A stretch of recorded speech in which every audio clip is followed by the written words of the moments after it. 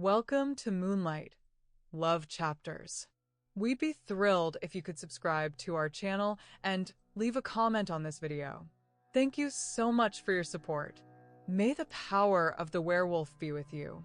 This is a coming-of-age story about an unusual boy growing up on the fringes of society, where his family struggles to survive in a world that fears and shuns them. He is an outsider, just like his aunt and uncle, a penniless half-blood. Ahead lies a difficult choice: who he will become and which part of him will prevail. His life is a constant escape, always one step ahead of the law and angry mobs with torches. But change is looming, and soon the old family legends he once dismissed as mere fairy tales will reveal themselves to be a brutal, bloodstained reality. Chapter 1. The Moon, Merciless Mistress. My grandfather loved to tell stories about how he was a werewolf. He dragged Aunt Libby and Uncle Darren into this game, trying to get them to nod in time with his tales. He would reminisce about how 20 years ago he swung his claws in the rain by the mill on the hill, how he dropped to all fours trying to catch the train coming down from Bunsville, and tried to bite into it. He talked about running through the densely populated villages of Arkansas, clutching live chickens in his jaws, his eyes sparkling with excitement. In his stories, the moon was always full, hanging behind him like a spotlight illuminating everything. Libby was clearly annoyed by this. Darren would just give a crooked grin, though there was no humor in it, especially when Grandpa started prowling around the living room, showing off how he used to drive sheep into the fence. He swore that sheep were a werewolf's weakness, then played both roles. He would take a threatening stance and growl like a wolf, then bleat in horror, pretending to be the helpless victim. Libby usually left as soon as Grandpa charged into the imaginary flock, baring his yellowed teeth in the firelight. Darren would silently reach for the bottle of strawberry cooler and just shake his head. I was almost 8. My mom died in childbirth, and no one ever spoke about my father. Libby, my mother's twin sister, forbade me from calling her mom, but I secretly saw her that way. In the fall, she worked at the grain warehouse, sewing 15-pound sacks. After her shift, she would take off her safety glasses, and the skin around her eyes remained clean but pale from salt. Darren would joke that she looked like a raccoon in a negative, and in response, Libby would only raise her upper lip, making him hide behind the table. Darren was a carbon copy of Libby and my mom. They were triplets, or, as Grandpa would say, a real wolf litter. That year, he returned to Arkansas after 6 years of wandering. He was 22, and Grandpa claimed that every man in our family eventually reached this moment, the moment of escape. Darren left at 16, and the scars on his body, stretched beneath tattoos, spoke of what he had been through. He wore them like badges of honor, proof that he had survived. But what interested me was something else. Why exactly at 16? I asked, when Grandpa nodded off by the hearth. I was almost 8 and 16 seemed twice as old. Halfway to the age to leave, like Darren. But I didn't want to leave. The thought of it left a hollow feeling inside because beyond Grandpa's house, I knew nothing. Darren tipped back the bottle, glanced into the kitchen to see if Libby would hear, and said, "At 16, your teeth get too sharp for sucking, kid." He was hinting that I always clung to Libby's legs when things went wrong. But I had to, because of Red. Darren had come back home, leaving his long-haul truck driving job because of Libby's ex-husband, Red. Grandpa was too old to step between them, but Darren was just right. And his grin was suitable too. That long white scar he traced with his finger was Red's doing. The second one, under his ribs on the left? No, not his mermaid girlfriend. That one was also Red's. Some people just don't belong in society, Darren remarked, grabbing the bottle again. And some just don't want to, Grandpa grumbled from his chair, giving a wicked grin. Darren flinched, realizing that the old man hadn't been asleep. He deftly twisted the bottle cap and threw it through the gap in the rusty screen door. So, back to the scars? Grandpa asked, rising from his chair, his one good eye gleaming mischievously. "Not today, old man," Darren replied. He always said that when Grandpa started on one of his loud recollections. But eventually he always talked with him. Always. And I did too. "That's what it's like being a werewolf," I said instead of Grandpa. "Keep your ears up, pup." Grandpa reached out to ruffle my hair and nuzzle his cheek against my head. I ducked and laughed. "Werewolves don't need razors," he said, sitting me down beside him. "Tell him why, son." "This is your story," Darren muttered. Grandpa scratched his jaw and explained. "When you return to this form, the one we're in now, the beard disappears. Even if it was like a lumberjack's before." He ran his hand across Darren's smooth cheek, then looked at me. "Smooth as a baby's. That's how you know what they've been up to. That's how you spot them on the street." Darren just silently watched Grandpa. Grandpa smirked and tapped his stubble with his fingers. "But you're a werewolf, right?" I asked. Grandpa nodded slowly. "Good hearing, kid," he praised me. "But you live to my age, and being a werewolf becomes a death sentence." "To your age," Darren repeated. Grandpa looked at him, but Darren looked away first. "You wanted to talk about the scars." Grandpa rolled up his sleeve until it pressed against his emaciated arm. "See." He flipped his hand. I stood up and leaned in to examine it closely. "Touch it," he said. I did. It was a small, smooth indentation, barely the size of the tip of my finger. "Did someone shoot you?" I asked with my whole being. Darren barely suppressed a laugh, shaking his head negatively and gesturing for Grandpa to continue. "Your uncle's too dumb to remember," Grandpa told me. "But your aunt knows." And my mom, I thought to myself. Everything that happened to Libby as a child was somehow connected to my mom. That's how I pictured her alive. "It's not a bullet wound," Grandpa explained, adjusting his sleeve. "A bullet in a werewolf's front paw is just like a bee sting. This is something worse." "Worse?" I asked. "Lyme disease," Darren suggested. Grandpa didn't even glance at him. "In wolf form, diseases don't scare us," he explained to me. "Our blood's too hot for measles, smallpox, cancer." "Lead poisoning?" Darren played along. "When the wolf turns back into a human, he pushes all that let out," Grandpa explained, without any humor, "unless he hits bone. Then the bullet embeds in the bone, like a pearl." Darren shrugged, continuing to listen. "So what is it then?" I asked because someone had to ask.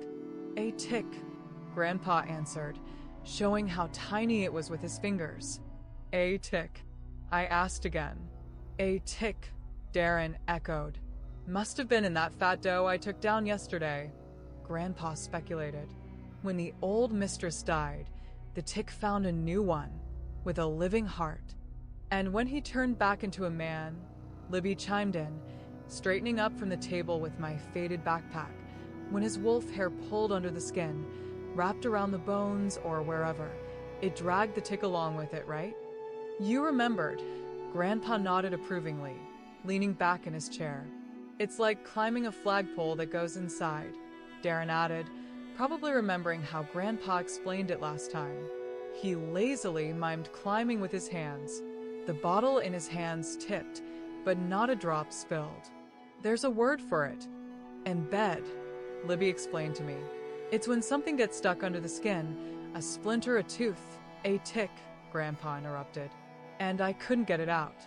That was the problem. I couldn't even see it. But your grandmother knew that round ticks are full of young ones. She used to say, if you gouge it out and crush it, they'll scatter through the blood like watermelon seeds in your stomach." "That's not how it works," Libby told me. "And you went to the doctor," Darren interrupted her. "To town.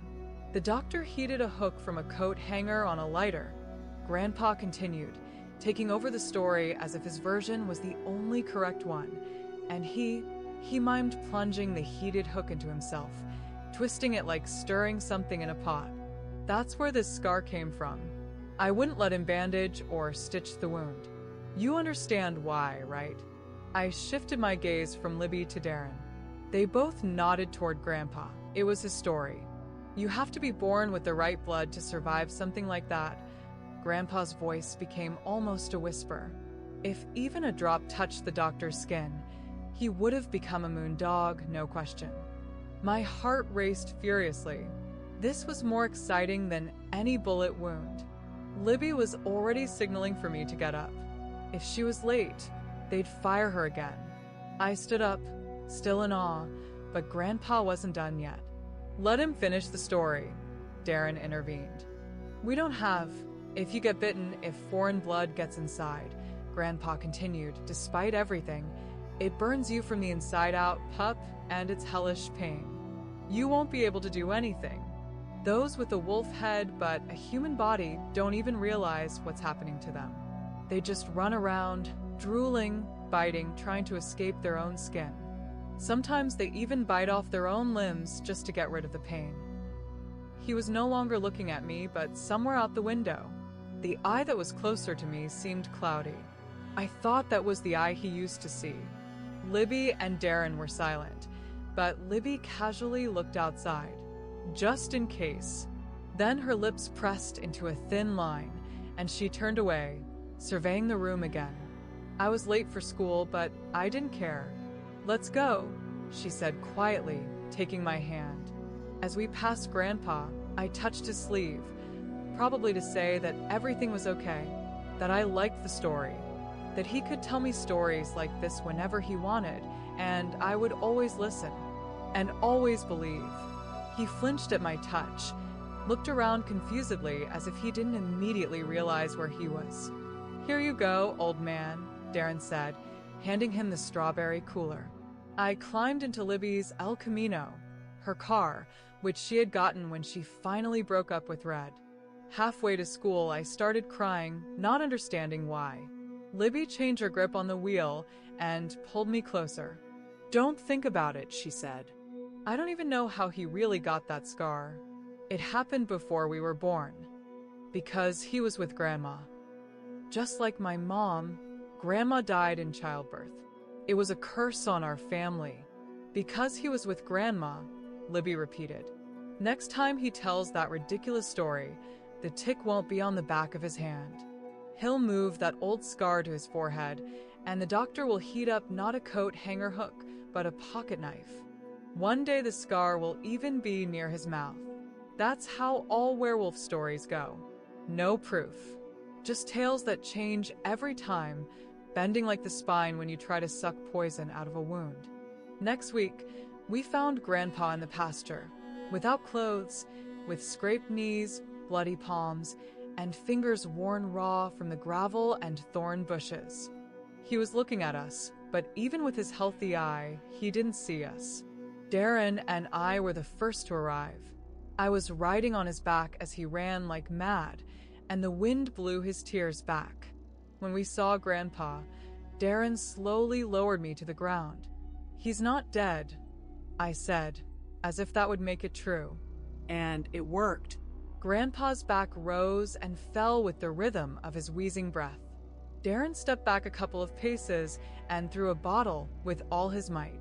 The pale pink liquid left a chain of ridiculous circles behind, and then only the smell lingered in the air, a medical, sharp scent. How old do you think he is? Darren asked me. I looked at him, then back at Grandpa. 55, Darren replied.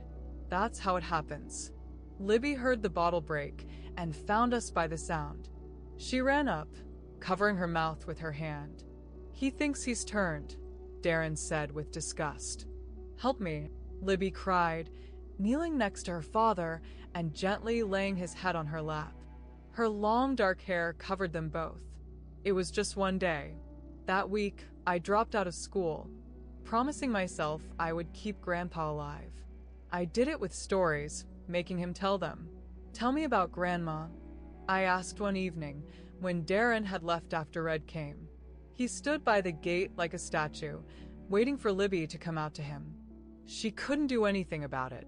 I started talking about Grandma because if Grandpa really believed he was turning into a werewolf, talking about it wouldn't help. Grandma, he repeated in his new, slurred voice, then shook his head. She never heard the word Mom. Did she? I wanted to take my words back. Start over. Grandpa took a deep breath, then exhaled. You know werewolves choose a mate for life? Like swans. Or ground squirrels. He often sat in a chair now. I knew that when he smiled at the corner of his mouth, it meant something good would happen. Now, it meant the exact opposite. Libby said so. Ground squirrels? I asked. You can smell it, he explained, sniffing. I had never seen ground squirrels. Just their burrows. Grandpa said more confidently. When she first found out who I was, she thought I was like a husband covered in spit. That's when I howled for the first and only time. I squinted and he noticed, adding, That's not how it works, pup. The leash is too short. We'd just starve to death. He snorted. Anyway, I married her, didn't I? A log cracked in the fireplace. Darren called it Old Man's Fire. It was September. Here's something else about werewolves, Grandpa said after a pause. We age like dogs. You should know that. Like dogs, I echoed. You'll burn out quickly if you're not careful. If you run through the woods too long searching for prey. I nodded. As long as he was talking, he was alive. Grandma, I reminded him because we had stopped there before talking again about werewolves. Grandpa swallowed, cleared his throat, and spat into the rag on his lap. We usually keep this secret, he said. From them, from the wives. So they don't die. I knew this. Ever since Grandpa started living in the living room, he had decided to lift the family curse. That's why all those old books, stolen from a library, were stacked by his bed. He was searching for an ancient way that would allow a human woman to live with a werewolf and not die in childbirth. That's why Libby spent all her time in the kitchen. She would say, Whatever you do, it won't bring my mother back, right? It wasn't a great werewolf secret. Grandma just died. That's all. Darren thought Grandpa's books were funny. Just strange stories, curious facts.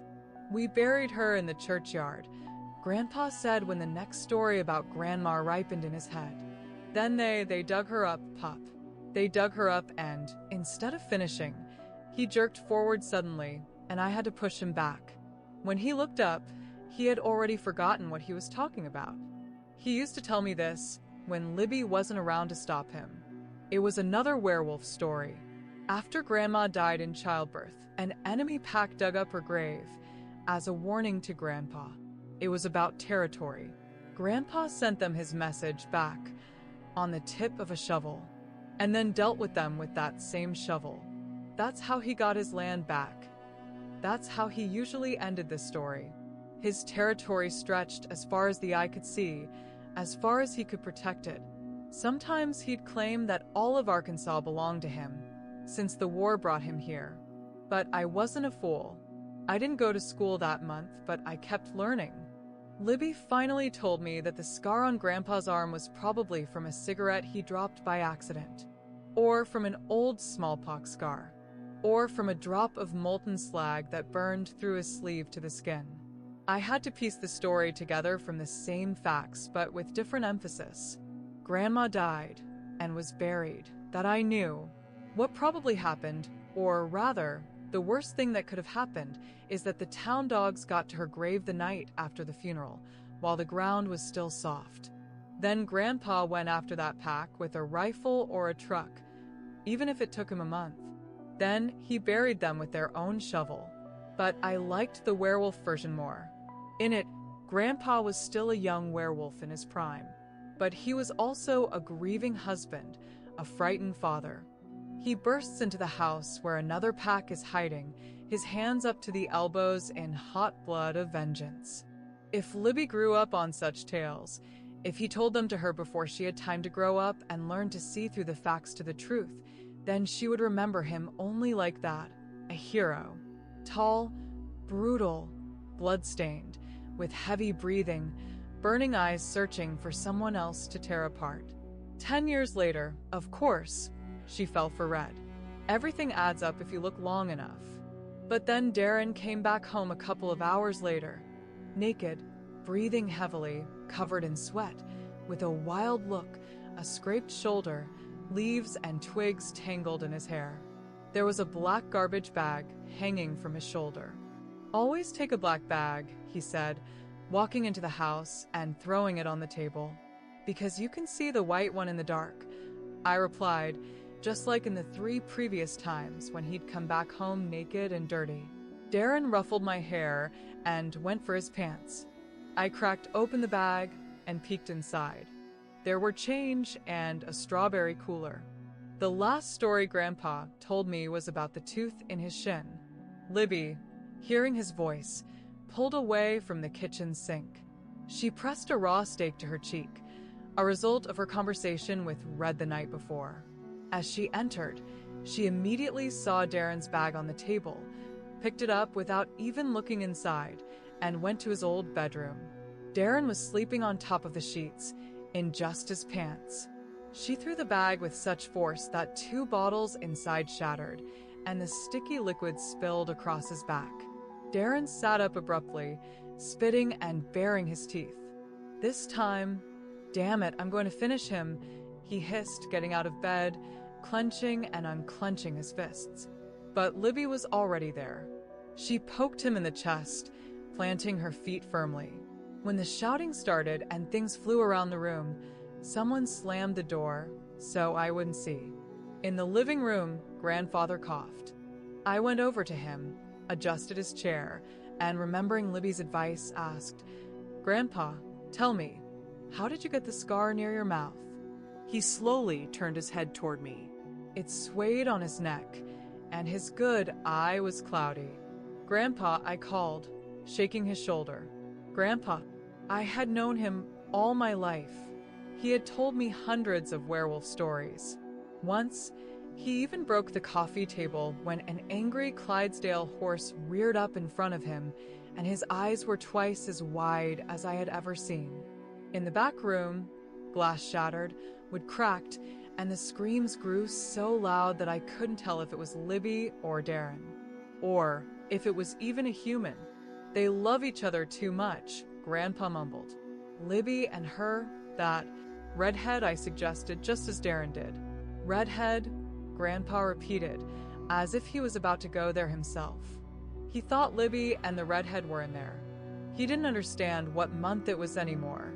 "He's not a bad wolf, either," Grandpa continued, shaking his head. "That's the thing. But a good wolf isn't always a good man. Remember that." That made me think the opposite. Does it mean a good man is a good wolf? And what's better and what's worse? "She doesn't understand it," Grandpa said. "But she's like her mother." "Tell me," I asked. Grandpa immediately began, or tried to. But his memories of Grandma were full of details. How her hands looked with a cigarette when she turned away from the wind. How a strand of hair always fell across her face. How a small mole darkened on her left collarbone. Soon I noticed that Darren and Libby were also there, listening. It was my grandmother, their mother. They had never seen her. There wasn't a single photo of her left. Grandpa smiled at his listeners. This was his family, I thought. He began telling stories about her stew, about how he stole carrots and potatoes for her all over Logan County, bringing them in his mouth, how they always shot at him, the air full of lead, and the shells falling like hail. How he came home and shook himself off on the terrace, as if after a rainstorm. Libby opened the fridge, took out a steak, held it under hot water to bring it to room temperature, and pressed it to her face. Darren quietly slipped into the living room, crouched down near the chair, as if he didn't want to interrupt the story. And Grandpa continued talking about Grandma, about how he first saw her. She was walking through Bunsville with a yellow umbrella. It wasn't a flower, he said, just an umbrella. But the day was clear. Darren smiled. There were now 3 deep scratches on his left cheek, but he didn't care. He was like Grandpa. He'd have thousands of stories, too. In the kitchen, Libby turned off the water and pressed the steak to her eye. It wasn't completely swollen yet, but it was already red, as if it were about to pop out. I hated the redhead, just like Darren. "Keep going," Darren said. And Grandpa continued, telling for another 2 or 3 minutes until he suddenly leaned forward, pulling up his right pant leg. But he was wearing shorts. His fingers moved along the fabric as if they remembered trousers. He wanted to know how it happened, he mumbled, tapping his finger on a deep hole in his shin that I hadn't noticed before. Libby jerked away from the sink. Her lips were red. Part of me noticed that it was from the steak. She had been chewing it. Another part watched as Grandpa's finger again dug into the shin. I had asked about the scar by his mouth, not on his leg, but I didn't interrupt him. I had to, he began, addressing me directly. Libby dropped the steak onto the linoleum. "Dad," she said. Darren raised his hands to stop her. "He can't. Not this," her voice cracked. Darren shook his head. "No, he can." "You weren't there," Libby snapped. When Darren looked at her again, she suddenly snorted, turned, kicked the cabinet door, and ran out into the yard. At least her El Camino didn't start. "What happened?" I asked Grandpa. "We had that dog," he nodded, as if all of it was hitting him again. He moved his fingers in front of his eyes, as if trying to catch the broken threads of the story in the air. "It got into a fight with someone, it bit her, and I had to... Rabies, I guessed."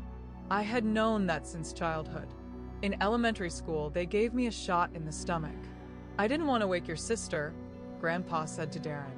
"So I took the hammer." He chuckled. "A hammer, it's pretty quiet. The hammer will do." He ran his hands over the armrests of the chair, as if remembering. I dragged it over the fence. He laughed a shrill, old man's laugh, and tried to stand up to show. "Her?" I asked. But he was already demonstrating how he held the big stray dog, swinging the hammer, missing, how one of the blows hit him in the shin, and he hopped on one leg while the dog desperately struggled. He was still laughing. Or trying. Darren threw his head back, rolling his eyes. I wanted to, Grandpa sighed, settling back into the chair. I wanted to. As soon as I hit her the first time, Pup, I hoped I wouldn't have to hit her again. But he laughed alone. And it wasn't real laughter. The next Monday, Libby took me to first grade again. She sat on the curb until I stepped through the door. I lasted 2 days. When we came back from school and work on Tuesday, Grandpa was lying on the doorstep, half in, half out. His cloudy eyes were open. Flies flew in and out of his mouth. Don't. Libby exhaled, trying to grab my shirt, holding me in the El Camino. But I was too fast. I ran across the gravel. My face was already burning. And then I stopped abruptly. I had to take a step back. Grandpa wasn't just half inside, half outside. He was half man, half wolf.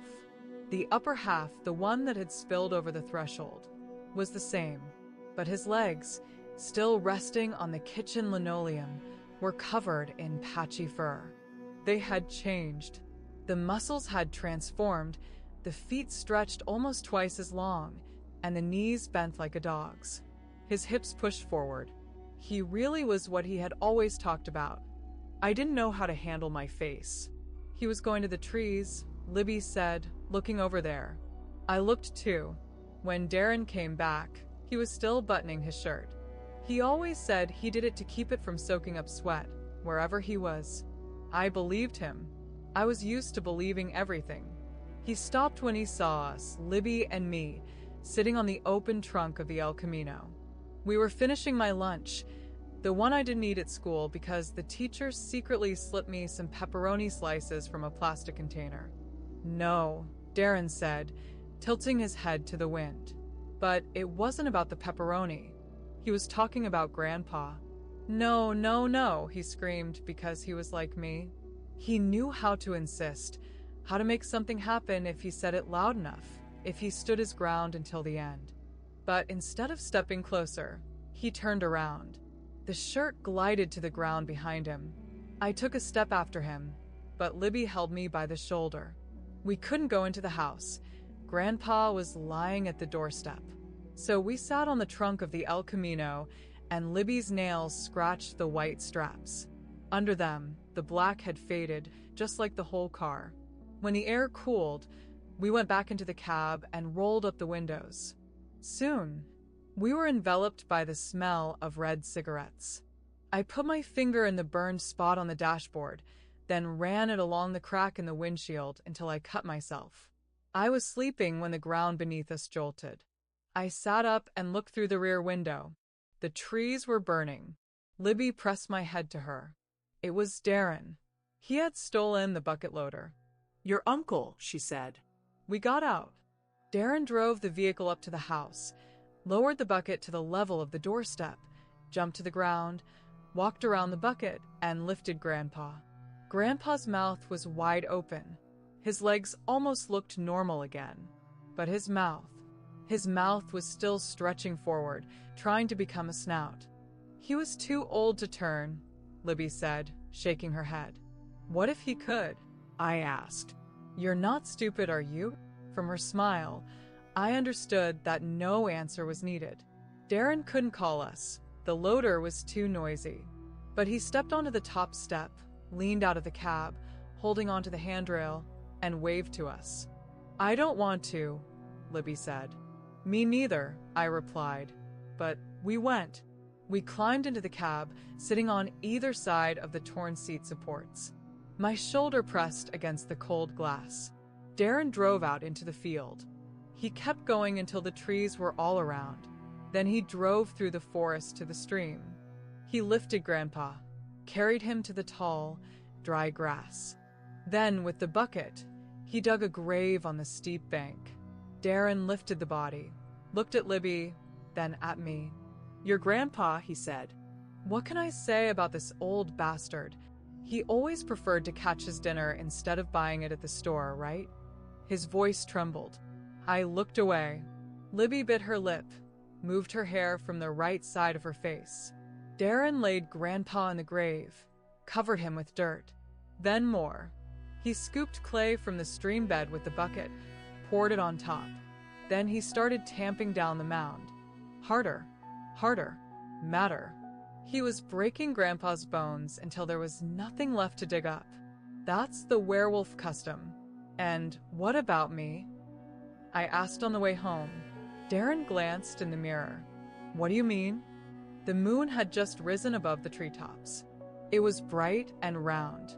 In its light, Darren's silhouette, leaning over the wheel, seemed so natural. Every boy who's never had a father looks up to his uncle. He means with him, Libby interrupted, stressing the point. Oh, said Darren. He slowed down as we drove out of the forest. Your mom, not all werewolf kids turn into werewolves, Libby said. Your mom didn't inherit it from Grandpa. Some don't, Darren nodded. Some are lucky, Libby added. The rest of the way, we were silent, as was the rest of the night, until Darren started sucking air through his teeth. He was sitting at the kitchen table. His thoughts were popping in the silence until they could no longer stay inside. Stop it, Libby said. I sat next to her by the hearth. The fire didn't start right away. Don't wait, Darren said as he stood up. Libby didn't manage to stop him, but it seemed like she wouldn't have, even if she could. The loader roared. The headlights slid across the window panes. Then the sound started to fade. Darren drove into the city, the bucket raised high. Pack your things, Libby said. I grabbed a black garbage bag. When Darren returned in the morning, I was rummaging through the trunk of the El Camino, trying to find the math textbook. But werewolves don't need math. Darren was naked again. But this time, instead of random bills and water cooler bottles, he had a wide black belt hanging from his shoulder. Remember when you wanted to be a vampire? He asked without looking at me, staring at the house instead. His hands and chin were covered in dried blood, and he smelled like gasoline. I nodded, as if I truly remembered wanting to be a vampire. It was from that old, faded comic book he had once given me to read when he first came back home. This is better. Darren said, the corners of his lips twitching into a contagious smile. Libby appeared in the doorway, rolling up her sleeves, her hands covered in flour. She stopped a few steps away, wiped a white streak from her face, then looked behind Darren at the road. Then her gaze slowly returned to him, to his hands, To his chin. to his eyes. "No," she said. "It's not my fault," Darren replied. "Just the wrong place, wrong time." The worn black belt on his shoulder belonged to a cop. It was obvious. From the pockets, from the way the dull white handle of the gun, with pearl inlays, swung in the holster on Darren's hip, gleaming with a silver star. "I bet they'll give $75 for it at the roadside diner," he said, weighing the weapon in his palm. "Into the house," Libby ordered, pushing me toward the door. She had to push harder. "No more liquor stores," she said to Darren in a tone as cold as the dull side of the knife she so skillfully twirled in her hand. "The bear and the wolf can't get along," he replied.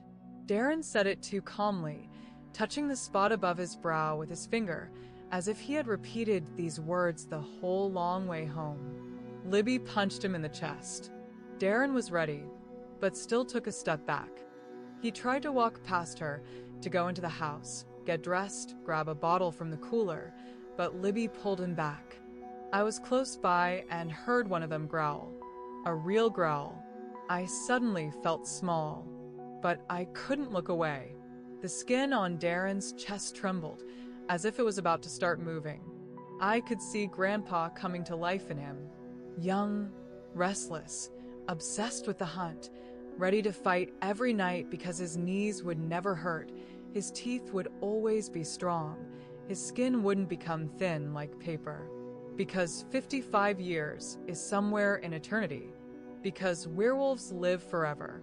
And then that smell returned. The smell of birth. A body turning inside out. A body taking on a new form. "Dad is dead, Lib," Darren said. All his grief, all his excuses for what happened in the city, it was all in his voice. "But he's not," Libby replied, nodding toward me. Darren looked at me, then back at her. "We can't just do what we want anymore," she said, almost not unclenching her teeth. "Not until..." I clenched my fists, ready to run. I knew where Grandpa's Creek was. "Until what?" Darren asked. "Until that," Libby answered. But her eyes said more to him than I could understand. Darren clenched his jaw, his muscles tightening. And then his eyes. They flashed yellow.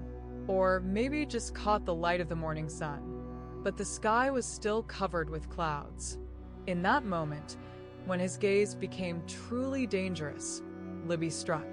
Her claws slashed across Darren's cheek, and his head jerked to the side. I didn't even immediately understand how it happened. I thought claws grew from under nails, but they came straight from the knuckles of her fingers. My eyes captured every moment, every movement of her hand. A piece of Darren's lower lip flew off and landed on his chest. The lower part of his nose shifted to the side, severed from the upper one. His eyes remained motionless. His toes stretched out, becoming wolf-like. "No," Libby screamed, and kneed him in the groin. Darren went up on his toes and then fell forward, curling up on the soft, clayey ground. He trembled all over. Libby stood over him, breathing heavily, still growling. The muscles under her skin rippled with tension. Her claws gleamed black, and in an authoritative tone, she declared that his drunken days were over. Now he drives the truck. "Got it?" Darren barely inhaled. "For Jess," she added, wiping her eyes with the back of her hand. "My name, Jessica. I was named after her mother." For a moment, the black claw flashed on the inside of her wrist. Just for a moment, but that was enough. The world around us cracked, forming into something new. We stood inside that bubble, and it was collapsing. In 10 minutes, we had packed the trunk of the El Camino with cardboard boxes and garbage bags. Grandpa's house had burned to the ground. The three of us squeezed into the cabin, and we drove away, farther from the dead cop. But At that moment, everything made a single possible sense. Because of that claw on the inside of Libby's wrist, I could hear Grandpa's voice again. It was one of the first stories he told me, before Darren had returned to town again to keep Red away from Libby. Back then, his left eye seemed to be pressing on his brain. The story was about a vestigial finger, and now I knew none of Grandpa's stories were lies. It's just that the truth in them was different. He had shared his secrets with me ever since I learned to listen. The vestigial finger. With dogs, it's useless, Grandpa said. A remnant of the time when they were wolves. But with werewolves, it's different. The vestigial finger is about birth, about the very fact of coming into the world. Just like chicks need beaks to crack the shell, like snakes need sharp noses to break through, so do werewolf pups need claws, because of their human half, because a wolf's head can easily pass through the birth canal, but a human's head is too massive. During birth, the pups change from wolf to human and back again. And if there's no knife or hands to hold it, if the mother is human and not a wolf, then you need the claw, so the pup can get out on its own, with one sharp motion. It's terrifying, it's bloody, but it works, at least for the pup. And now I understood Grandpa's tics, about that smooth indentation on the back of his palm. Now I knew that someday I would look at my hands like that. There were 2 thin scars on the inside of my wrists. Libby said they were burns from a hot stove when I reached for toast. Back then, the slice of bread was as big as my head. but Grandpa always talked to me about dogs. I saw them from the school bus window, but we never had them at home. Dogs understand everything. Dogs know when they're in the minority. No, Libby said. She looked at me, at the back of my wrists, at her own vestigial claws. She compared them. It wasn't a dog that Grandpa killed with a shovel. Now I saw it all the way he would have told it if he could. A 14-year-old girl started giving birth. A human girl. She was supposed to give birth to a human child. But halfway through, it started changing. Tiny needle-like teeth appeared from her gums months ahead of schedule. That had never happened before. She was born with fingers, not paws. She was supposed to survive. She was supposed to give birth to a human. But there was a wolf in her child's blood, and it began to claw its way out. My mother. I didn't just tear her apart from the inside. I infected her. Born werewolves control who they are, or at least they can. They have a chance, but bitten ones don't. They go mad. Well, leave, Libby whispered in my ear. I pressed myself against her. We both trembled. Her breath smelled like meat. It smelled like change. Darren wasn't there the night it happened, the night I was born, but she was. The real story, what she saw, what Grandpa tried to tell. Father carried his eldest daughter out of the house. She must have already started changing for the first time, but he was holding back his wolf. He didn't want to fight her. It was a man's job. He lifted the sledgehammer. The spherical head was supposed to strike softly, but he couldn't finish it. The blow slipped along her neck, and she was already on all fours and lunged at him. Her newborn son cried at the doorstep. Her twin sister was biting off his vestigial claws, once and for all. And he, the father, the monster, the man, raised and lowered the hammer all night long, over and over again, with a face wet with sweat.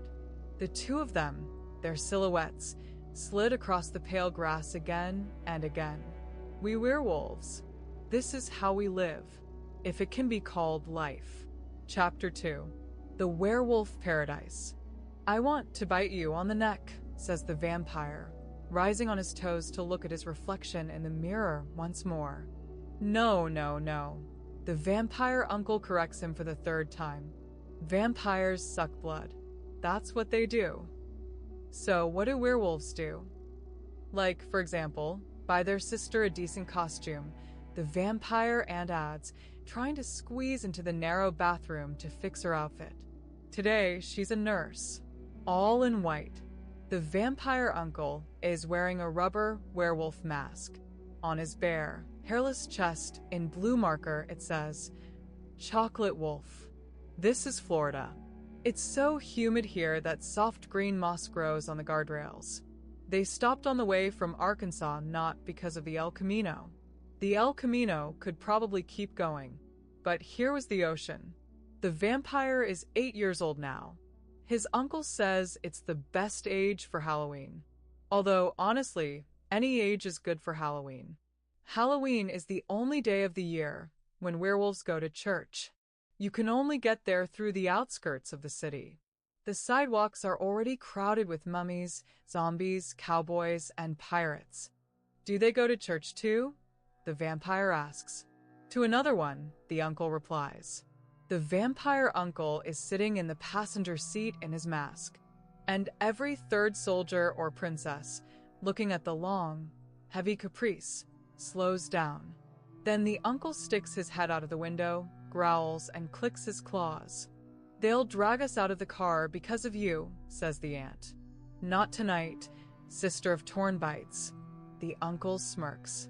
On the back seat, the vampire wants to smile, but he feels the white makeup, dried on his face, hardening like a shell.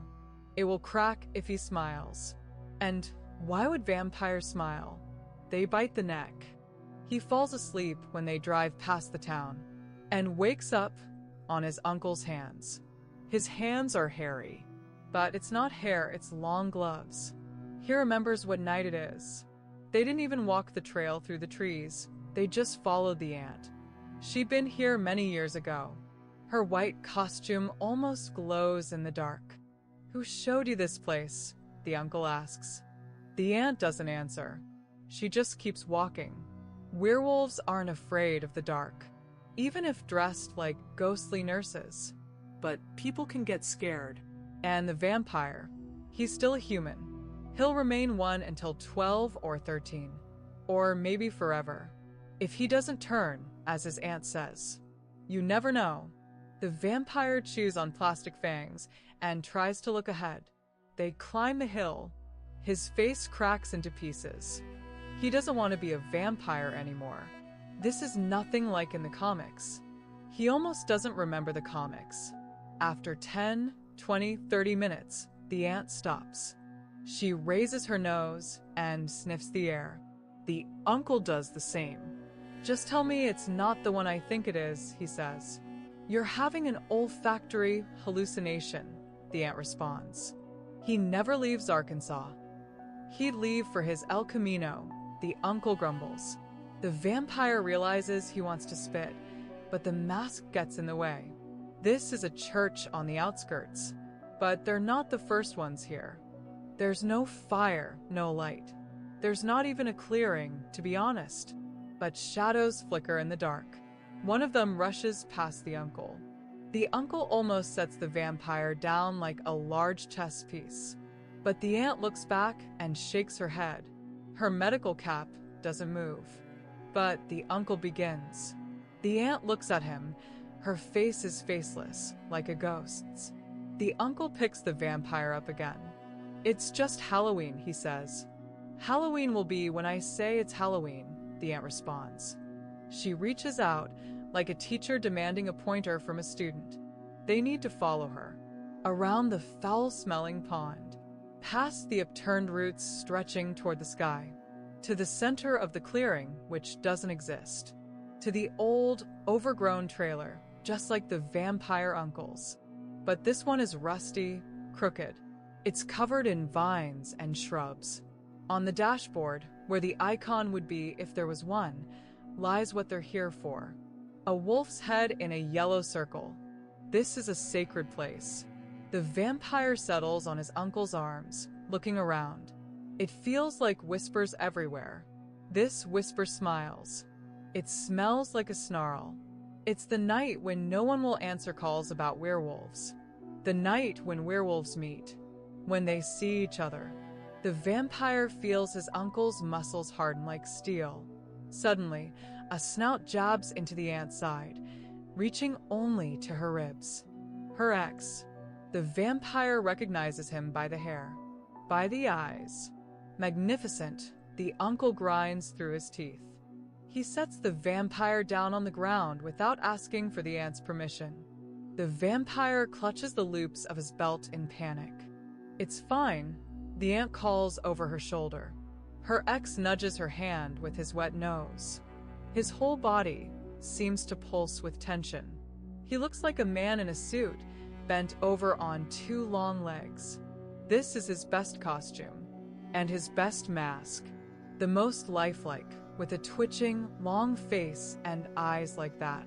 "Ginger," the vampire ant says, as if it were just a casual greeting. But it's not a greeting, it's a warning, as the vampire understands. Because you can't trust someone who changes their shape and doesn't return. They could have been happy for 10 or 15 years, found a place with enough room to run and eat. But the vampire ant says that selfishness, stupidity, being a wolf all the time is not paradise. Sometimes at night, she cries about it, about all those who died halfway transformed, about those who ran with a bullet in their side, like a pearl made of lava, about those who froze by the fence with a colorful cat in their teeth, strangely drawn to the yellow light from the window. Sometimes at night, she cries for all those shapeshifters who kick in their sleep when strange smells awaken in their memories. Barbecue sauce, chalk for the pool table, air freshener. Not dreams, but nightmares. The past they can't remember. The identity they don't recognize. Her ex can't tell her anything about this either, as the vampire understands. The werewolf's throat isn't built for human speech. Words can't be spoken. Too much needs to be explained. But they can snarl. Growl. He knows. He remembers. The vampire ant says loudly enough for the vampire uncle to hear.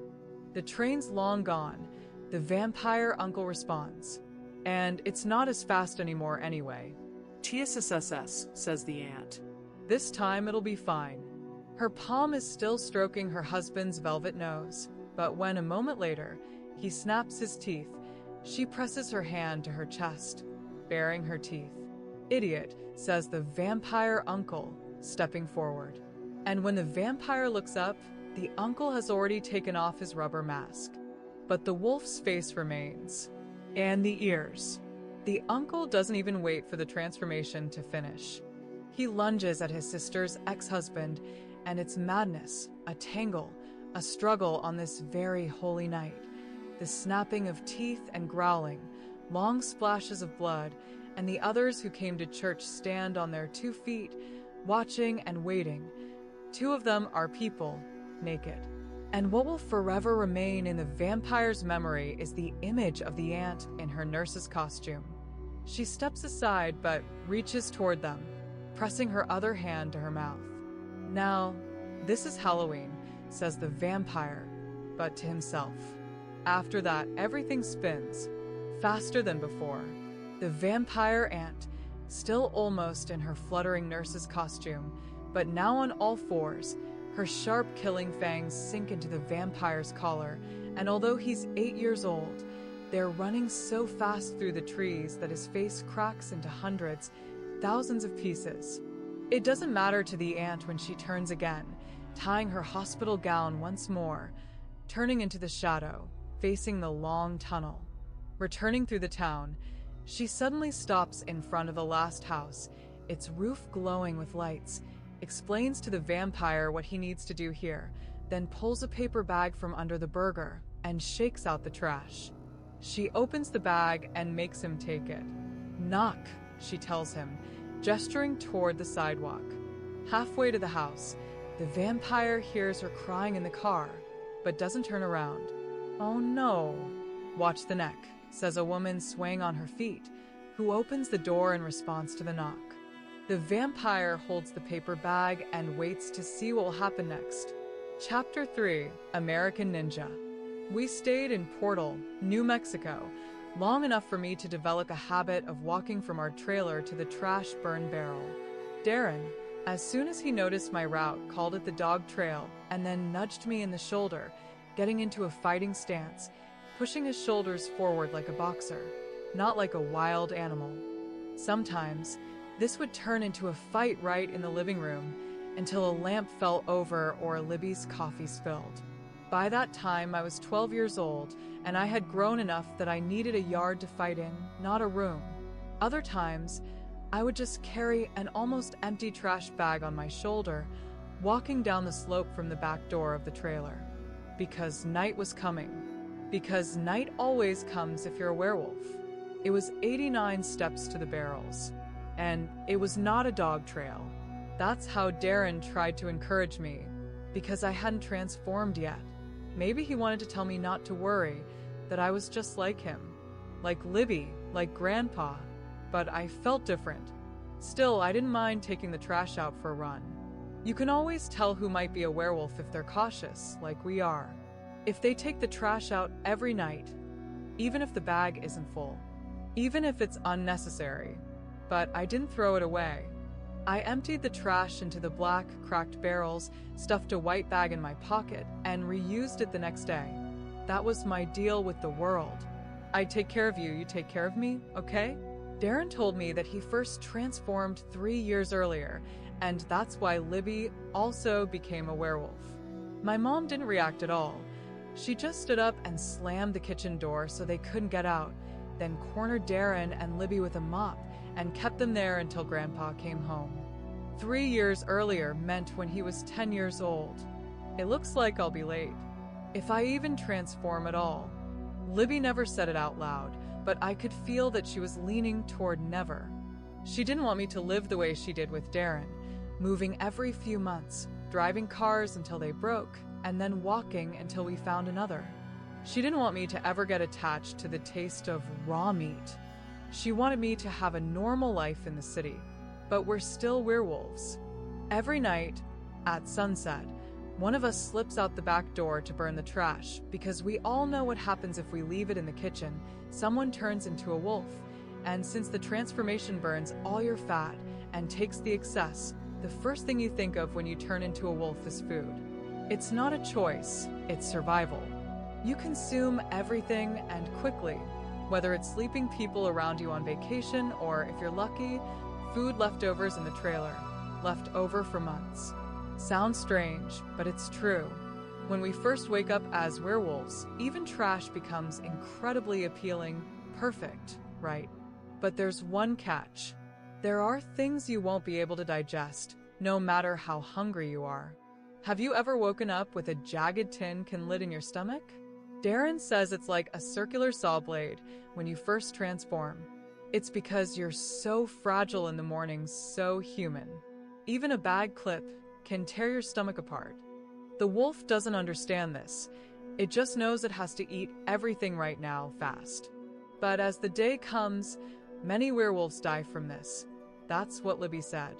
From a broken fork or an entire beef rib, thrown away but not broken down, piercing them from the inside. Sometimes they die from strange objects, like a metal rod swallowed by a dog, but for the wolf, it passes fine. And for the human, it becomes a real spear.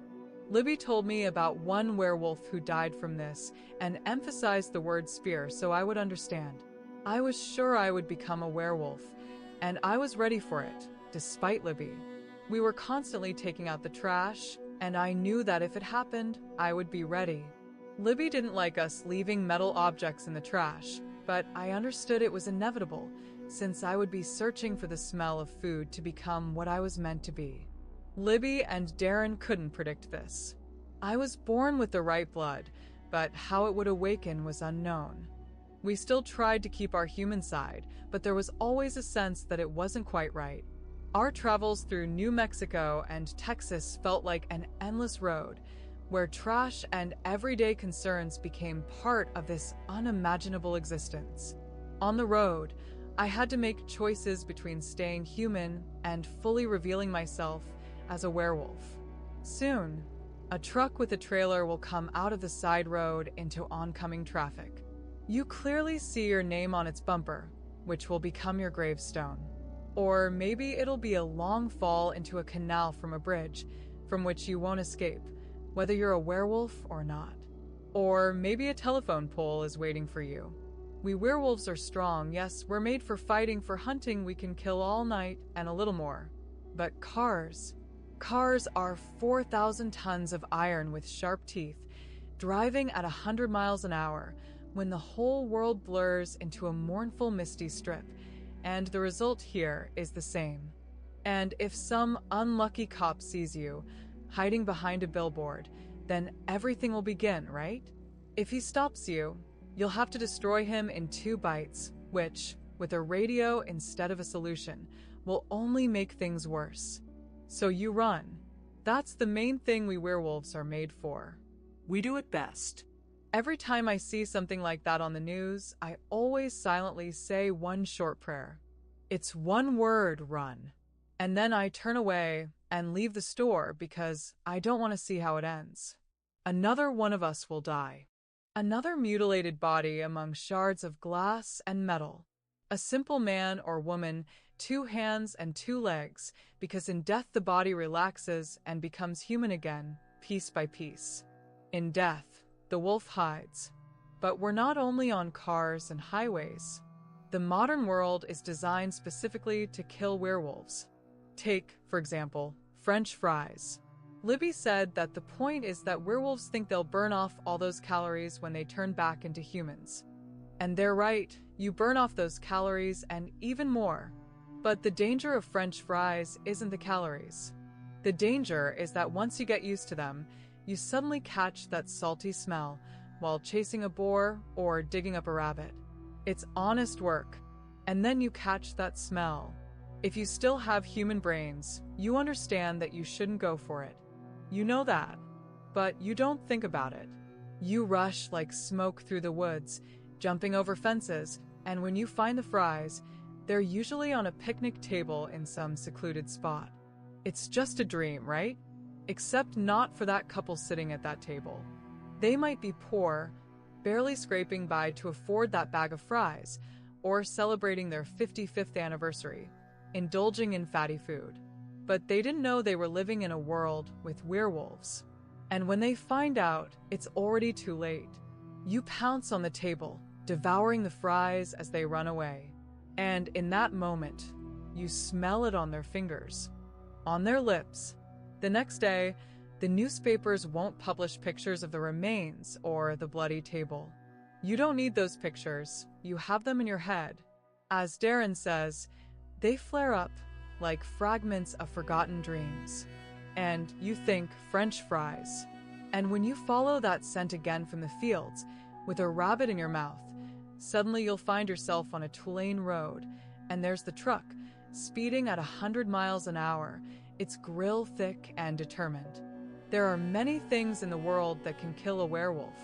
Darren always said, with pitchforks and torches. We werewolves became like this over centuries not to eat French fries. It takes time to adapt, but we're not stupid. We know we have to stay in the south or east. We were made for snow, for mountains, but on snow we leave tracks, and tracks always lead to your home. Jeans are great because they tear in a certain way. Not along the seams, as one might think. Those yellow stitches are as strong as fishing line, but in the center, where the fabric is more worn. Continuously buying new jeans or searching for a pair with long enough legs on sale is not the most enjoyable task, but this is the life of a werewolf. But those elastic, tight pants, those are death. Libby had heard of them but had never seen them, and when you squeeze yourself into such pants or leggings, it doesn't matter. I can only tell them apart by color. They can rub you so raw that you'll forget about them forever. But here is what happens at night. The transformation begins. When the pants tear at the thigh or ankle, or rip at the waist, no matter what they are, your fashionable pants transform along with you. I can imagine how you look with shiny fabric on your paws, but you'll tear someone's throat out and rip their heart out if they dare mock you. Problem solved. But only until morning, until you transform back. Like the tick that burrows into Grandpa's skin, the pant legs shorten along with your legs. Only the tick infects you, while here every hair that pulls back brings something terrible with it. And your human skin gradually becomes part of the pants. The pant legs almost merge into you, only deeper. And because you just spent all your strength on the reverse transformation, it won't be easy to become a wolf again. You're too weak to survive such wounds. But what's worse than anything, it's not a quick death. You'll suffer the whole day. If your werewolf family truly loves you, they'll put you out of your misery. If you're alone, you'll spend hours trying to rip those pant legs out of your bloodied skin. These smooth threads crawl into your veins and climb higher with every heartbeat. If you're lucky, one of those lumps will reach your brain. If not, you'll end up trying to tear the skin off your thighs and calves with your teeth. It doesn't help. I don't know how the coroner would classify such a death, probably as a drug-induced psychosis. Obviously, blood tests aren't necessary. Look at that trailer, the room where they live. Watch how she tears her skin off. Pack her up, guys, and strike a match when you leave. But there is another way to die. Maybe the oldest. Darren disappeared for 5 weeks. Long enough for Libby to start calling morgues about accident victims when his trailer crashed into the yard with a bang. She ran out in an apron, hugged him tightly around the neck just as he managed to get out of the cabin, almost hanging on him. I remembered that they'd been together since childhood, the last of their litter, of their family, except for me. That's why I think Libby tries so hard to save me. It's like she promised my mom I wouldn't become a wolf, that she'd save at least one of us. I'm not sure I wanted to be saved. I stood at the doorstep, too big for hugs, too small not to rush into the roar of the big machine, and Darren raised his head, pulled me out of the trailer, and led me down the road. On the back seat was a box of frozen steaks. He said we'd eat like royalty today. I didn't understand the taste of steaks yet, but I pretended. Darren placed a bottle of ketchup next to it, hinting that I'd chew for a long time, and no one said a word. Each tough, raw piece swelled in my mouth.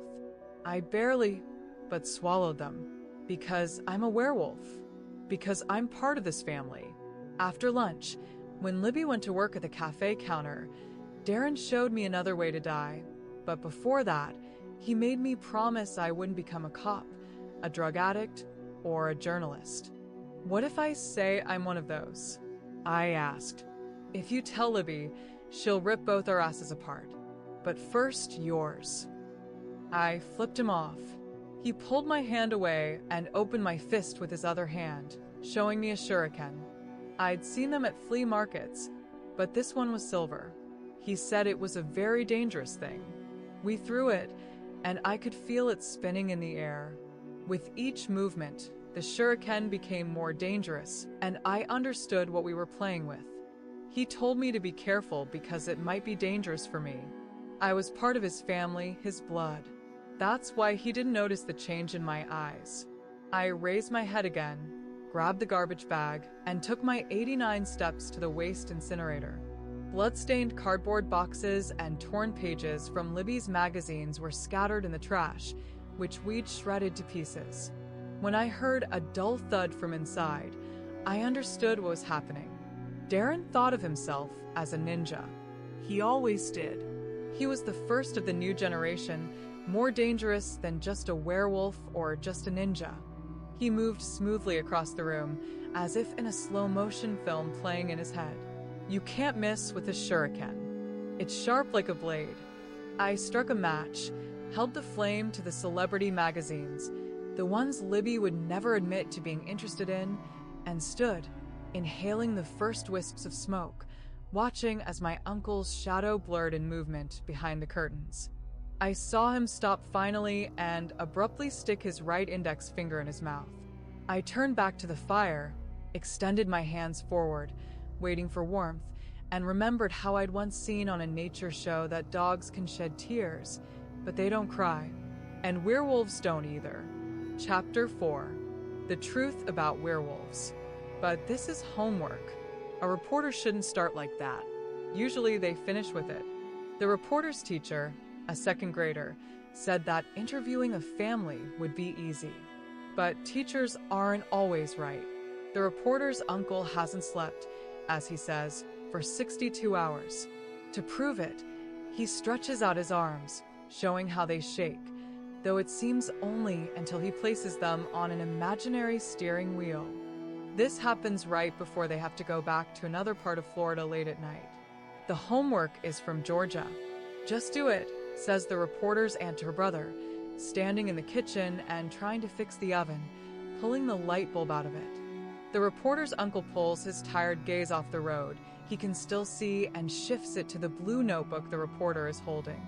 "Do you really want to get an A?" the uncle asks.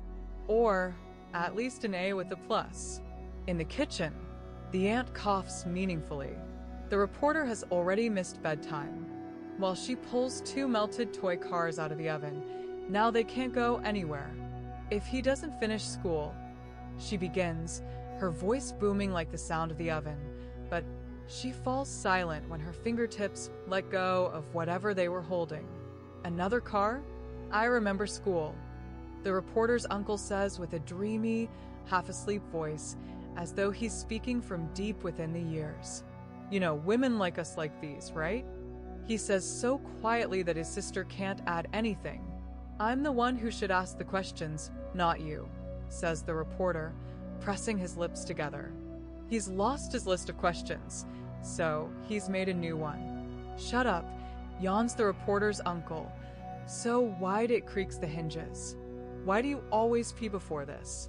the reporter asks, not looking him in the eye, holding a pencil, green except for the marks of teeth. He took it from a spare pencil box the teacher keeps on the edge of the desk. "Peed?" says the uncle, finally interested. He looks past the reporter at the kitchen, probably thinking the reporter's aunt will jump out now that werewolves have been mentioned. Not today. The reporter's uncle shrugs, leans over so far that the reporter has to lean in to hear him.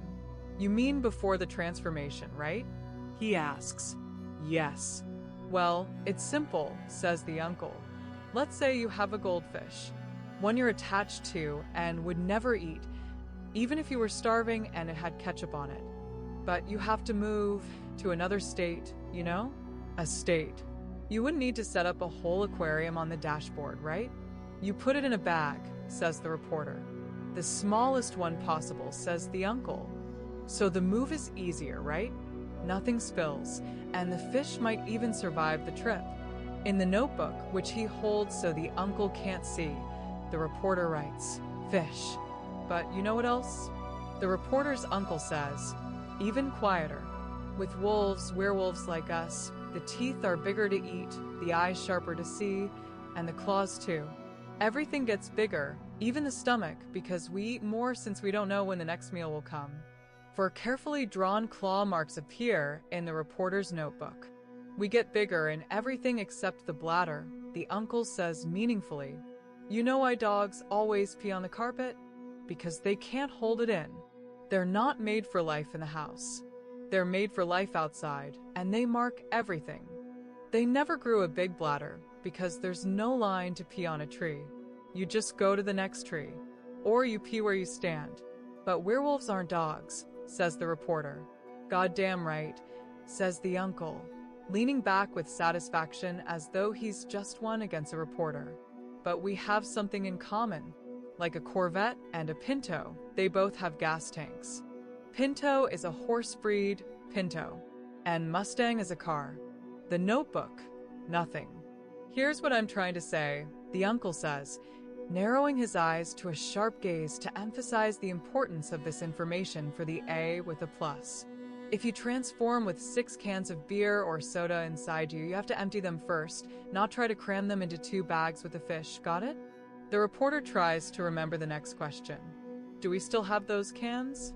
The reporter's uncle shouts into the kitchen to demonstrate the lesson. "Cans?" writes the reporter in the notebook. The reporter's aunt answers with the noise of something crashing across the linoleum. "Car number 3. It slams into a chair leg. It's the best one, it survived." "Corvette," says the reporter's uncle, nodding to the car as if confirming his words. Before the reporter can recall the third question, the aunt rushes out from behind the counter separating the kitchen from the living room. She leans on the counter, her bare foot pushing the chair under the table, and the two red plastic cups that had been on the table momentarily rise into the air before returning to their place. In that moment, when time seems to slow, the reporter looks at his aunt. Her face is covered with black spots from thousands of burnt toast crumbs, and in her eyes, there's something the reporter can't understand. If it were on a test where you had to pick an answer to at least make them believe a little, he'd write stretching. Her eyes seemed stretched, but her legs, the reporter couldn't take his eyes off them. They weren't sliding anymore. On her next step, they firmly gripped the floor with sharp black claws. Before he can process this, time returns to its usual course, and she dashes past the coffee table, parallel to the floor, pressing the reporter against her. Both crash into the reporter's uncle, who only has time to form his lips into an O, which is a small O. All three nearly fall onto the cot when a spark, which the reporter's Aunt Shirley noticed in the dark of the oven, finishes its black work. The whole kitchen erupts into a fireball, and all the windows in the trailer are blown out by the explosion, instantly turning off the lights. Everything goes deafeningly quiet, and all three, pressed against the wall, fumble around, trying to understand what's happened to them, and if there's some right answer for werewolves, perhaps it's the scene when they're here, in the dark, trying to find each other. Chapter 5. Little Billy. Everyone ends up in jail eventually, especially werewolves. And even one night in a cell can be a death sentence. All those drunks locked in with you know nothing better than shoving you, trying to steal your blanket, or wetting their throats. Of course, for them, it's a death sentence too. But for you, because the only one left standing will be you, knee-deep in blood and guts, your chest rising and falling from it. And in the middle of the night, whether you're on 2 or 4, the on-duty cops will line up and shoot you full of 21 bullets in one go. Darren warned me about this. Not Libby. Her work was always honest, with a clear schedule, sometimes even in uniform or an apron. Darren always got his money in cash. When I was 13, I sat with him at the table, helping flatten out his 20s or 10s, stuffing them into coffee cans or hiding them behind the baseboards. Sometimes, even tips slipped in when money quietly slid across the table after a job. Darren's eyes told me, "Don't tell anyone." He dragged me into danger when he shared with me. Libby probably heard the rustling of cotton paper from the living room, but you choose what to get involved in. She didn't know Darren had taught me how to relax the sinewy muscles of my wrist like a pufferfish. She wasn't home when Darren shackled me with ridiculous handcuffs from a dollar store set to test if I could pull my finger out of the plastic clamp. That old trick belonged to little Billy, the first werewolf.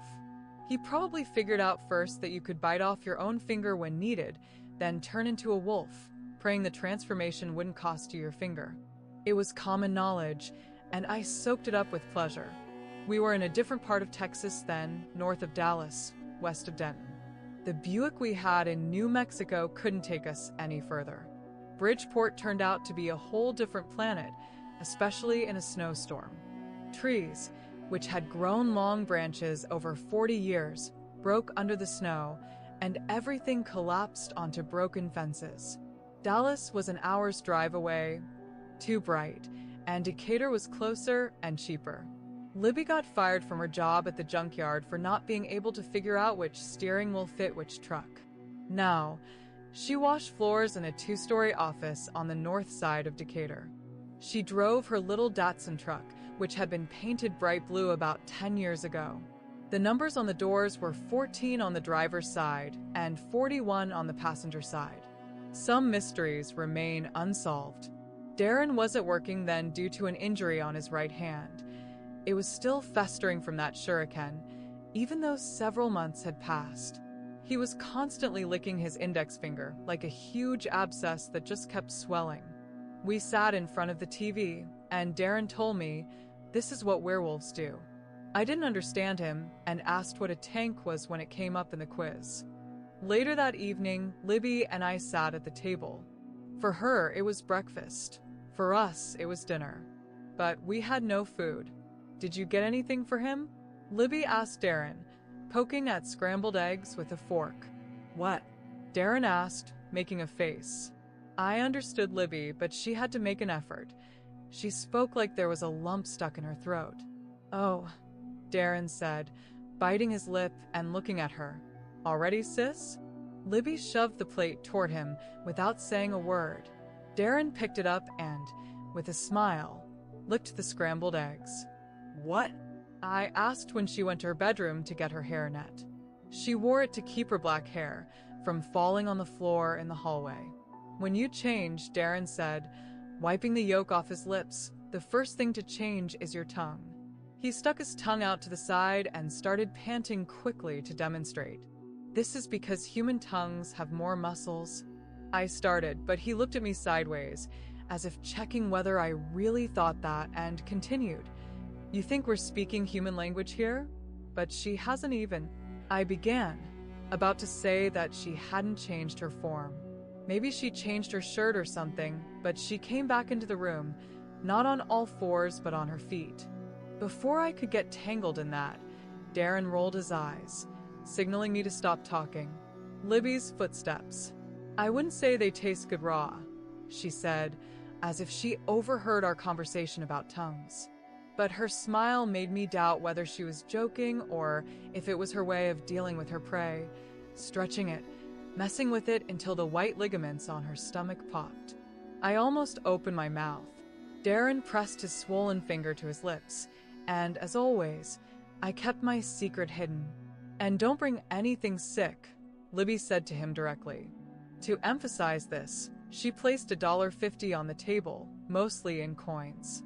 The change was for me to buy ketchup, which I definitely need for whatever Darren caught in the next few hours. In the first weeks in Texas, she stole trays from the gas station, but now she couldn't sneak in there anymore, and they had learned to keep an eye on me. I was sure the change she left on the table came from the office. She'd taken it from trays, drawers, and gutters of people who knew how to tie a tie without looking in the mirror. I covered the quarters, dimes, and pennies with my hand. They were still damp. She'd just washed them in the bathroom, because werewolves who hadn't turned yet could die from regular human diseases. So? Darren said, as if thinking, you're saying I need to bring a raccoon with a medical certificate around its neck? Do they still give those out? Good thing you told me, or I was about to bring the first thing I found at the vet. Libby looked at him. He'd been home for several weeks. She, who provided half the family's income, had to drive twice as far for the same money. Darren turned every night to forget that his hand was infected, but it didn't help much. He still lay on the couch, sleeping like a werewolf, in a coma, but not quite on the verge of death. How else do we die? I asked. In a fire. You come back from a night of blood and carnage, having burned most of the calories after transforming, dive your nose into the pillow, and don't feel it starting to burn from the oven or cigarettes. Wolf barbecue, baby. That phrase had become Darren's favorite since we ended up in Texas. Baby. Libby hated that word and always curled her upper lip, growling. Darren, of course, could never get enough. He usually woke up to Wheel of Fortune, while Uncle kept voting but never won. This didn't help Libby's sleep. I can say we weren't planning to stay in Texas. It's a bad place for werewolves. We'd been here recently, coming back from Florida, and realized it wasn't for us. But Texas is so huge. That means something. If we want to return to Louisiana or Alabama, we'll have to drive through Texas, hoping the cowboys don't notice us. It's just that werewolf cars aren't made for long trips. The La Sabra at the gas station is proof of that. Grass had already grown around it, as if Texas was doing everything it could to keep us here. And not because it wants us to find work, but because it wants to eat us. After Libby left in the little truck, Darren stuck his tongue out to the side again, panting rapidly, as if mimicking her. How about a deer? I asked, since Libby wasn't there to defend herself. Again with Mommy Bambi, he said, looking out the window as if considering. He dragged in 2 dead deer, but both were roadkill. I saw, but kept quiet, because if I said anything, we'd both see him racing between the headlights like a stray dog trying to steal prey from the road, instead of hunting properly. You okay with the fat calf? Darren asked. Libby won't allow it, I answered. Libby won't allow it, he repeated, laughing at her thick tongue. If we steal even a calf from the pasture, the ranch owners will come asking questions, and we're new here, hungry, and we've got big bones hidden in the basement. A calf is bliss.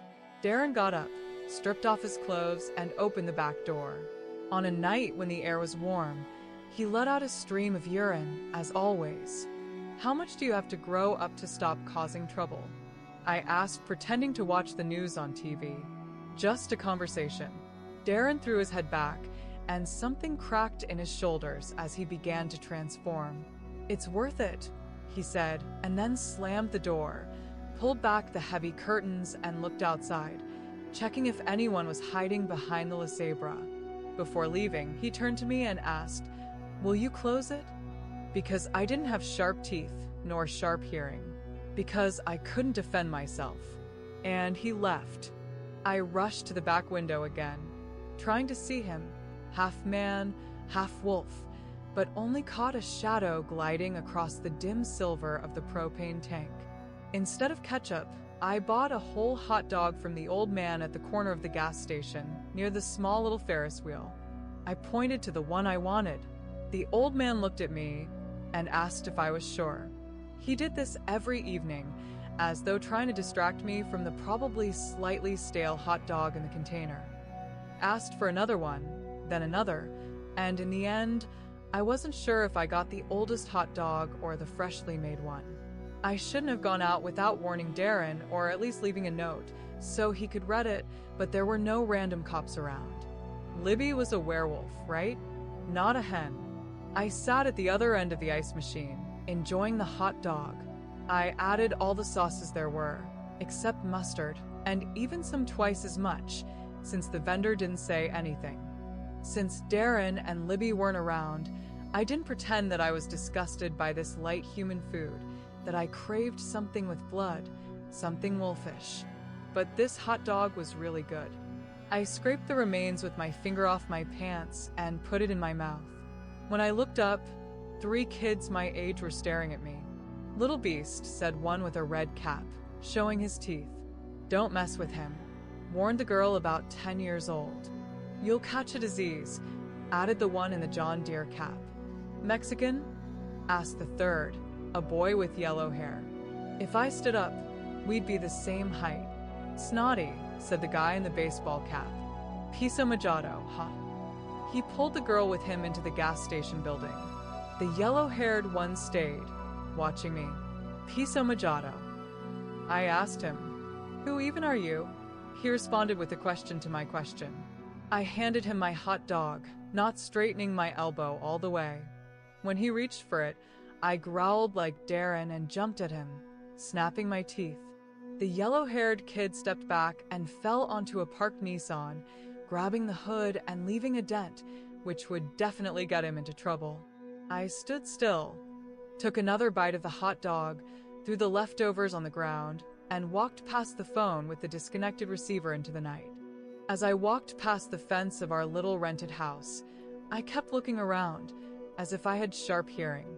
The thing is, if someone is actually sneaking up behind you, it makes them think that you've already realized you're being followed. But if you're alone, turning your head with every step and peering into the darkness, it's just for yourself.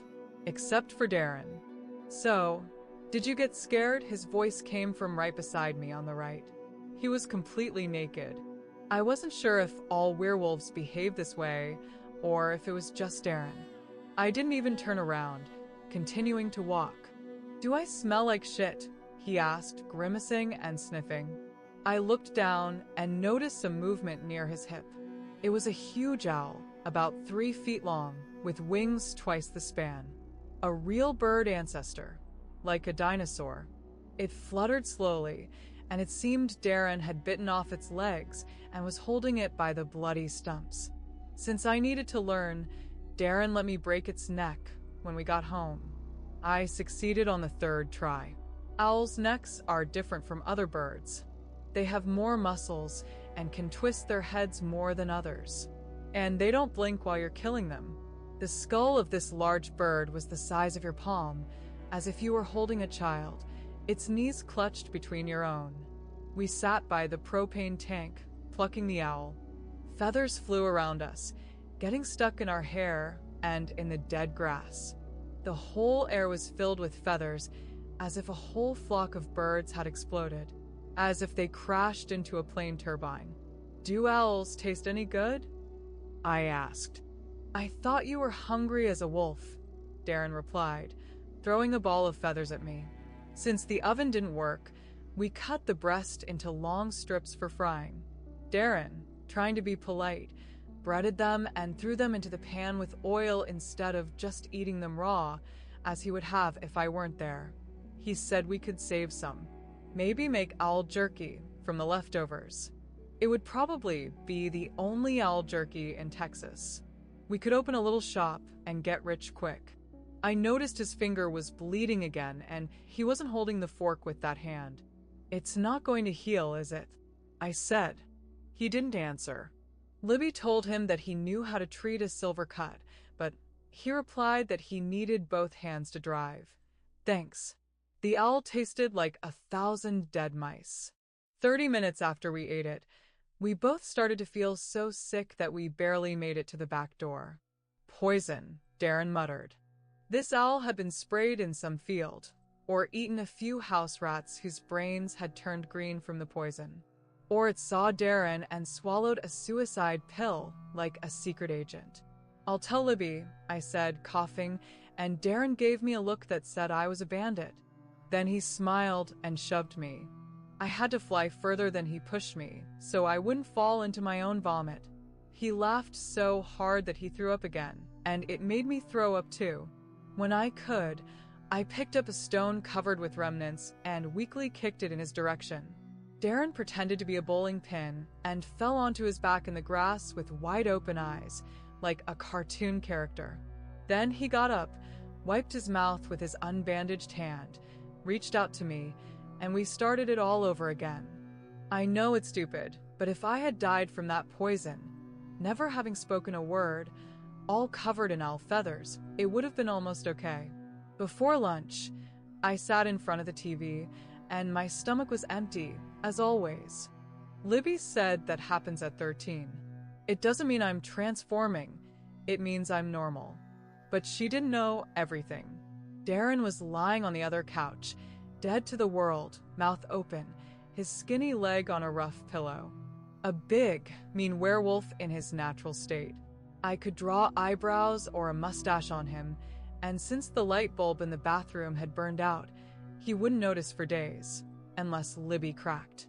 Remembering the wheel and "where's the meat pudding," I let out a stream of urine from the back door, warning the dogs to stay away. Let them know not to come near. When we first arrived, there was a lynx under the kitchen floor, raccoons in the pump house, and coyotes howling in the bushes. As soon as they sensed our presence, they all found hiding spots. Even the mice and rats understood they needed to stay away and forget about the horses. The dogs would bark warily, warning the owners, but the horses just watched you with their big eyes. If there was no place to hide, they might attack and strike with their front hooves. It's in their blood, I thought. Or it was in their blood. I pulled on my pants and went to check if there were any feathers left in the yard. The owl's beak was black and shiny. I put it on my fingers, pretending to be an octopus, moving the beak in the air, as if I'd ever seen an octopus, other than in nature shows. Just like werewolves don't climb trees, though we have teeth and claws, we don't go into the ocean. Darren tried once when we first came to Florida, still in wolf form, but lost. He had to scramble out, flailing his paws in the water, only going up to his knees. Among werewolves, even that depth is considered steep. Leave the water for the fish and the trees for the cats. While waiting for Jeopardy, I searched the kitchen for a sandwich. In the end, I settled for a spoonful of peanut butter with sugar, and after each lick, it became less. Darren just slept and kept sinking deeper into sleep. I licked the peanut butter and watched him. His index finger was shiny, not from healing skin, but from the thick layer of antibiotic ointment he'd applied because werewolf saliva didn't heal well. I knew Jeopardy by heart, repeating the answers in my head, confirming them. An hour later, I stood in the bathroom with a lighter, sticking out my tongue, examining it in the mirror. It seemed darker than usual, or was it just me?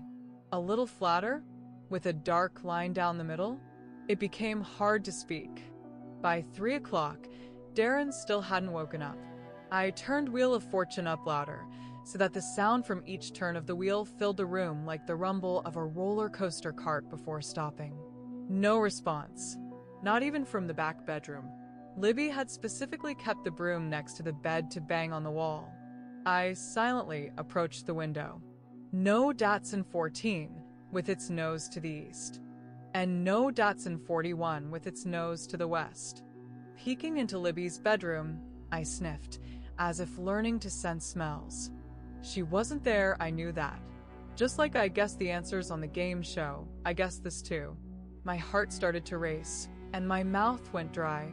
All her ways of dying flashed through my mind until I convinced myself they had skinned her for a reward, caught her for the circus, or stolen her for experiments, and her last hairs were gathering dust on the hallway floor.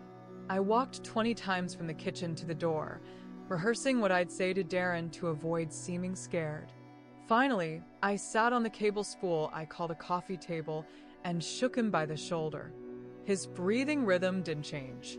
I shook him harder, pulled the pillow from under his ear, then scooped a couple handfuls of water from the sink and poured it on him, splashing his face.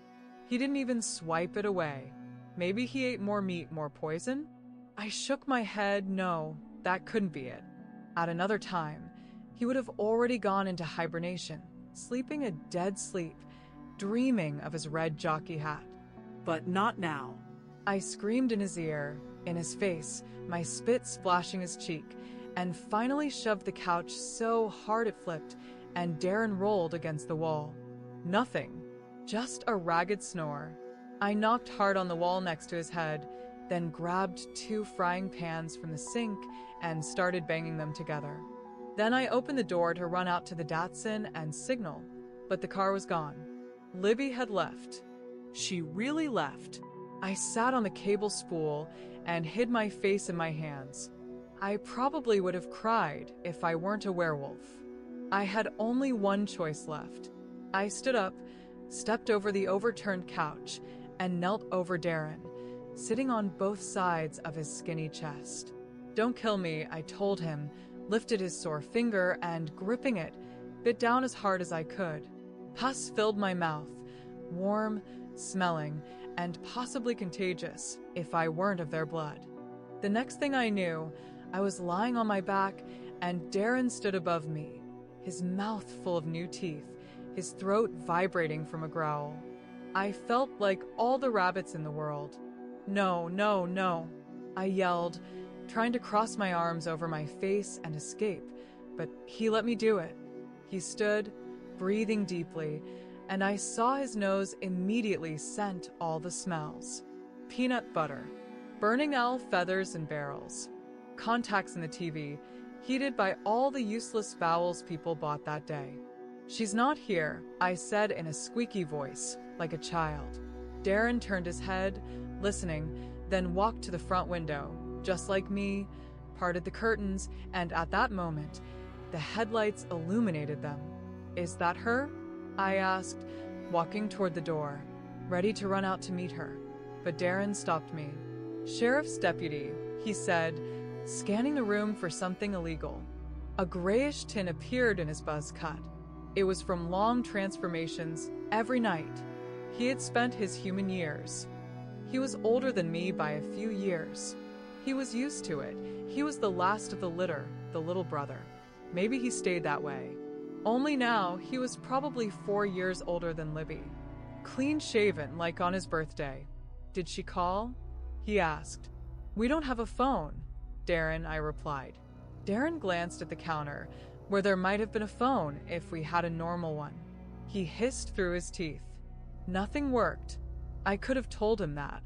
And now the cops were here. She doesn't live here anymore, he said, staring at me through his eyes. I nodded. A few seconds later, there was a loud knock at the door with a police baton, a bit off-center, because the sheriff's deputy was standing aside, away from the line of fire, though we didn't have weapons. What did Libby do? Darren rubbed his eyes until they were red, leaned on the doorframe, and cracked the door open, squinting from the flashlight of the sheriff's deputy. He had a dog with him, and the dog was barking frantically, trying to report everything about us. Bring that chick, Darren told me, exhaling steam into the cold. I stood, trying to process all of it, then went to the fridge to check if Santa had sent a basket of food. Trouble?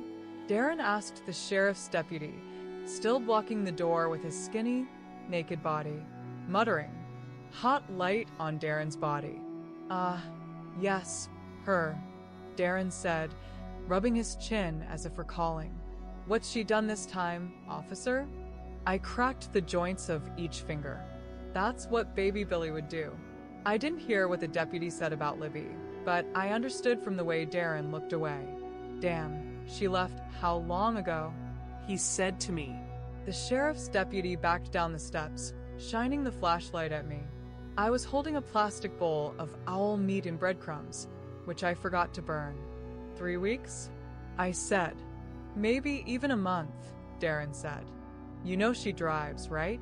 A little racing Datsun truck. He laughed. Or maybe a pace car with a sleeping spot, I don't know. She used to race an El Camino, El Ranchero. Once she had a 4-wheel drive for off-roading, but come in if you want. We've got nothing to hide. Outside, they hesitated. Darren hooked his fingers into my back. I moved toward him. My legs went numb, my face too. My heart raced. He took the bowl from me, put a cold, raw strip of meat into his mouth, and started chewing. Want some? He offered the bitten piece to the sheriff's deputy. The deputy didn't answer. Now he was looking at me intently. I'll bet he's hungry, Darren said, tossing a piece of meat past the sheriff and straight into the dog's face. It caught it more reflexively than out of hunger, but since it caught it, it swallowed it. Likes it, Darren said, continuing to chew and scooping another piece from the bowl. Sir, the deputy said, pulling his elbow back and placing a hand on his gun. Darren, being a law-abiding citizen, raised his hands, dropping the bowl. The bowl rolled toward the lower step after bouncing off his knee. Just an accident, officer, and the remaining meat landed on the sheriff's pants. He jumped aside, like he was trained, pulling his gun. Behind him, where he couldn't see, the dog was feasting and growling, not taking its eyes off Darren. What are you feeding it? Darren asked, leaning down to spit out his piece of meat, still keeping his hands up. Donuts. The La Sabra had long been out of service and still carried someone else's plates, the front one from an Audi, the back one from a farm truck. The car probably didn't have any of its original water pump left, but it still managed to get us to Decatur, Texas. Since the sheriff's deputy couldn't accuse Darren of anything, he searched the house, which smelled of Libby's bed linens, and left, telling us to call if she showed up. The phone's right on the counter, Darren said, making the deputy look around and make sure he really didn't see what he didn't see. His dog was probably already dead by then, or really wishing it was. It curled up and tried to chew its guts, which were aching. We pulled into a 1-story motel to siphon the gas out of the ugly station wagon. Darren acted nonchalant, inspecting the clean tip of his toothpick, like he was drawing water from a public pump. So, she lost control? I asked. Libby. More like found it, Darren replied, staring intently at the manager's office.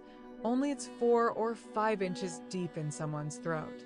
Judging by this cop's seriousness, I think it's one of his younger brothers. Younger? Security guard, Darren said, pulling the hose out of the car and holding it up to suck out the last drops. Good news, he added.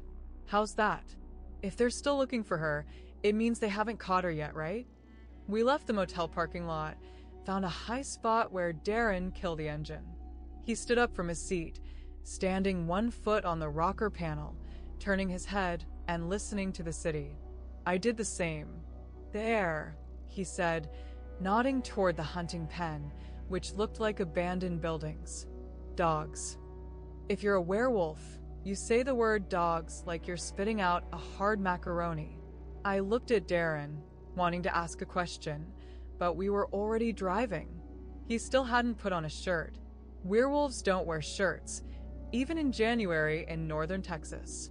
They're all waiting for her to get back to her business, Darren said, slowly driving through the narrow streets. But she's running straight from here, right? On all fours, I know her.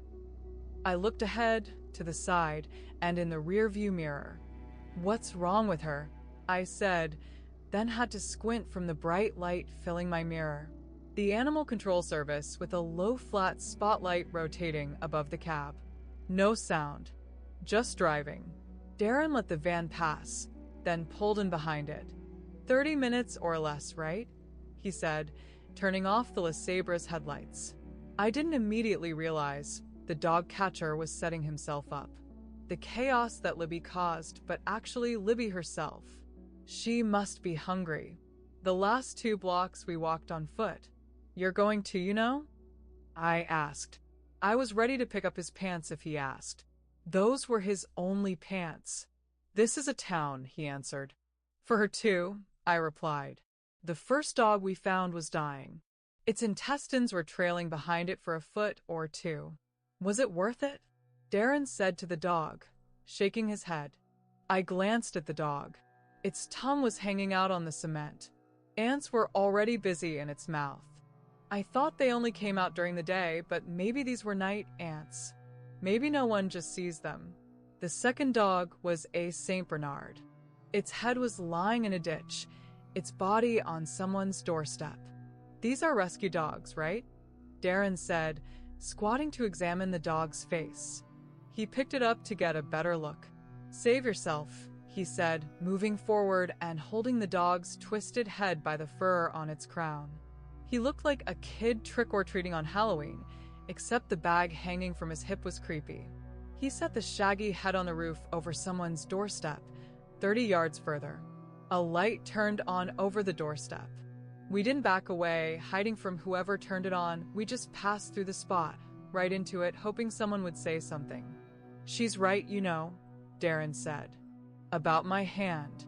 He raised his index finger as if it were made of silver. What won't you be able to do with her? He asked. Her. Remember the redhead? The one? He used to melt silver spoons and pour the molten silver onto skin to see how it would smoke.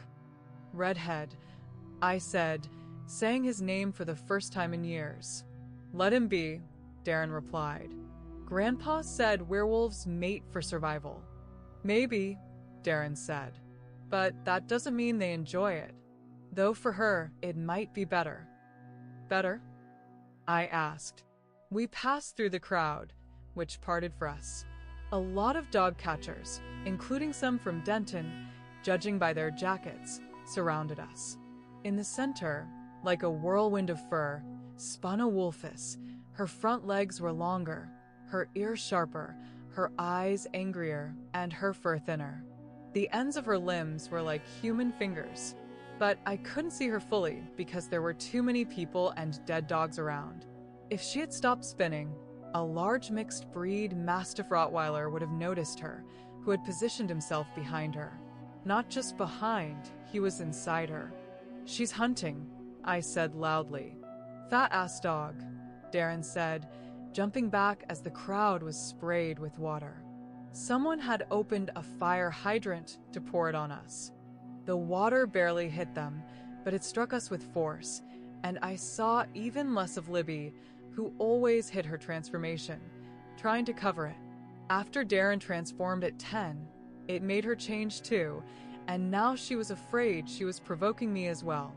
This made me move closer to see better. 2 dog catchers, while she was distracted by the water, threw metal loops over Libby's neck and tried pulling her in different directions. She rose again and arched, as if her spine couldn't handle such a bend.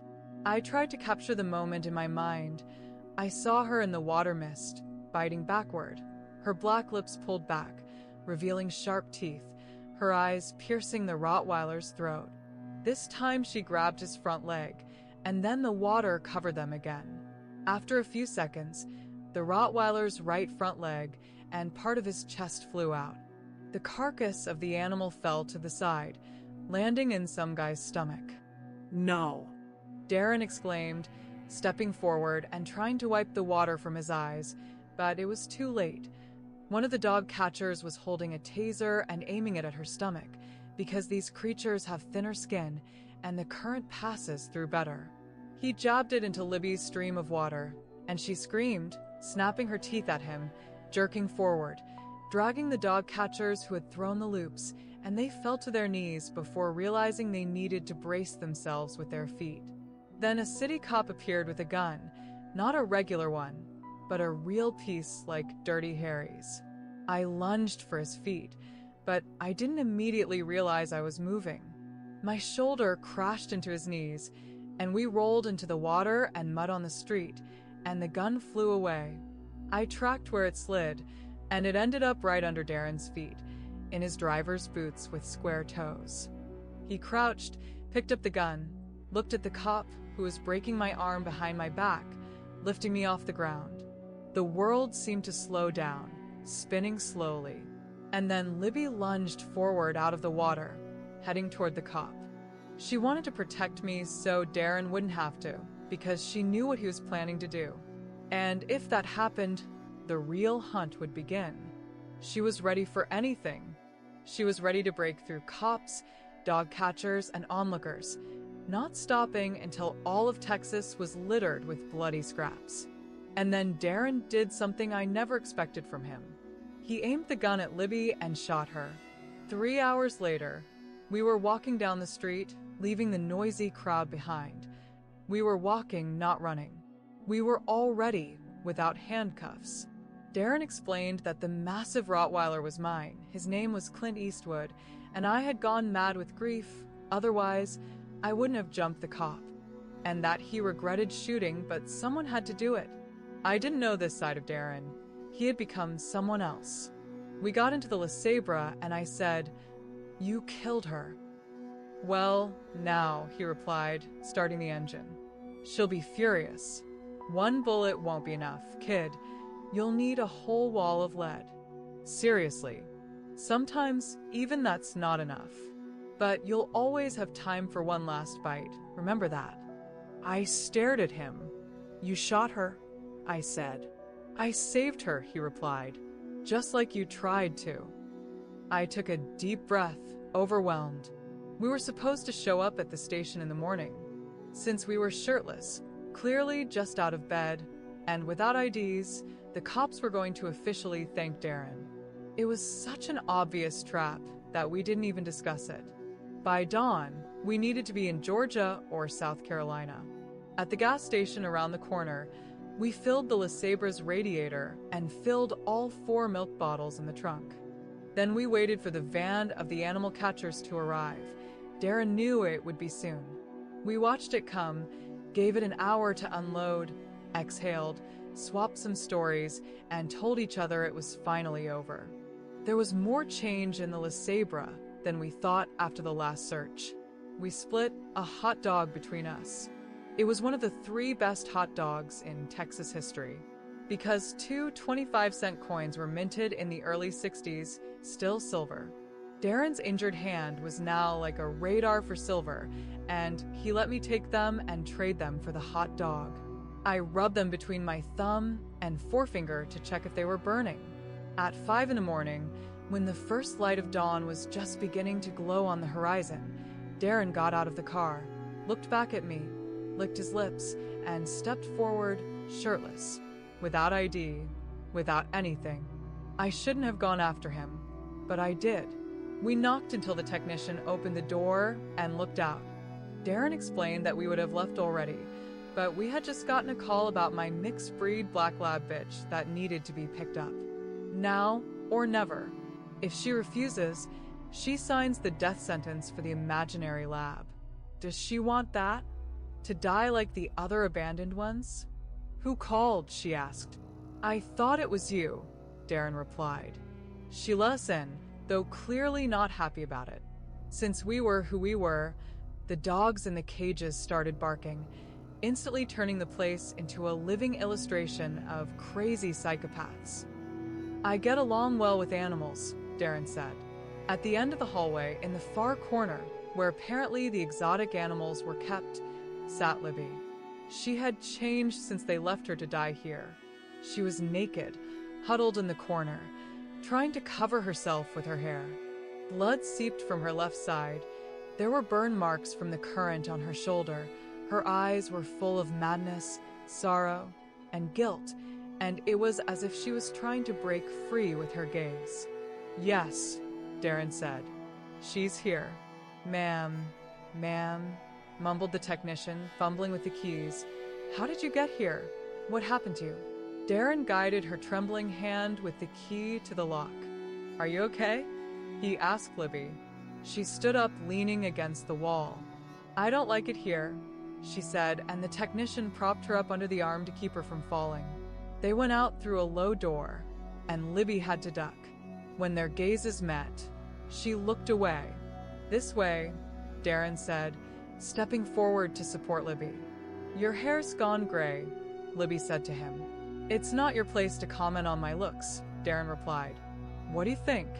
She asked me, and I nodded, barely holding back words because of the lump in my throat. The technician passed us and went to the counter, trying to explain something on the phone. Since my hands were free, I grabbed her hand and forced her to put the receiver down. But, she started, and Darren raised his swollen index finger, as if in focus, stuck it in his mouth, clenched his teeth as hard as he could, slapped his palm under his chin, then spat the bent finger onto the counter.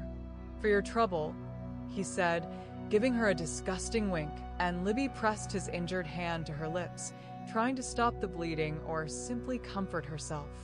When we left, I was driving for the first time at 13. I turned the car in the opposite direction from our little white rented house, and the lights of Texas disappeared behind us.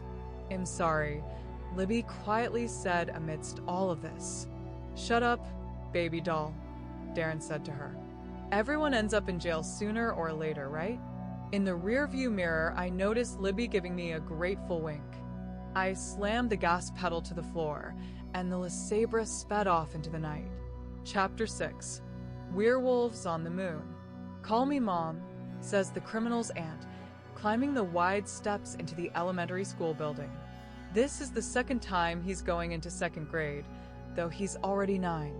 In Alabama, you need a high school diploma to confirm third grade, and in Georgia, he came under a different name. We're not werewolves. She turns to him in front of the double doors. We're not like that at all. She looks at him in a way that makes sure he understands the importance of these words, then takes his hand. Mrs. Luke Casey's class is at the very end of the hall. The aunt's heels click on the concrete floor. The janitor stops so they can pass. His name is James Kent. He lives in verses, but doesn't realize it. The criminal knows. He hums a rhyme to himself as they walk by. He became a criminal because he told the truth. Mrs. Luke Casey waits for them at her desk. She looks up when she finishes the page, smooths the papers as if making an important decision, then stands and meets the criminal's aunt in the middle of the classroom. Mrs. Baden, she says. That name is for Alabama. Ma'am. The criminal's aunt quietly corrects her. Yes, of course, Mrs. Luke Casey says, and leads them to the first desks. The desks are too small for her and the criminal's aunt. They move them aside to sit face to face. Sit down, the criminal's aunt tells him. Thank you for coming, Mrs. Luke Casey says, looking at the criminal as if he's a criminal. I'm always happy to talk to a teacher, the criminal's aunt replies. She didn't prepare him for this lie, but a good criminal knows when to stay silent, when to just swing his foot and look down. Maybe he should go play? Mrs. Luke Casey suggests.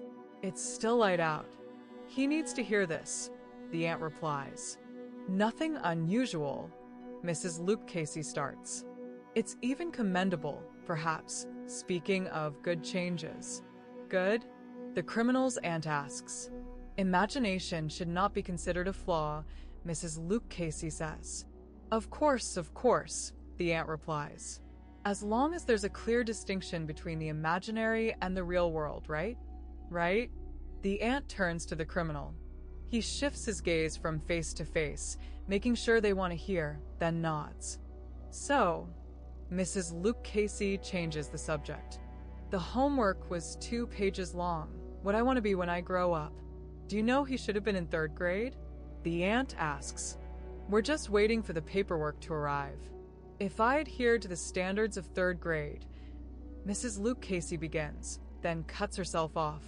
No, if he's in 2nd grade, I should treat him as a 2nd grader. That's the right way. And I don't see anything that contradicts that. I just want to say, if he messed up the homework, it might be because... The criminal's aunt begins. The assignment was to draw a picture, Mrs. Luke Casey says. The aunt looks at the criminal. So the issue is that he didn't follow the instructions, she says. The criminal tries to shrink, to be less noticeable. Not exactly, Mrs. Luke Casey says. It's, well, most boys by default talk about their father's profession, you know. That's not our case, the criminal's aunt says. And here, of course, imagination comes into play, Mrs. Luke Casey says. He had to invent that profession. I'm starting to understand. Of course, he's not the only astronaut, right? The aunt leans on the small desk. You also have firefighters and police officers, right? He's the only one who went into so much detail, Mrs. Luke Casey says, sliding the sheet with the accusation from the yellow folder. The criminal's aunt looks at him and places the evidence on her lap. She studies the drawing for almost as long as it took to make it, then flips it over to see the rest. On the front, the criminal is drawn on the moon. It's the moon because it has craters, stars around it, and because it's a slanted slice of silver in the sky. Below, the criminal's rocket is parked. The thing is, another astronaut is running toward the edge of the moon to jump back to Earth. The criminal is chasing him, in the form he will take when he grows up. On the back of the drawing, shaded with a red pencil because blood floats in space, he holds the astronaut in his long jaws, tearing open his stomach and howling at the same time. The howl is drawn with letters in the sky, mostly the letter O, and a tail like a kite's. At first, when Mrs. Luke Casey wrote him home, he thought he had made a mistake by drawing yet another moon to howl at. It's hard to remember all the details. Well, the criminal's aunt says, putting the drawing into her bag before Mrs. Luke Casey can take it. I assure you, this won't happen again. His father was a hunter? Mrs. Luke Casey asks.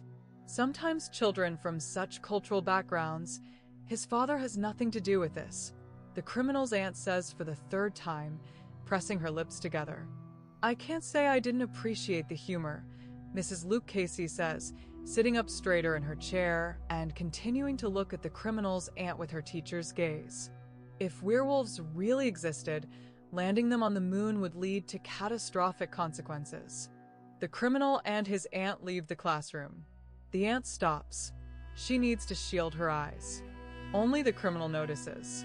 He grips her hand tighter. Sorry, he says. The aunt looks down at him, her eyes losing their yellowish hue. She squeezes his hand and walks toward Mrs. Luke Casey. Her face becomes pleasant, obsequious, as if for an audience. If werewolves really existed, Mrs. Luke Casey, she says firmly, they would never go to the moon, would they? They'd live somewhere else. Why would they? This is exactly what a real mother of the criminal would say. If they really existed, Mrs. Luke Casey repeats, as if she is seeing the criminal's aunt for the first time. She is so much taller than the fourth-grade teacher. The school is completely empty at this hour. And her eyes, haven't they changed? "Thank you," says the criminal's aunt, nudging him toward the door. The clacking of her heels fills the hallway. It's already dark outside. In werewolf stories, it's always dusk. And the floor is still wet in the same spot. Walking through the wet area, the criminal's aunt stops.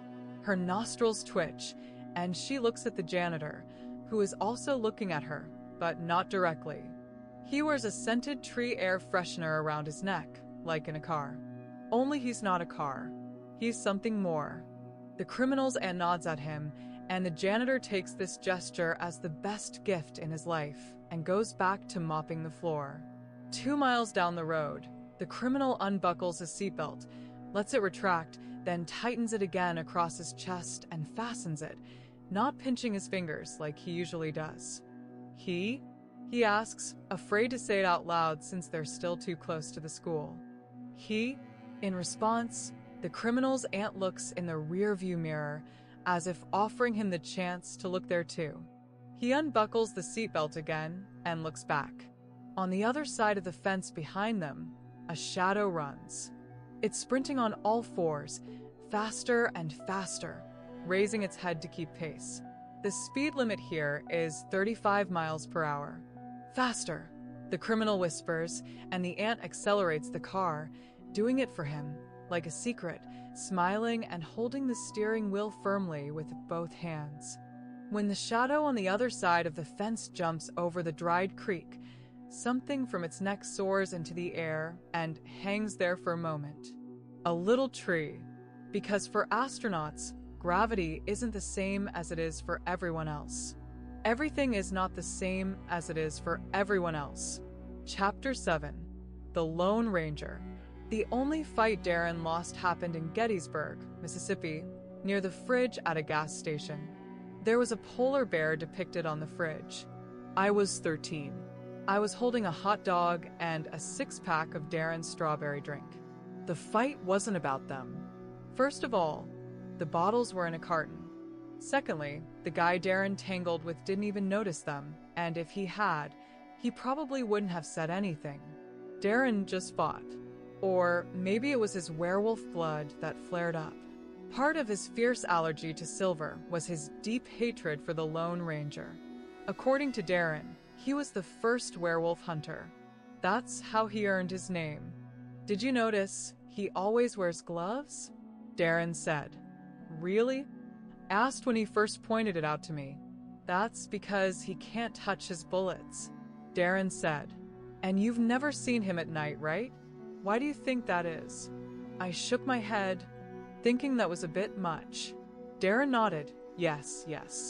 You've never seen him at night for the obvious reason. At night, he runs around bonfires and howls at the moon.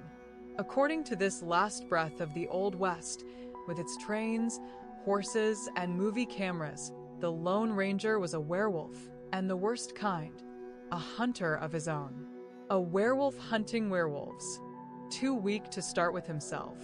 When Darren saw that linebacker who came into the gas station, he tried to pretend nothing happened.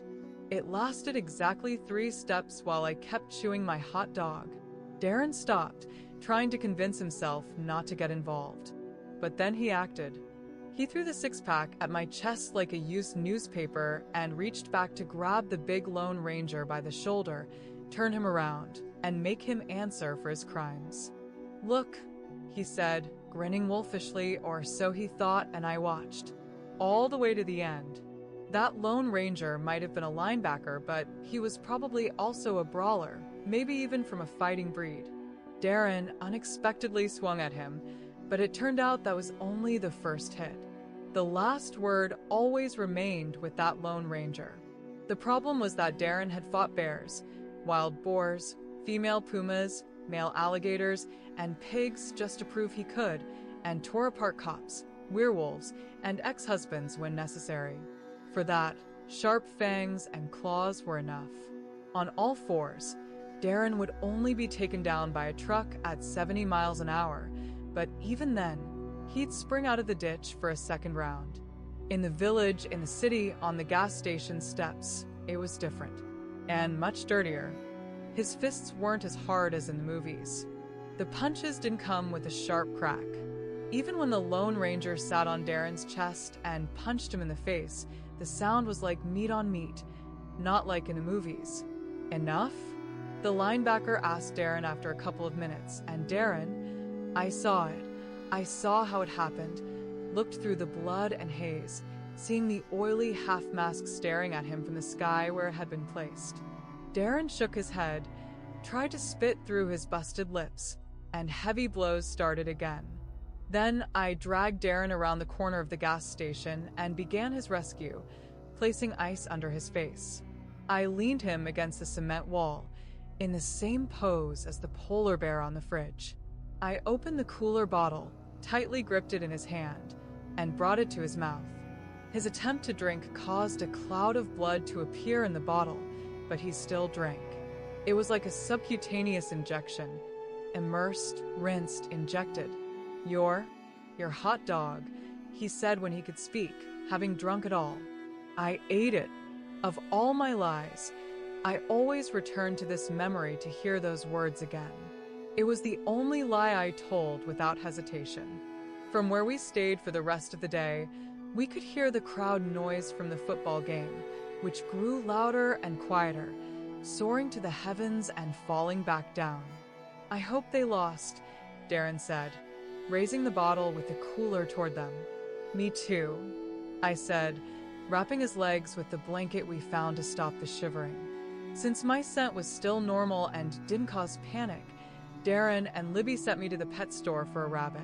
It had to be juicy, fat, floppy-eared, and with a soft throat. It wasn't for them.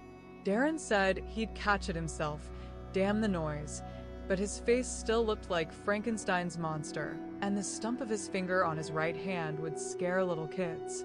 Libby tried to pretend it was fun. What she didn't say was that as soon as she or Darren stepped into the pet store, real chaos would begin. Cats would attack dogs, dogs would jump into aquariums, and birds would start flying and screaming. Because animals sense scents. I went because I still didn't have a scent. Libby encouraged me, panting in my neck, making me feel weird. I quickly got out of the car, holding $14 rolled into a tube. Just one? I asked. One is enough, she replied. Gettysburg wasn't our destination when we left Texas at night. The plan was to keep moving until the stolen Bonneville from Louisiana begged for mercy. But in Gettysburg, Libby had an old friend. The way she said old friend meant something entirely different, and she shouldn't have said it in front of Darren. The rabbit was a gift, she said. A sacrifice. I opened the door to the pet store, sure that at least one dog in a cage would recognize who I was. But the salesman recognized me. Just like animals and cops recognize werewolves, so do guards, salespeople, and clerks. If you ask them, they won't say werewolves. They'll just shrug, saying we've got something dark in us, don't you see? Something that the camera catches, the mirror. Don't let people like us, in the fitting room, without counting their things. Say the bathroom's out of order. I immediately wanted to stuff my pants with iguanas, hamsters, canaries, and try to slip out. The seller's face showed sadness as he looked at me. The fact that I was wearing a shirt and shoes seemed to trouble him. He had to come up with some reason to throw me out. I did what Darren would do, waved money, showing I had cash. He kept looking at me. Werewolves feel this kind of attention.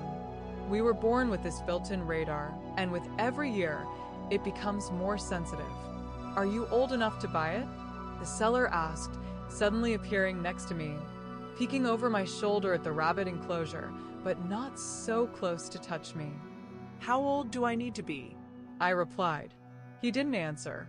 The enclosure had many rabbits of different sizes and breeds. I reached in, grabbed the fattest one by the ears. The rabbit lazily moved its paws. The seller looked at me. Maybe you'd like something younger? He said, if you want to breed them. Is it a boy or a girl? I tried to look between its legs. It's a boy, the seller said. I just want a pet, I said. Not a daddy. Do you have everything you need? That's how they teach them to separate those who love animals from those who like to eat them. Werewolves were both. My old one died, I said, or maybe I heard myself say it. His name was Tolbert. Tolbert, the seller said, taking the rabbit from me. He supported it under its rear. Tolbert, that's an elf from a book I read, I said. Elf Tolbert, the seller said, returning to the counter, holding the rabbit to his chest. That's how you carry rabbits. They have teeth too. I followed him to the counter, ran my hand along the top shelf, touching price tags. I smoothed my $14 on the counter.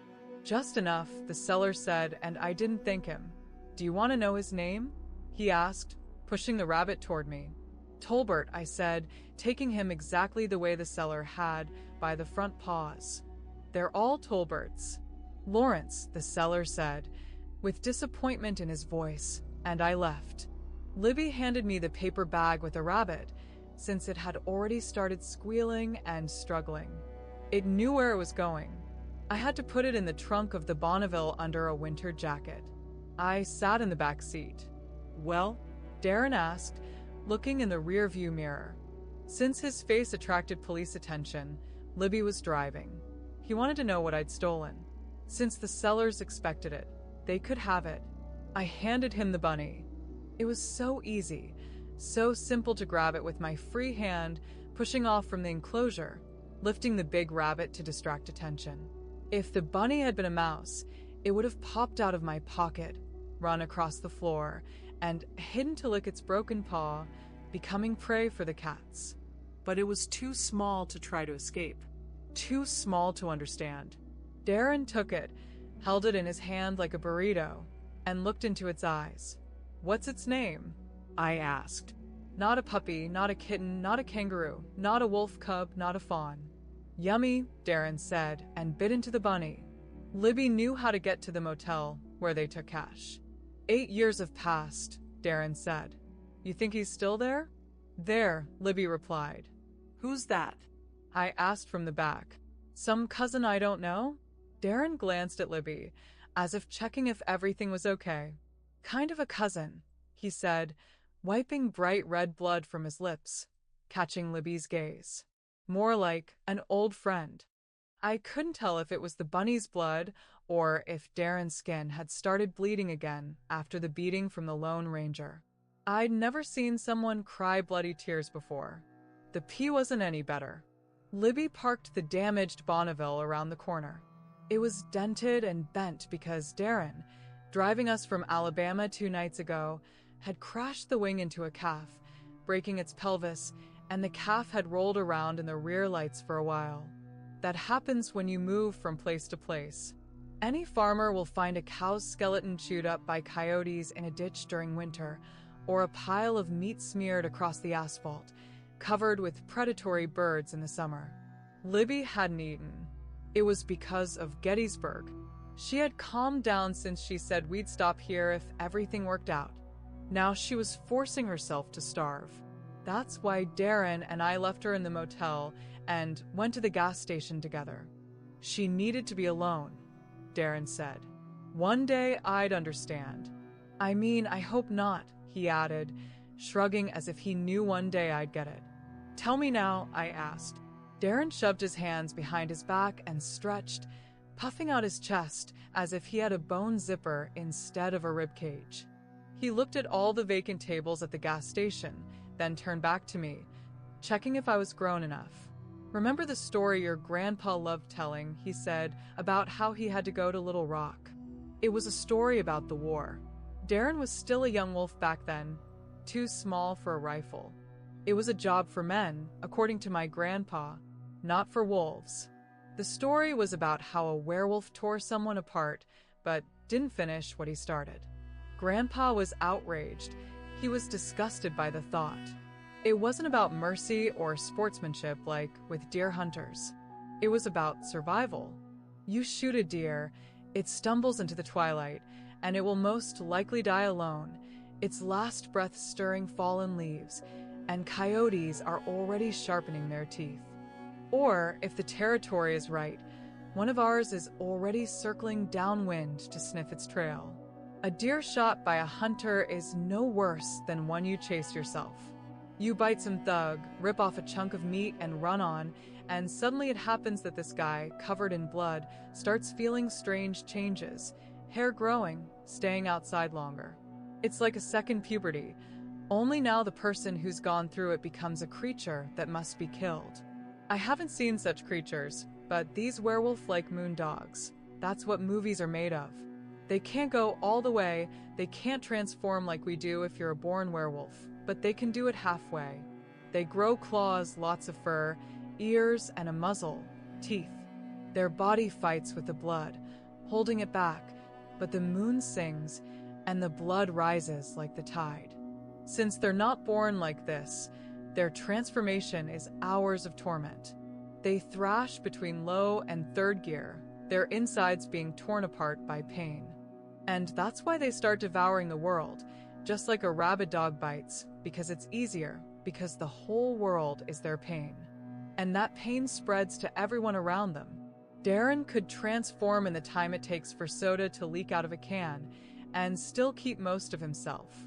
It's quite painful, and they feel the tension, plus the smell. Thousands of smells, tastes, and sounds hit you, forcing you to pay attention to your surroundings. And then there's hunger, saliva to ease the process of growing new teeth, but overall it's bearable. In any case, it's worth it. However, half-wolves, lycanthropes from the movies, transform for hours, going through sharp, sticky pain as their bones break and reform, trying to retain their human consciousness. Hundreds of hairs sprout, teeth turn sharp, cutting their mouth, which doesn't fit these changes. Their skull cracks, and their brain squeezes with jolts, unlocking memories. This erases their personality, leaving only the beast. They walk on two legs, but remain wolves. What's worse, after several hours of transformation, they become even more brutal from hunger than real werewolves. They think only about food, and if there is no food, they die. Stories about such creatures explain all the legends. Yes, they are monsters, but at the same time, they can be pitted. They didn't ask to be this way. They just want to live, and to survive, they need to eat, often their dinner being their own family. So, it's not worth pitying them. Responsibility is what matters here. One of Grandpa's war stories was about how, 20 years ago, in Little Rock, Arkansas, one werewolf forgot his duty. Either he fell in love with a human, which happens too, as Darren claimed, it also happened to Grandpa and Grandma. He tried to turn her to the side of blood, instead of just mating with her and leaving. But that never works. You can't turn a human to the side of werewolves because for them, love and murder are one and the same. That's the cursed side of their lives. That's why Darren never stays in one place, because at the core of this life, there's always murder. I asked him, what if you marry someone like you, a werewolf? And Darren replied that there's too much blood in such a union. Libby added that wolf blood is so strong that even if a werewolf and a human have children, their offspring will still almost be wolves. If two werewolves decide to start a family, their pups will survive, but they won't be able to stand on two legs. They'll remain fully wolves. We're parasites, I said. We can only reproduce in the bodies of another species? Darren joked that I had become a scientist, but admitted that, yes, that's true. Lycanthropes are beings that, once they become half-wolves, can no longer be truly human. And if they decide to pass their blood onto another, it can only be a lone wolf who, because of its blind love, makes such mistakes. One of these lycanthropes was a bandit who, instead of tearing apart dogs, got them pregnant. It happens. Libby and Darren didn't like talking about it, but hybrids like us can be just as dangerous. We're similar to dogs, and if all their puppies aren't destroyed, they can spread throughout the country. Grandpa's story was about how he and his friend patrolled the streets of Little Rock, Arkansas, with rifles in hand. They tried not to aim the weapons at each other to avoid getting shot, even if it wasn't a silver bullet. Lycanthropes were easy to find. Such creatures always reveal themselves. Grandpa shot him on the first night and then bricked up his body in an underground sewer, hiding all the evidence. Children were a different matter. Grandpa and his friend were gone for 5 weeks, as he said. They set traps and shot the sad-eyed ones, one after another, between the ears. Regular bullets. Silver didn't matter to them. They were so different from us. Darren told us that to show me, Libby, and my mom and to teach us an important lesson, he brought home one pup in a cardboard box. Its eyes hadn't opened yet, and its skull was compressed, as happens when you find a whole litter. Darren, Libby, and Mom then suffered from nightmares for a long time. I wish I hadn't seen that, Darren said, sitting behind the wheel of the Bonneville, its tank pulsing in rhythm because the alcohol in the non-ethanol fuel created an air bubble in the carburetor. How many toes did it have? I asked. Darren looked at me and answered as if he had just counted them again. So, you're the scientist, huh? Dogs have 4, I said, extending my hand, showing 5 fingers. Really? He asked, surprised, raising his right hand, which had a stub of a finger that never grew. The whole way back to the motel, Libby sat hunched over the wheel as if she were steering us into a storm. I think that's exactly what it was. Libby wasn't visiting a cousin. She was visiting the one she had bitten. Darren was like Grandpa. He said one thing, but meant another. Libby had left a lycanthrope behind. All these years, she had been going to Mississippi to see him. When she left the hotel, the wind messed up her hair. She tossed it back, put on sunglasses, and I didn't want to see her up close like that.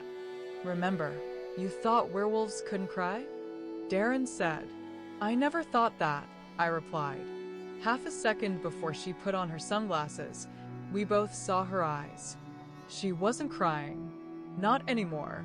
Her lips were pressed into a thin line, and now her eyes were hidden. I didn't want to go with her anymore. Not for this. We were all so nervous about visiting the huge hospital that we forgot about the rabbit. When we were in the lobby waiting for the elevator, I said aloud what should have been true. There wasn't a single werewolf in Little Rock at that time, right? Because all of Grandpa's stories were confessions. I didn't forget that. Everyone makes mistakes, Darren said. So, this lycanthrope wasn't some wolf's failed love. It was Grandpa's personal prey. He always cleaned up after himself. He didn't play the hero, saving healthy individuals. This meant that the sad-eyed one he brought home in the cardboard box, with its compressed skull and front paws tucked under its dull little face, was, at least by blood, Libby, Darren, and Mom's brother or sister. That's what it means to be a werewolf. There wasn't this table before, Libby said, examining the information desk, then turned to Darren. Did you notice? Darren patted his pockets, as if looking for cigarettes, and deliberately looked at the parking lot, hinting at the rabbit. 7th floor, she said, handing him the key to the Bonneville. We split up, I said to Libby in the elevator. So what? She replied. Nothing, I said. The answer was movies, and I shouldn't have been watching them. On the 7th floor, in the East Wing, there were comatose patients. You, said the nurse at the desk. I, Libby replied, signing the tablet. My brother will come. He looks like me. He'll need to sign too, the nurse said. I wrote my name, one of the ones Libby used, and followed her down the sterile hallway, then sat next to her to wait. The TV was on, as usual, for something to look at to distract us. We sat in silence, and since we were alone, we heard it at the same time. It was an episode from an unsolved mystery. We heard an ominous voice delivering a report about a kidnapped girl, and after the commercial, there was a story about how Bigfoot had robbed a liquor store in Arkansas 8 or 9 years ago. The ominous voice presented this as a joke, a pause in the serious story about the kidnapped girl. It was as if it were just a light distraction. The aunt, telling the story of the robbery, took a drag on her cigarette every 3 words and tried to position it so the name of her wine store was visible on screen. A huge wooden Bigfoot statue hung by the entrance door. The wood still smelled fresh. He held a carved pistol and aimed it at the stomach of anyone who stood before him. According to the ominous voice, the case was still open because all evidence needed to be reviewed and an explanation found. If anyone knew anything about these daring robberies, they should call the provided number. The call was free. Then they showed the dates. They matched the year of Grandpa's death. The year Darren came home to stand between Red and Libby. These dates also matched the plastic trash bag on the table, stuffed with bottles of strawberry cooler and banknotes. I wanted to look at the Bigfoot statue again. Most werewolves don't put up statues of themselves. The plot ended with a photo of a state police officer who was killed while trying to intervene in a robbery of a wine store he encountered. It was unclear if this related to the case. Not the right place, not the right time, I said. Don't tell him, Libby replied, reading my mind, and sharply nodded when the elevator dinged. It won't change anything. Nothing. Unless he decides he's become a celebrity. Think about it, he'll think they want him to keep doing it. He's a celebrity, I said. She just looked at me until I nodded. Yeah, of course. After Darren took the rabbit to the coma ward and signed the tablet, we led him to room 77 on the 7th floor. My burger's alive, Darren joked, holding a paper bag. Inside, the rabbit was thrashing. I didn't know how he made it quiet. He probably wrapped its muzzle in tape or stapled it with the stapler he took from the information desk downstairs. But with the stapler, he'd have to go to the bathroom. That would be tricky. Ready? Libby asked. Ready, Darren said, then turned to me. You can wait here if you want. I won't lose respect for you. I mean, I can't imagine how I would, but he needs to see, Libby said, pushing the door open. He's old enough. She was trying to prepare me, I understood. She had been teaching me to kill my prey, if I ever had teeth. It made me forget how to breathe normally. Group of 3, Darren said, pressing the brown bag to his chest. Now sitting.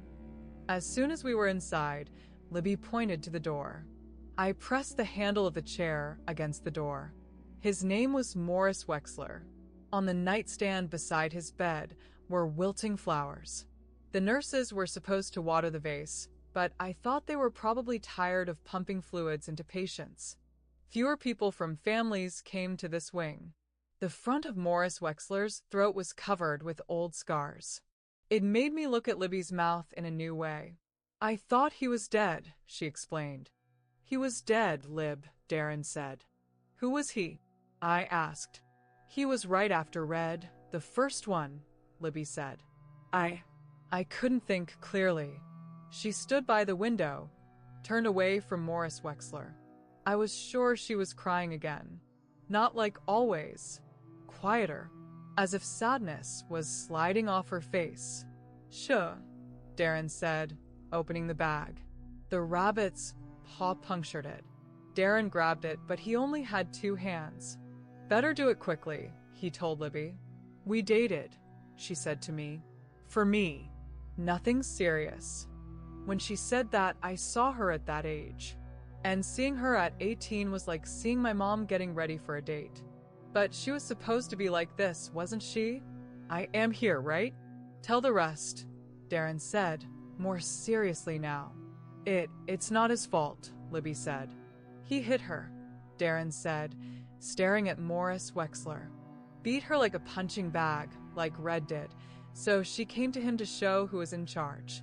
Right, Lib? Libby at the window sobbed. He was dead when I left that room, she said.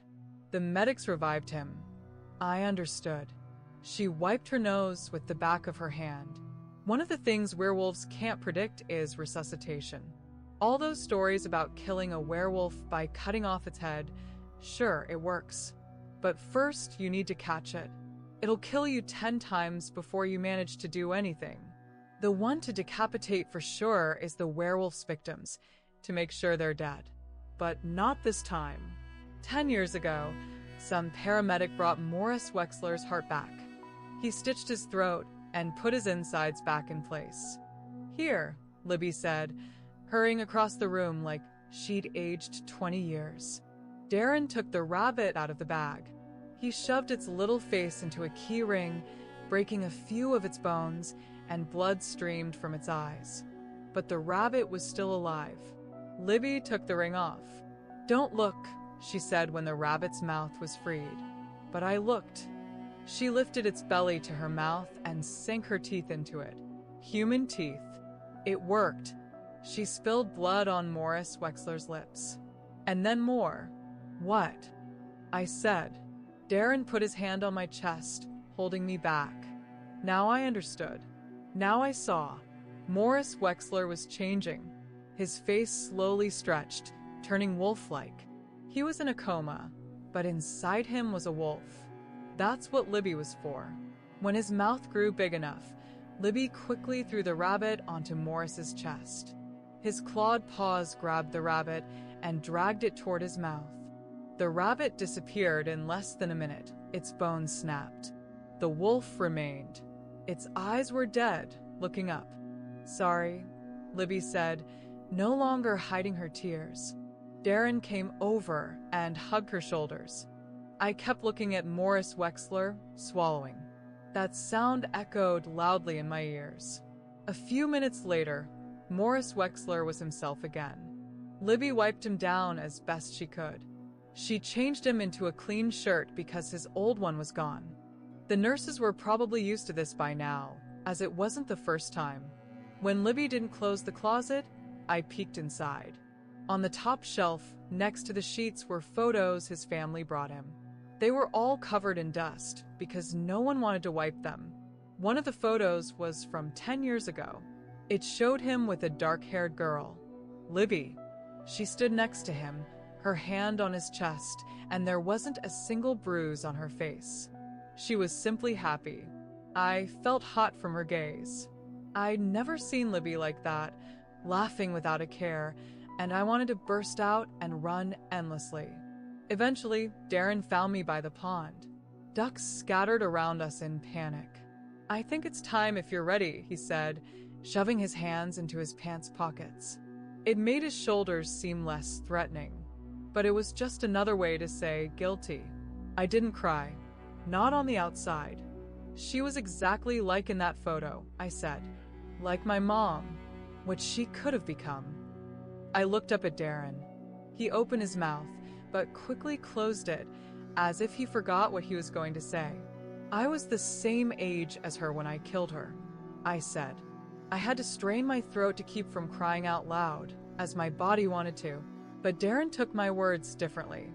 "Let me see your tongue," he said, stepping closer and bringing his dry fingers to my lips. Maybe something started. I pushed him away as hard as I could, so one of his feet wouldn't fall into the pond. "These are my best shoes," he said, trying to pull his foot out before the shoes got wet. "They're your only shoes," I replied with a voice full of hardness and resolve.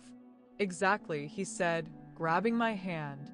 But instead of holding it, he jerked it sharply, making me stagger. I pushed him. Darren had to step back, and now he was stuck in the mud with both feet. "Great," he said. "Tell me," I said. He looked at me as if checking if I was serious. I was serious. "They're twins," he said. "What do you think?" Of course, they looked the same. I gasped. My mom smiled exactly like that. Her hair flowing around her face. Her palm on my father's chest. Darren easily stepped out of the pond, as if nothing had happened. He didn't care about the shoes. Any werewolf couldn't care less about something like shoes. "I miss her too," he said. "I didn't even know her." I blurted out. "Every time I look at you, kid," he said, "you look like that," and I... "Shut up," I said, deciding to walk away from him. He didn't slow his pace, his steps splashing through the water, and his hands were back in his pockets. I just wanted to be alone. So I said the worst thing I could think of. "I know why you hate the Lone Ranger." "What?" he said, and I heard genuine confusion in his voice, saw it on his face. "Because Grandpa was the Lone Ranger," I said. "In Little Rock, back then, with silver bullets. Shot up all his relatives." It made you think he'd shoot you one day, too. He didn't say yes or no, but he took a step back. I moved forward without him, but then slowed my pace and looked back. He was still standing there, his shoulders more rounded than usual. It made me realize he wasn't a giant. I was almost his height now, and the way I did my eyes, that had nothing to do with my mom. I was just copying him, practicing in front of the mirror and all that. But I appreciated the lie. "Are you still standing there?" I said, almost agreeing that in his place, I too would have forgotten what I said about Grandpa. He looked past me at the parking lot, at the idea of the Bonneville. We kept walking, keeping more distance between us than usual. "It's like walking with aquariums on your feet," he said, each step splashing. "Not at all," I said, half smiling. "As if you know." "The guy at the gas station," I said. "He was lucky." Darren glanced back at the stadium, at the idea of the stadium. "You should have killed him," I said. My lips were trembling with hatred again, my tongue sliding across my mouth. I was changing. Chapter 8. How to Recognize a Werewolf. Are they the only ones with yellow fur? The biologist asks in the grocery store, exactly 2 minutes before the hurricane. There really is a hurricane season in Florida. The biologist's uncle claims that the place they're in right now is actually the lower part of Alabama, but someone made a mistake drawing the borders. But it would be too expensive to redo all the maps and road signs. The biologist is already 9, and he's not sure about this. Why do you ask? The biologist's aunt asks, also examining the grain aisle and the new girlfriend of the uncle. The biologist has to press his lips together to keep from smiling. "In any case, we don't have fur," says the aunt. "We have hair." Got it? She tosses a strand of her black hair aside to show. The secret name of the new girlfriend is Sister Goldilocks. "And in any case, you should say Blondie," the aunt adds. "Blondie," the biologist repeats, then more quietly, "By the way, do werewolves ever have blonde hair?"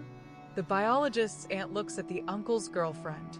She's swaying on high heels, her legs in leggings shimmering green, purple leg warmers on her ankles. The biologist can never remember her name. It's something to do with a mountain. She takes a box of cereal from the uncle's cart and swaps it for another, though most of the boxes are already gone because the apocalypse is outside. "How would you know if she's a werewolf?" The aunt asks when the uncle and his girlfriend start kissing again. "Nope," the biologist says. "She wouldn't be pouring that much perfume on herself."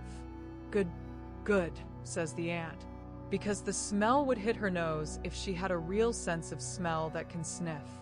"And her legs are too bright," says the biologist. "Werewolves like the shadows," the aunt says. "And so?" "It's summer now, and she's still in school. In Florida, it's always summer. And her breath would smell better," says the biologist, finally feeling proud that he didn't forget. Werewolves are really paranoid about the dog-like smell of breath. They always brush their teeth and chew mint gum. "And her palms aren't hairy," the biologist adds, "and she's not the 7th son, and she wasn't born on Christmas, and her ring finger isn't longer, and she doesn't eat raw." While I was working, you were staring at the screen, the biologist's aunt says, with a disapproving tone. The biologist studies the wire in the basket, its twists. "What about a pentagram?" the aunt asks, showing her palm. The biologist is silent.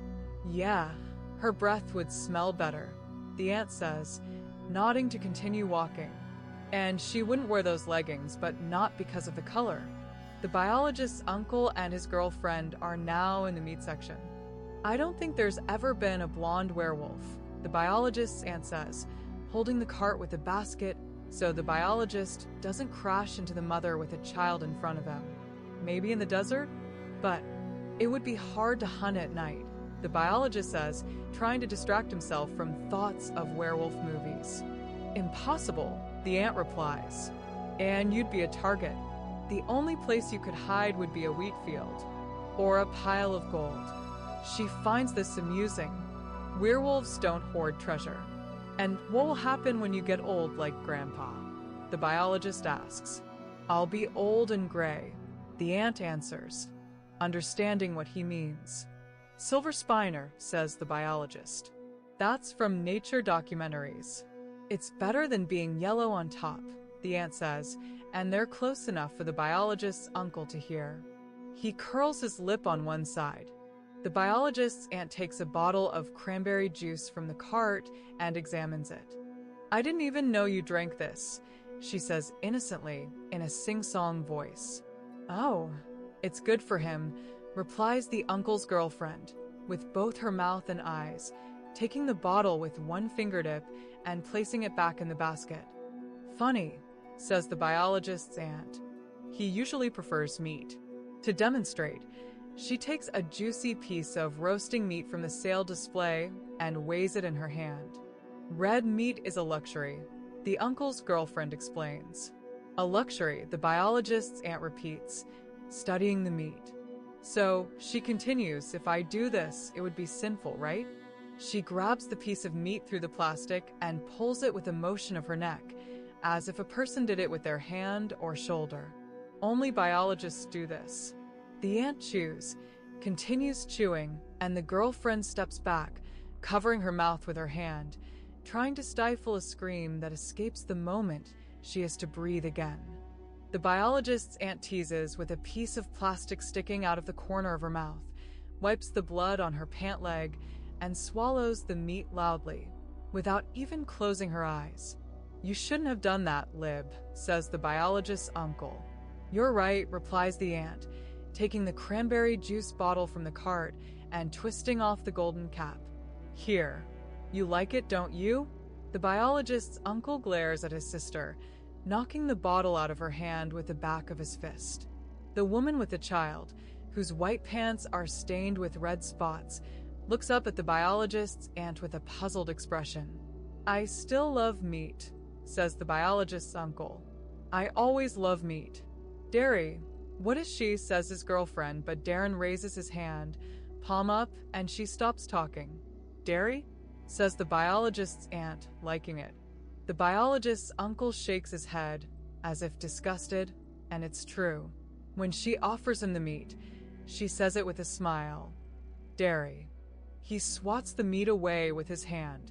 I said I love meat, replies the biologist's uncle, walking past the aunt, snatching the child from the mother's arms in white pants.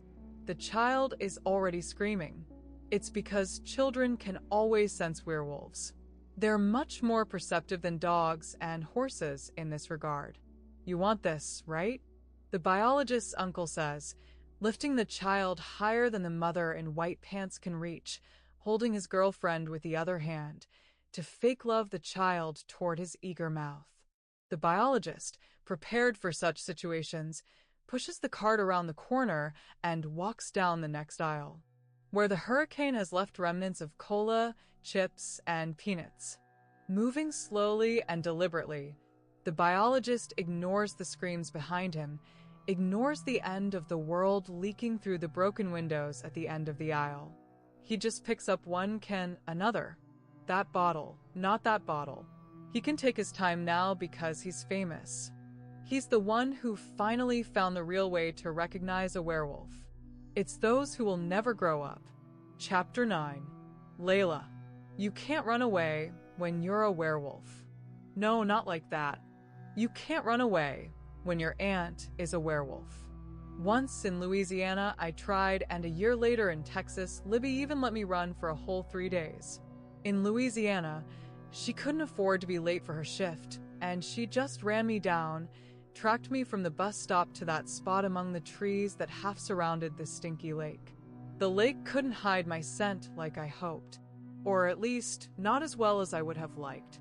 My plan, well, I didn't really have a plan. I just got off the bus and walked. Texas was different. I could leave, and I knew I could. This state was big enough to hide in, right? To just disappear. The first night, I ate all 3 cans of baked beans I stole from the trailer. It was cold. The campfire I tried to start wouldn't light, but it didn't matter. I was free. I did it. The Texas sky was huge and empty, and it could swallow me whole if I just closed my eyes and gave myself to it. The second day, I wandered by the payphone at the grocery store until someone left their van unlocked, and I grabbed half a can of Dr. Pepper left in the cup holder. That was my only haul of the day. Dr. Pepper was warm. On the third night, I finally curled up, hugged my knees, and cried. When I couldn't control my lips anymore, Libby appeared, about 40 feet away from me. When she stepped over my smoldering fire, I shoved her away and even tried to hit her, so she wouldn't hug me. I was 11 then. Everyone acts like an idiot at that age. By the time we got to Georgia, I was 14, and I found another way to escape: high school. Instead of going home, I enrolled in every class, leaving early for lessons and staying late for electives.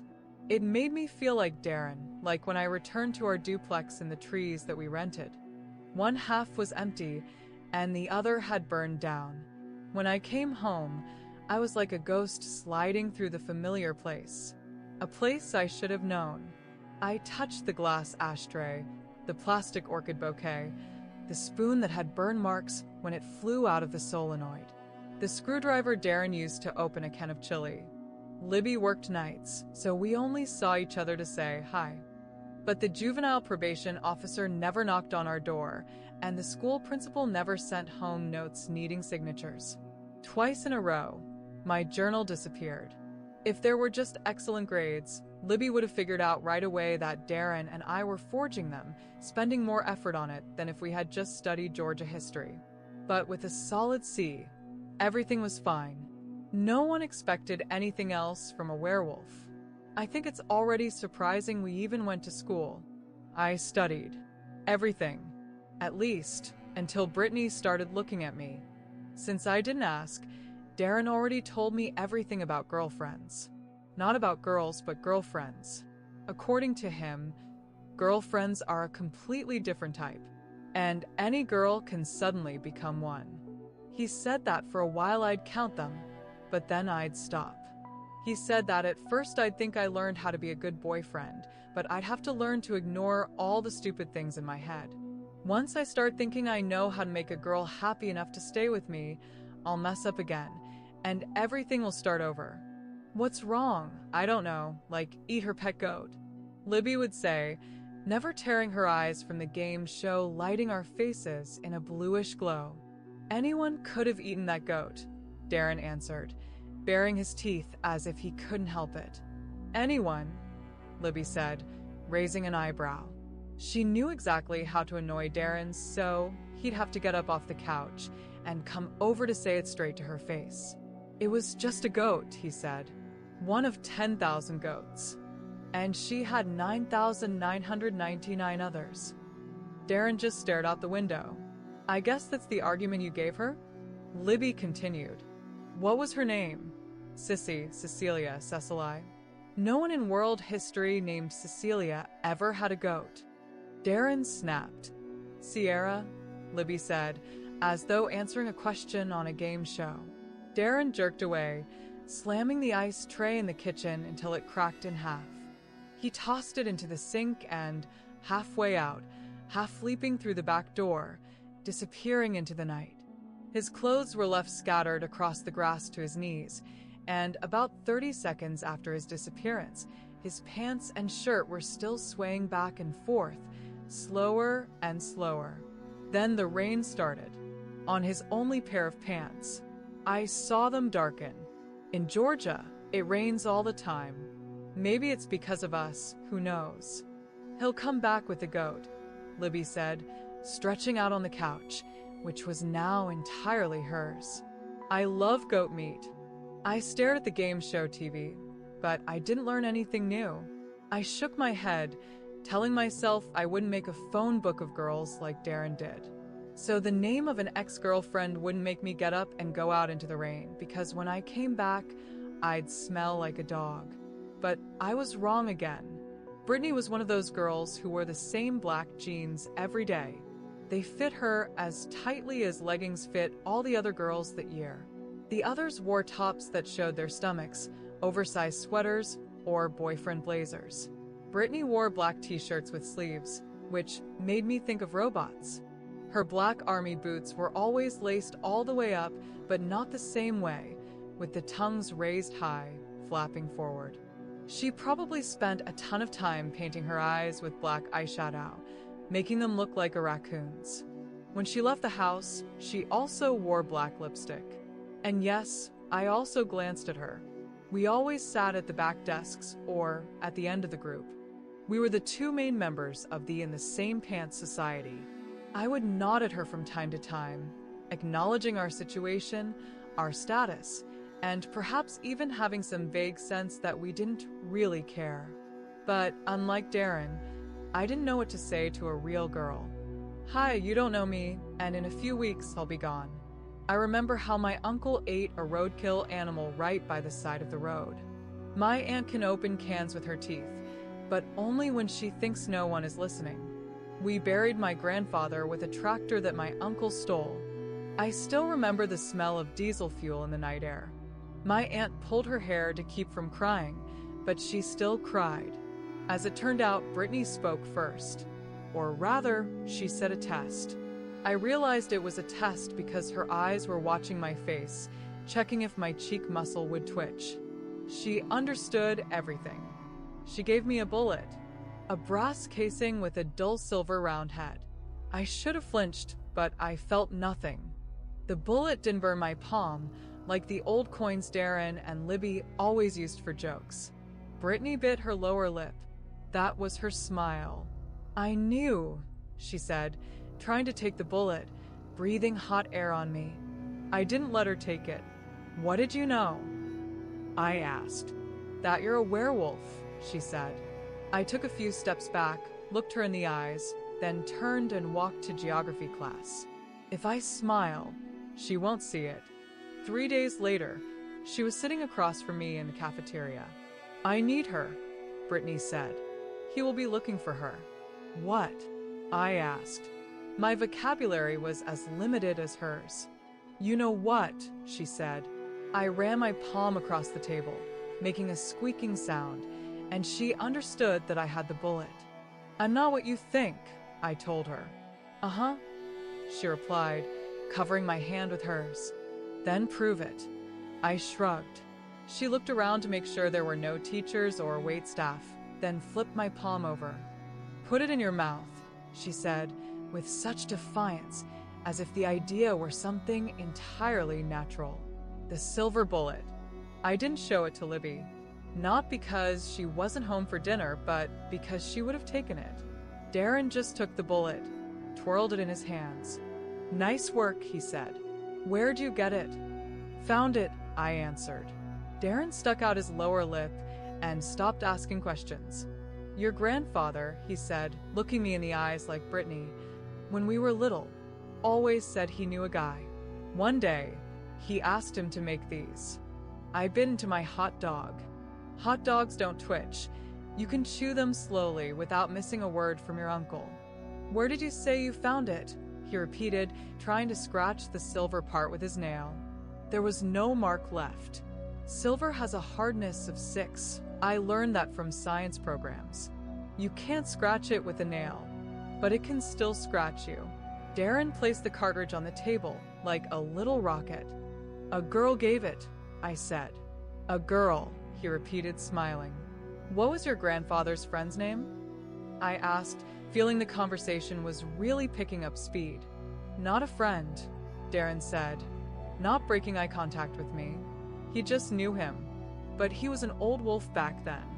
He made these kinds of things. Your grandfather had to buy a few for the job in Little Rock. I inserted because I was a good student. The old wolf is probably dead and buried now, Darren said. His head is probably decorating someone's fireplace. I wanted to shake my head. This is impossible. No werewolf. I didn't live in those parts, Darren continued, still looking at me. But witches probably aren't used to things like this, right? I didn't answer, still trying to process this silly homemade legend. I tried to imagine this ancient wolf melting silver somewhere run down, casting it into bullets, and putting them into brass casings weeks later, amid the sounds of a strange city around him. But why all this? What's her name? Darren asked, taking the bullet with his thumb and index finger and tapping it on the table as if checking whether it would catch fire. Cicely, I said, snatching the bullet before he could put it in his pocket and heading down the hall to finish my homework. I hadn't done anything in the past 2 evenings because I was mentally preparing for the meeting at the cafe, the conversation with Brittany. You want me to put it in my mouth, I repeated to make sure I understood correctly. If it doesn't burn you, she replied.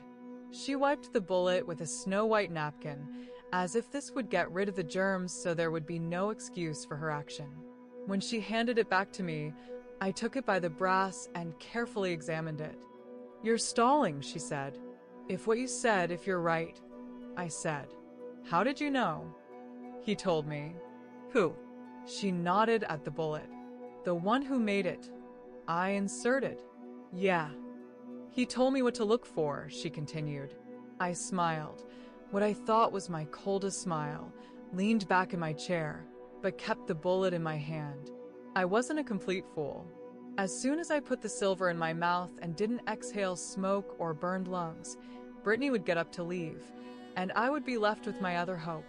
If Darren knew her name, he'd nod and say it was good, that her name was at the start of the alphabet, my alphabet.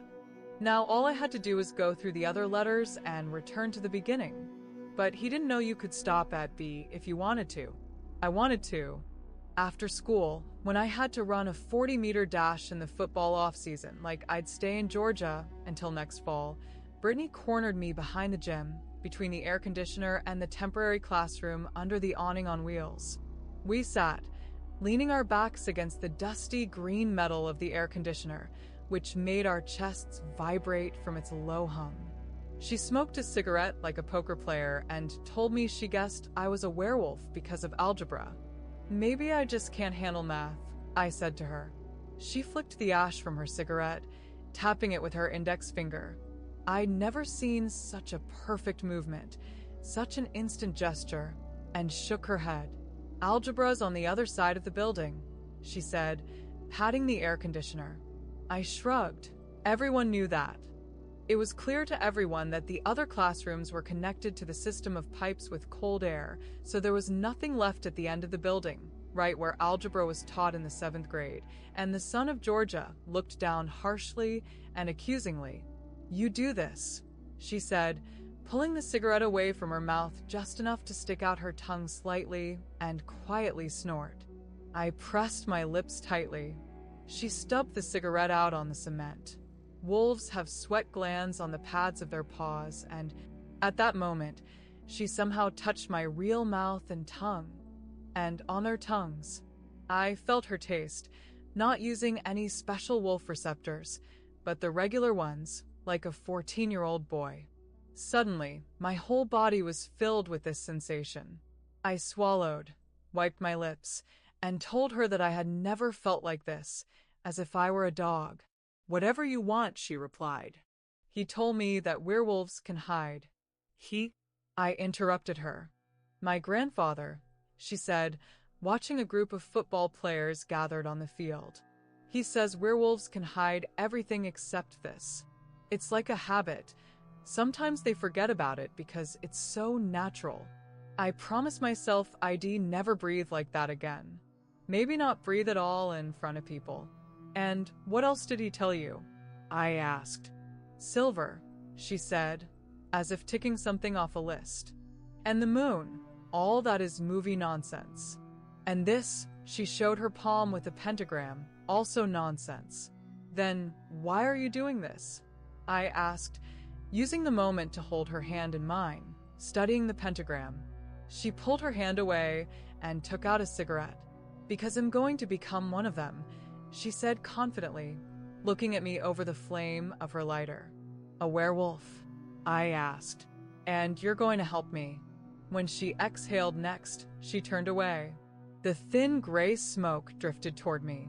Breaking my promise, I opened my mouth and tried its taste. I waited until Darren left for the night to ask Libby a question. I had to accidentally wake up early to catch her coming into the house with her hair down because after a whole night with a tight tail, her head hurt, and she had trouble falling asleep. "Everything's getting stranger and stranger," she said, brushing her hair from her eyes and pretending to still have the strength for conversation. Outside, our ambassador van was still coughing. It's so stupid when you can turn off the car, and it still tries to drive for a couple of minutes. Darren said it was because of the oxygen content at this altitude due to the microscopic amounts of krill and plankton in the air. Libby said it was because AMC cars were cursed. I believed Libby. That's why I came to her with this, not Darren. "Is the wolf's kiss real?" I asked, immediately and accidentally, as soon as I could. She didn't answer, instead carefully cracking 2 eggs into a frying pan and shaking it by the handle. "The wolf's kiss," she said. "Brittany told me about it. It's like when you..." I started, not knowing how to talk about it when she wasn't looking at me. "Take someone's skin into your mouth and then, change, and your teeth. And your teeth go into the skin like a bite," she said. "Only it's a different type of bite. A kiss, but with teeth. It's supposed to be safe that way," I said, "to bypass the problem. A coincidence. Like first human saliva. It protects gums from infection. Like colostrum." She shook the pan again. "Colostrum," she repeated. "First milk," I said, like in a science documentary. "Full of vitamins, antibiotics, proteins, and all that." She nodded and kept nodding. From what Darren told me, I knew that in our chemistry or hormones, something gives us lactose intolerance in the first few months of life. That's bad news for mammals, as they have to chew raw meat and spit it into their babies' mouths. Darren told me this while we were having a cup of vanilla ice cream, which we were supposed to eat together, but I didn't know that. There's always a source for werewolf myths. That source was right in front of me. Or maybe the source was me. I wanted to have lactose intolerance so badly. "Proteins," Libby repeated. "Is it true?" I asked. "About the wolf's kiss?" Libby shook the pan again and said, "Darren told me about that bullet." At those words, I felt emptiness in my pocket. Libby raised the bullet to shoulder level. "Maybe you shouldn't listen so much to this girl," she said. I didn't hear the rest because I left the kitchen. I didn't go to my room like usual. I went out the back door, like Darren. While Libby, judging by the sounds, fell asleep, I sat in the empty hallway of our duplex, throwing lit matches at the wall and watching them smolder on the carpet. I stamped out the ones I could reach without standing up. If the others caught fire, so be it, but none of them did. "Where does your grandfather know all this from?" We were sitting high up in the old gym. It was lunchtime, and you only carry your tray into this old gym if you're not planning to eat. The old gym is a place for conversations. Most of the lights had long since dimmed from 20 years of ball games, and the one left on the left side was covered in chewing gum. The balls that flew to the hot light melted and dripped down the metal grid, creating the look of a dying kaleidoscope. It was perfect. Brittany chewed on a carrot and didn't answer my question about her grandfather. Instead, she said she'd already tried everything. She rolled in the sand under the full moon's light. She drank from a wolf's track, not sure it was a wolf. Maybe she could become a Weimaraner. She tried drinking from rivers where wolves might pass, but it was unclear how far down the stream she needed to drink. She had a stomachache for 2 days from the water. She refused to go to the doctor, sure that it was her transformation. "And now there's you," she said. "And he didn't try those bullets on you, well, I asked. She just looked at the shiny gym floor, thinking. "My grandfather died," I said. "In Arkansas? Of illness?" I smiled, but she didn't see my smile until she lifted her eyes. "He wouldn't shoot me," she said. "He didn't even have a gun. He just sold bullets to collectors. He was the only one who made them in all sizes. Calibers," I corrected her. "Calibers." She spat out the word, and it immediately seemed silly and obvious. I was sitting very close to her.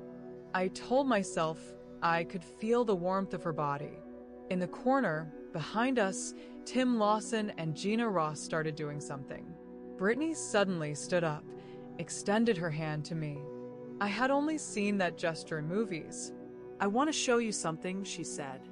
I followed her. Her hand was soft, strong, warm, and perfect. She led me behind the wooden seats, under the wooden seats, where galvanized metal supported the boards.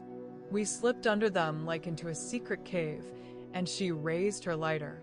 The flame flared up with the first turn of the wheel, and I looked around. At first, I thought it was just junk from fans, banners, and ribbons. But they were tights. They hung from above. Brittany was still holding my hand. I heard myself say, "The wolf's kiss." She let the lighter go out. 2 days later, the silver bullet appeared again. It was in the fridge on a cracked saucer next to the ketchup. It had her traces on it, as if it had been there for hours since Libby left. I could almost see her leaning down to place it there. Place it and gently nudge it right in the middle of the dish, slowly enough so it wouldn't tip over. Darren sat behind me, eating his cereal without milk. He didn't look in the fridge. The bullet was for me. I opened the door, examining the bullet. Its tip had been removed. I took it out as if searching for ketchup and held it in my palm. It chilled me, and I shuddered, thinking it burned me. But it was just cold. "Leave the door open," Darren said, referring to how long I'd been in the fridge. "Just like in Alaska." "As if you've ever been to Alaska," I said from behind the door. "I've been everywhere, kid," he replied, continuing to chew his cereal. I rolled the bullet in my hand, scraping off the frost. I looked at it from above, and the bullet had been cut off. Inside that silver tip, the metal turned dark, ordinary, like lead from a battery. Maybe it was a battery. The silver was on the outside, and the bullet itself was made of melted aluminum cans or chrome corners ground into powder. It wasn't a silver bullet. I stuffed it into my pocket and stood up. The door closed behind me. Darren sat at the tail, like a prairie dog, trying to watch TV from the living room. It was an ad like he liked, with guys falling into a pool. "Don't hang your tongue out like that," I told him. He looked at me with his mouth open. "What's up?" he said.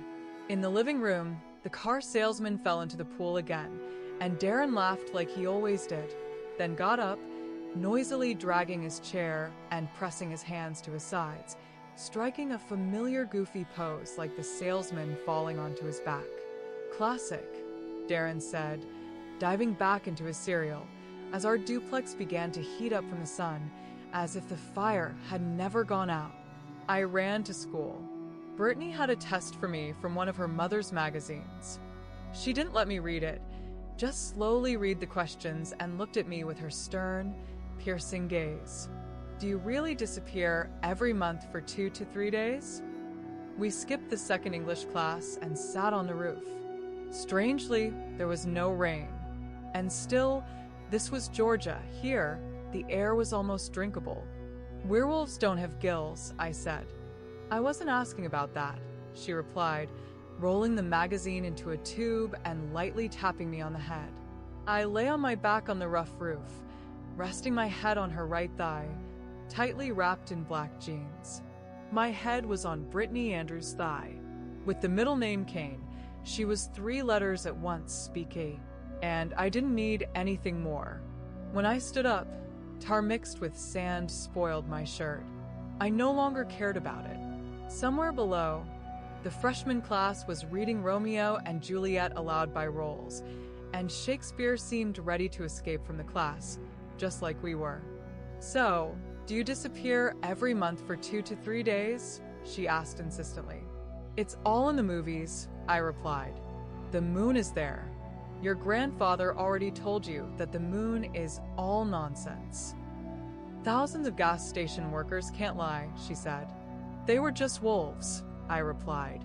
Since I hadn't shoved the silver bullet in my mouth, I could just pretend to be a werewolf, I told myself. I mean, it's all a made-up story. Pretending. If my answers were correct, it didn't matter. I wasn't giving anything away, I was just lucky. For the first time, I felt that way. When you give jewelry, is it gold and a gem, or silver? Werewolf jewelry is usually from vending machines for 25 cents, I told her. Sometimes it's a lollipop. She nudged me in the head with her elbow. No. She gently nudged my head with her elbow. Do dogs react badly to you? She asked. We can try, I said. Do you have a dog? She shook her head and squinted, as if the thought of getting a dog had never occurred to her. Are you a loner? She asked. We have cousins, I said, trying not to smile. You're answering wrong, she said. If this were a real test, I replied. Let's move on. Do you like hamburgers raw? Jeg liker ketchup I replid. On my hot dog. She hissed through her teeth and shook her head, as if jumping straight to the serious questions. Here. Do your eyebrows meet in the middle? I raised my eyebrows, trying to look up at them. Did I do it? I asked. No, she said disappointedly. What about your fingers? Your ring finger should be longer than the rest. I extended my hands. Why the long ring finger? I asked. So, you'll stay married longer or something? Just because, she said, looking for a question I could answer. The sun rose a few degrees. It seemed like an invisible giant baby was staring at us through a magnifying glass. Do you have a balcony at home? I asked. She looked down at me. We skipped school today. You're not supposed to read. Rise up, bright sun. Kill the jealous moon, I said into the magnifying glass, pressing the tips of my right fingers to my chest to show how serious and theatrical a real werewolf could be. She slapped me with the magazine again, then stopped and smiled mischievously. Oh, woe is me, she said, rummaging through her memory, trying to remember Juliet's words. For this is neither your hand, nor your foot, nor your face, nor any part of your body that belongs to a man. To the wolf, I said. That's exactly where she was going with this. You've got me there, she said, running her fingers through my hair. These are my words, I replied. After that, I didn't know how to explain to her who I was. Instead, I just laid my head in her lap and let her connect my eyebrows with a black pen. Stop sweating, she said, so close to my lips that the tips of her bangs tickled my face on both sides. I tried. After school. No. After the time we would have spent in school, if we weren't sitting on the roof. Her skin was red from the sun when we went to the gas station, like all the guys. Just a group of high schoolers. The glass door barely closed. Since we missed lunch, Brittany had only 79 cents left for a soda. We stuck 2 caramel sticks in a cup, hid them under ice, and poured syrup over them. If you add a little soda from the machine, you can fill the whole cup with syrup. She led me to meet her grandfather. Suddenly, Darren appeared in front of us. Kids, he said, as if he were the adult. This is my uncle, I told Brittany. He's a mechanic. A mechanic, Darren repeated, as if saying it out loud would make it memorable. Just a mechanic. Just like your nephew, Brittany said, pursing her lips to keep from smiling and giving us away. Yeah, we've got a big family of mechanics, Darren said. Nice buckle, Brittany remarked meaningfully, as she usually spoke to me. Darren looked at his buckle and smiled with the corner of his mouth, showing how many teeth he had. The buckle was twice the size of usual. The wolf on it was turquoise and ran from left to right, and the moon behind it was made of yellow resin, where usually a scorpion would be depicted. Darren wore it, confirming his call sign werewolf in the sky, as if that somehow proved to the other truckers that he was who he said he was. But in this random encounter, as I understood it, it said nothing about him. Here, he said, taking the cola for me to pay for it. I didn't know he had this ability. Then he waited a few times and looked at us, as if we were smarter than he thought. Outside, he offered to give us a ride. I looked around for his truck, parked by the pit or in the church parking lot, but it wasn't there. Oh, yeah, Darren said, looking around as if he hadn't thought about how he got here. Not finding the truck, he lifted the cup of cola, took a few steps back, and turned away, no longer looking back. He's leaving, just like you, Brittany said, taking the cup from me and feeling for the straw with her lips. Then she gave me the cup back, and I too found the straw with my lips. Vending kiss, she said, skipping a step. A block away, we were feeling the caramel sticks with our fingers through the ice. There was one downside to this kind of theft. You had to be far from the gas station before opening the lid, but by that time, you've already drunk all the liquid, and now you have to chew the caramel, with nothing to wash it down. Are you sure he's here? I asked about her house. He's always home, she said. What does your uncle do in the city? I hadn't thought about it, but I didn't forget to look around. There was nothing and no one there, but he wouldn't have been there. If Darren had ended up in Brittany's kitchen, meeting her grandfather, he would have whistled when he saw how old he was.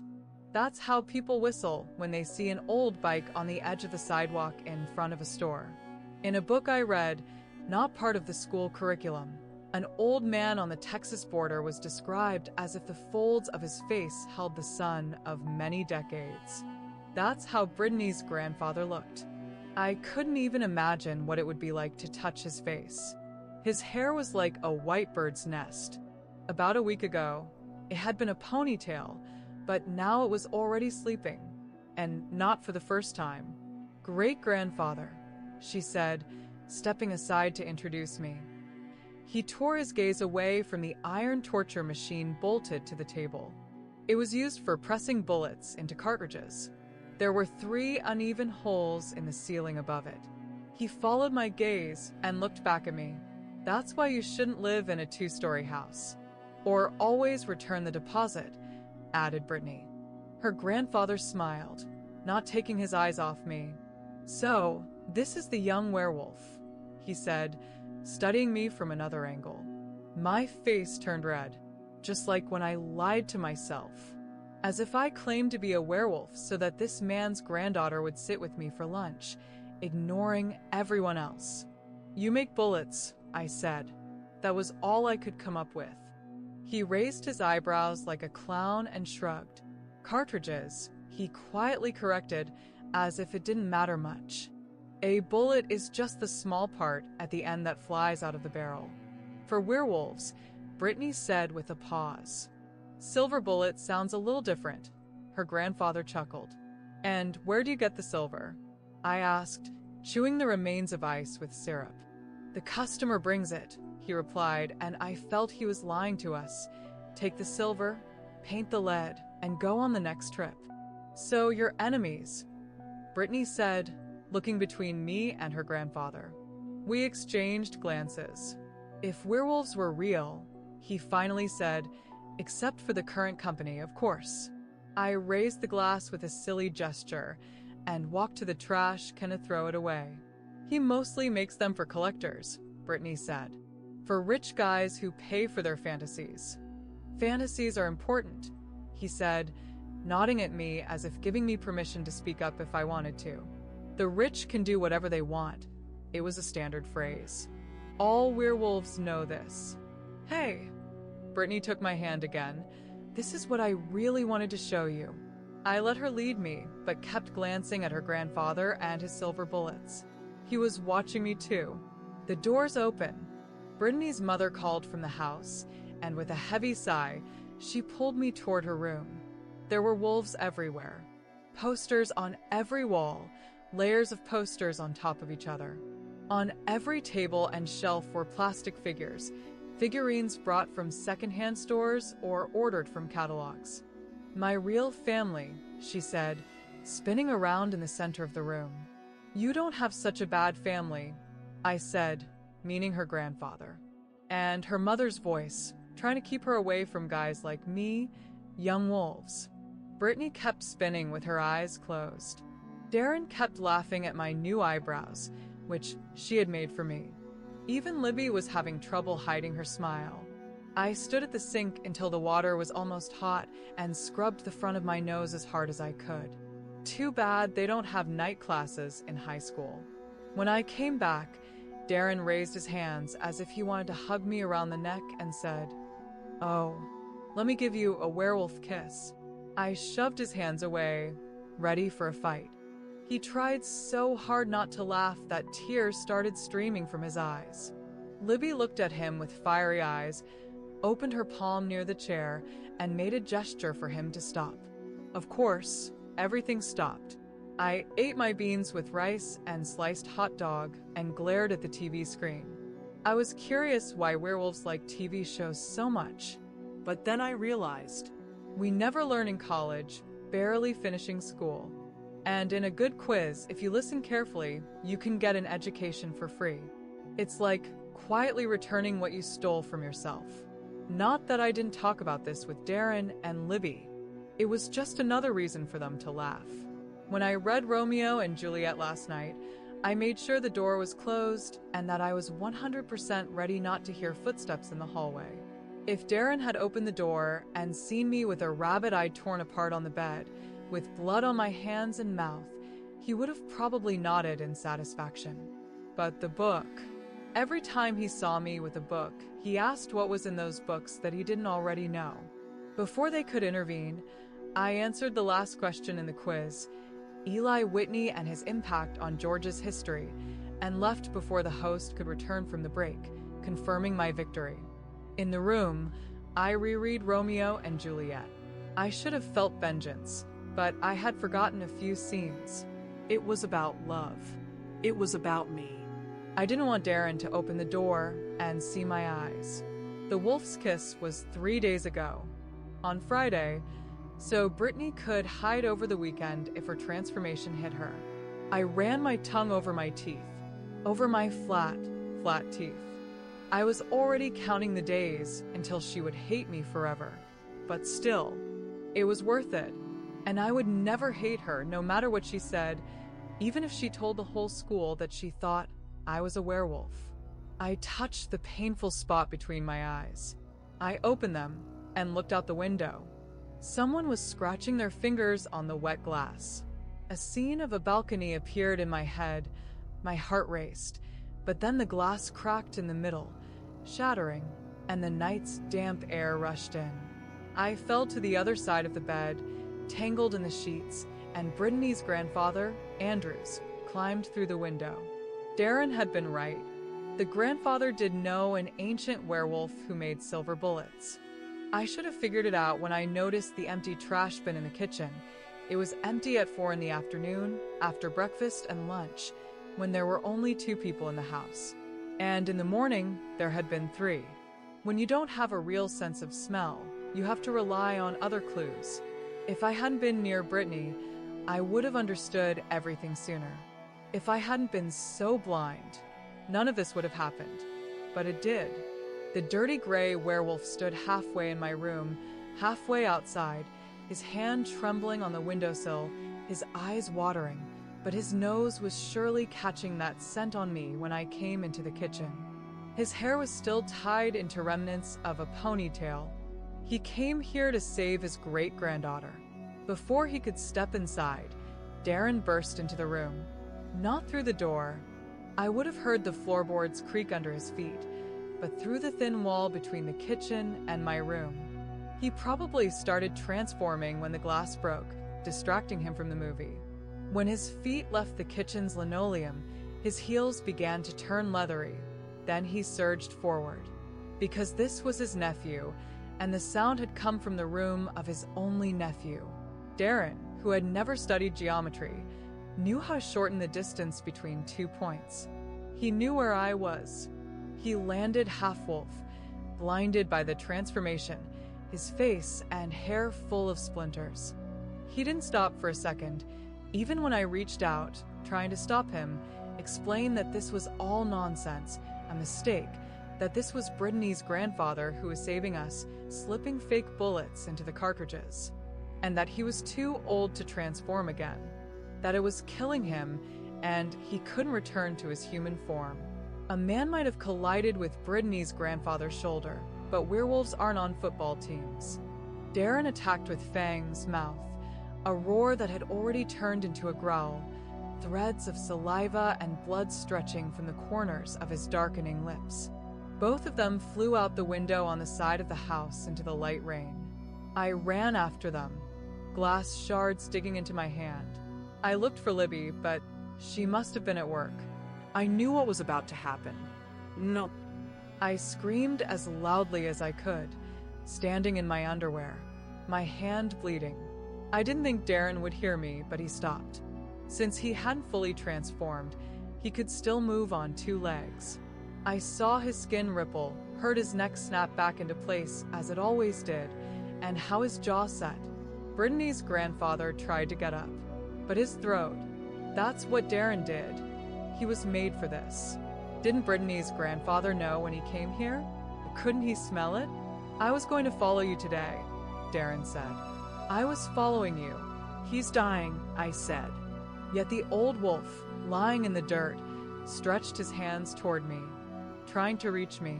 I don't think he wanted you to date his granddaughter, Darren said. I told him to shut up.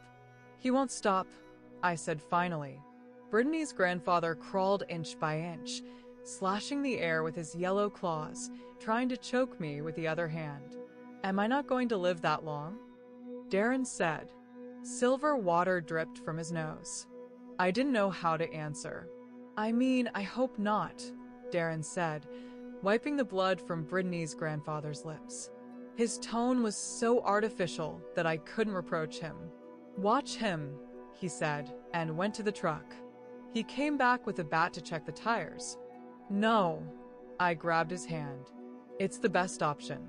Instead of forcing me to go with him, Darren yanked his hand away, breathing heavily, as he always did before something he didn't want to do. Say hi to my dad for me, he said, bringing the bat to the soft spot behind Brittany's grandfather's left ear. For a werewolf in its prime, it would have been an easy blow. For the old man, it would have meant a skull fracture. In the end, the skull cracked. A wet avalanche of bones rushed in, decades flooding into his mind, and they scattered. He rolled onto his side, and his left leg twitched. Thinking about it, Darren said, kneeling to finish what he started. Tell my dad to go to hell. He raised the bat again, and I looked away, but the sound, ears wouldn't save me. I lay there, wrapped in a sheet, turning away from the door when Libby opened it and peeked through the window to check what was happening outside in the headlights. The glass had been replaced with cardboard and tape. Are we leaving? She asked, as if it were just another fact out of many. I nodded, wrapped in the sheet. I cried all night. At 14. I cried for the old man I didn't even know. Let me sleep a little longer under the roof, she said, and closed the door. I didn't know what Darren had done with the body until we reached the bus stop at the end of our street. It turned out that Brittany's grandfather was too old and weak to return to his human form. This made Darren's task easier. He died as a wolf, and that's how he remained. Instead of dirtying his car with blood, his battery was dead anyway, and it would have needed a jump from another car. Darren took the old wolf farther away. He didn't throw him into the Georgia woods where coyotes or bears would tear him apart, but left him on the highway. The funeral he gave the old werewolf was on the yellow line, about 200 yards from the mailboxes, on the opposite side of where Libby was. Now Brittany's grandfather was a broken body on the road.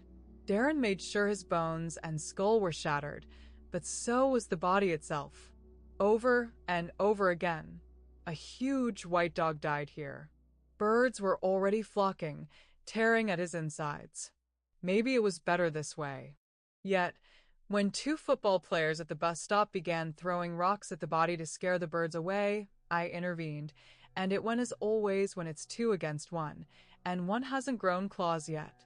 Brittany kicked everyone out of the girls' bathroom to wash my face. She had already been crying when I found her. While she wiped my scrapes with wet toilet paper and bandaged my hand, she told me about her grandfather. How he'd fried eggs with hot sauce for her and her mom. How this morning he wasn't home. How it happens with old people. They just go away, dying of hunger in a ditch or near the house. Maybe he was a werewolf, I said softly. That's not funny, she replied. He made silver bullets. See? She made me press a folded paper towel to my eye. Then she added, Don't listen. She entered one of the stalls, closed the door, and went to the bathroom. My heart was pounding like never before. During English class, she cried at the back of the room, her head covered by the hood of her black hoodie. But becoming invisible, as she wanted, wasn't working. Now, the whole football team called me accident victim. Yes, I swallowed it. And yes, I defended my lunch. The class was still reading Romeo and Juliet. The second football player had to read aloud, as though it was meant to be, as though I was supposed to understand what was happening. But I'm a guy, he said to Mr. Preston. Today, all the roles are being read by boys, Mr. Preston replied, emphasizing the word boys and waving his hand to continue the play. The football player shrugged, looked around at his teammates to show something was coming, and did as asked. He got up from behind the desk with a book in hand, knelt down right behind me, and said in a sweet voice, "Oh, accident victim, where are you?" I jumped up so suddenly that the desk bounced with me. It held me back a bit, giving Brittany a chance to dart out. In an instant, like a true werewolf, she attacked the football player, grabbed him by the back, bit his neck, and slashed his face with her black claws. My girl. We met in the old gym at lunch. All her books were in her backpack, meant to leave school with her. I planned to just leave my books in the locker since I didn't need them anymore. There was no one else here now. I was just thinking about him here, she said, intertwining her fingers with mine, and our hands were pressed to our sides. I love you, I said barely audibly. She rested her head on my shoulder. He didn't drink juice, didn't eat toast, or anything else, she said, burying her face in my chest. She couldn't continue. The football player she attacked was the quarterback, I was sure of it. He would fail his depth perception test for sure. I smiled, looking over Brittany's head, smoothing her long black hair that fell on her back. I think we're leaving, I said. Brittany nodded and sat down. He said the same thing to me, that we always leave, just like us. But it's because of Mom's work. He said that other than that, we're like werewolves. I won't forget you, I said. You will, she replied. Mom said so. I shook my head. No, I won't forget. She shrugged, glancing at the gym floor again. The only spittle-covered light bulb flickered above us. I could find him, she said, as if in a dream. She looked up at me. If I could use my nose like you. You wouldn't want that, I said. Instead of replying, she pushed her hair away from her neck, exposing her pale skin. You're my only chance, she said, hugging me with her other arm, pulling me even closer, even tighter, forever. Then, softer. I've already chosen my werewolf name. Your werewolf name? Layla, she said, as if revealing the greatest, most wonderful secret, stretching her neck to catch my attention. Layla was the Arab Juliet. We read that in English when we were still learning it. Layla, I said. Not too hard, she said, pushing her hair away again. I took a deep breath, exhaled, looked around to see if a teacher was nearby. This had happened before, and it was real, and brought my lips to her neck, opened my mouth, and brushed my teeth against her warm skin. When she let go of her hair, it softly fell onto my face like a silk curtain. My arms wrapped around her waist, pulling her closer, making her gasp, and I closed my eyes, praying to the god of werewolves that I wouldn't change, at least for another minute. Just a little longer, please. Chapter 10. There might be werewolves. After such a job, the mechanic needed a bit of chocolate ice cream with a trucker's edition. Uncle said that not every 9-year-old boy gets to work with big trucks. It took all morning. First, they had to remove the old handrail from the driver's door of Uncle's truck, an old Kenworth, with a white stripe that curved back under the windshield like the cheekbones of a robot. Then they installed a new one. 2 screws on top, 2 on the bottom. Uncle offered to help, but the mechanic decided to do it himself. All the while, the radio was playing in the cab. Since the handrail was so new and shiny, Uncle insisted on installing it by the window to keep an eye on it. He said anyone would want to steal it. No one could boast of a handrail like theirs. There had never been anything like it in trucking history. If they were strong enough, they could lift the whole truck by that handrail. The 4 screws were that strong. Instead of reminding Uncle about his age and what he could and couldn't do, the mechanic kept eating his ice cream. "Whoa," Uncle says, leaning forward in his chair, resting his hand on the table, watching the parking lot carefully. The mechanic looks out the window as well. A trucker steps out of his rig and walks past Uncle's mechanic's truck. He's looking, says Uncle, ready to jump out of the parking lot like a demon from a box. The trucker finishes tapping his cap against his thigh. "Of course," Uncle says disappointedly, leaning back in his chair. "Of course what?" the mechanic involuntarily asks. "He wants to steal it on the way back," Uncle whispers, after he gets his coffee. The trucker takes off his sunglasses as soon as he enters, then heads down the hallway toward the showers. "Just wait," says Uncle. His eyes narrow into slits. Uncle's t-shirt is defective. It was supposed to say Bar Wolf, but it says Bra Wolf. Around the word are teeth that look either like wolf teeth or shark teeth. Probably wolf teeth. The mechanic wears the t-shirt they give out at school. He's in Lobos. At rallies, the fans howl at the moon. "Is she watching?" Uncle asks about the waitress.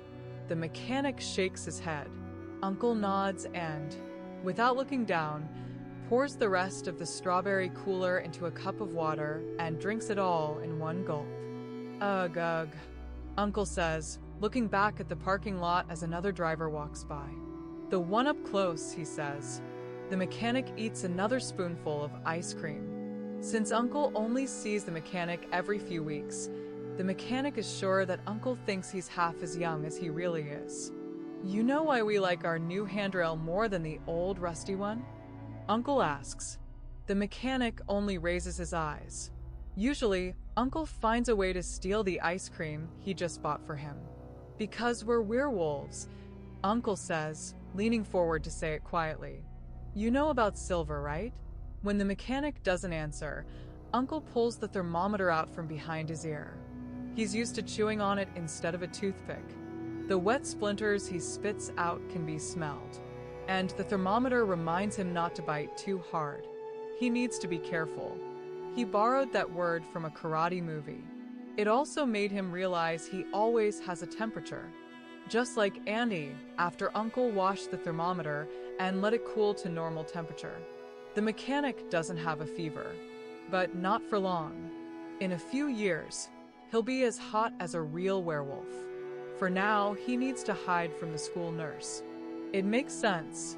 Silver kryptonite, the mechanic finally says, pointing at the mercury in the thermometer. Uncle nods, reaches for the mechanic's ice cream, and breaks off a piece, popping it into his mouth. "Usually," Uncle says, swallowing the ice cream, "back in the day when everyone said yes and you didn't just arrive in the world, but were born, back then no one wanted werewolves coming to dinner a second time." The mechanic slides his ice cream cup closer to the edge of the table.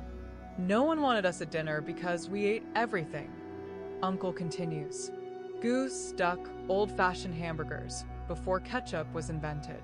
And everyone had to make faces when they ate them. Then we'd just leave after we ate. Back then, we didn't even need to hunt. We'd just go from house to house and ask people to feed us, and the law was that a hungry person must be fed. The country folk were polite, but they ran out of food. They starved. Didn't they have hot dogs? They had woolly mammoth hot dogs." The mechanic can't help but smile. Uncle nods. "But in the end, what happened was for the best. We forgot how to hunt, how to smell, listen, and see. We didn't need to drive the prey anymore. We just waited for scraps from the kitchen." The mechanic looks at his ice cream. It's also from the kitchen. Anyway, that's what people did with their houses. They started laying out pretty spoons, knives, and forks. Silver. And every time we reached for a silver spoon or knife to cut a piece of ham, it would burn us. And if we touched our lips with them, they'd burn our lips. Soon we stopped going from house to house. And what happened?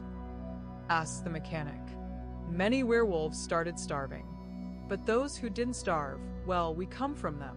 That's why we love shiny things. They make us think about what we can eat. Uncle finishes his bottle of strawberry cooler as if confirming his words, then snatches the ice cream cup from the mechanic and sucks up the rest. Let's go before someone steals it. Uncle nods toward the handrail, and they're almost at the exit when the first driver, the one with the dirty baseball cap, comes out of the shower. Hurry, says Uncle, glancing at the driver, trying not to laugh, and the mechanic plays along, running out with him. It's better than staying behind. Still there, says Uncle, hopping onto the running board with one foot, grabbing the shiny handrail. Then, to show how strong those screws are, how well the mechanic did his job, he pulls and tugs, finally bracing his feet against the door like in a cartoon, and one of his boot's nails scratches the red paint. The handrail doesn't budge, and the driver with the dirty hat is already standing nearby, looking at Uncle. If I were you, I'd save my strength, he says, stuffing chewing tobacco into his mouth, and bits of fibers fall from his mouth. Uncle, still holding onto the handrail, looks down at him, then checks where the mechanic is. I mean, you could start it by pushing it, the driver says, kicking the bumper so hard that flakes of rust fall off. Get in the truck, says Uncle to the mechanic, stepping off the running board, still holding onto the handrail with his right hand, almost as if for support. Werewolf? Asks the driver, leaning forward and spitting brown onto the worn tread of the front tire of Uncle's truck. Inside, quickly, Uncle says again. The hour of fun is over. The mechanic obeys, and the last thing he sees before Uncle leans in so low he can't be seen from the window on the other side is him biting the thermometer and silver mercury flowing down his chin along with blood. The mechanic shuts his eyes, knowing that people still don't want werewolves to come to their dinners. But they still come, he tells himself, to help Uncle. And they're hungrier than ever before. Chapter 11. Howling at the Moon. We didn't know how she always found us. Libby called her Darren's secret admirer. Darren liked that. Her love letters were bright and shiny. It all seemed like a big joke. It was our first time in South Carolina. Darren often went back and forth from Tulsa, just delivering various goods. He called it driving around the malls. Pallets of hoodies, boxes of electronics, seasonal items. He had signed up for insurance for the first time. It had someone else's name on it, but he paid the taxes. Since he was single and childless, he could work weekends, while other drivers avoided that. The company found it profitable to keep him around. Maybe he could even build a career. They gave him a shiny Peterbilt and as many baseball caps as he wanted. Darren agreed. Even werewolves understand that a good side job is important when you get it, and Libby understood too. She worked as a receptionist at a lube station on the highway out of town. Some of the bays were huge since giant trucks rumbled through them every minute. The pits under them stretched for miles. Since the trucks ran 24/7, auto repair was also open 24/7. Like Darren, Libby took night shifts when others preferred to be home. Because of this, I often stayed alone in the trailer. I went to school a little. I was still in 10th grade, but it was more like a place to go rather than being stuck tightening bolts in a dirty shop. I didn't mind going to cheer meetings, and the cafe became something of a tradition, but I knew I shouldn't let myself get attached. I didn't want a repeat of the situation with Brittany in Georgia. Or maybe now it was Layla. In South Carolina, it was easy enough to be a C student. One who doesn't attract attention, and for heavy jobs, social surveys, or history, a C student was just fine. Mr. Brennan, however, wouldn't let me skip English. He said he didn't want me to fail, that there was something about me that other students didn't have. Yeah, werewolf genes, I guess. But I never said that out loud. English was my 4th class. To escape, I decided to skip both that and my 5th class. Sorry, Mr. Brennan. Still, I worked hard. Since I didn't need to do homework at night, I could walk through the meadows and among the trees, spreading my arms so that the blades of grass tickled them. And since I wasn't home, that time I saw her first. Darren's secret admirer. She was sitting behind the wheel of another trailer, but it was definitely her. Who else would walk through the grass with a flashlight, jingling glass jars with screw-on lids hanging from her waist, and moving her long, chrome fingers? They weren't exactly like tweezers, more like pliers, but stiffer and yet delicate. She moved like a wading bird in shallow water, hunting frogs, so slowly that you could dull your gaze watching her. Soon, she would be walking through your dreams, which you'd see with your eyes open. And though her hair was always tied in a curly braid at the back of her head, when she lowered the flashlight into the jar to examine a sample, the light illuminated her face, and her hair shimmered like a halo around her head. It gave her the appearance of an angel or an alien. Since she was always looking at the grass, she didn't notice my silhouette, and I stood there, frozen with fear. The last time she found us was in Texas. I was in 5th grade, if I remember correctly. After Grandpa's death, we took a long trip from Arkansas to Florida, but it took almost 3 years to get back even that far. We drove from the East Coast to Texas or New Mexico, then back again, trying to outrun the cold. Darren called it yo-yo jumping.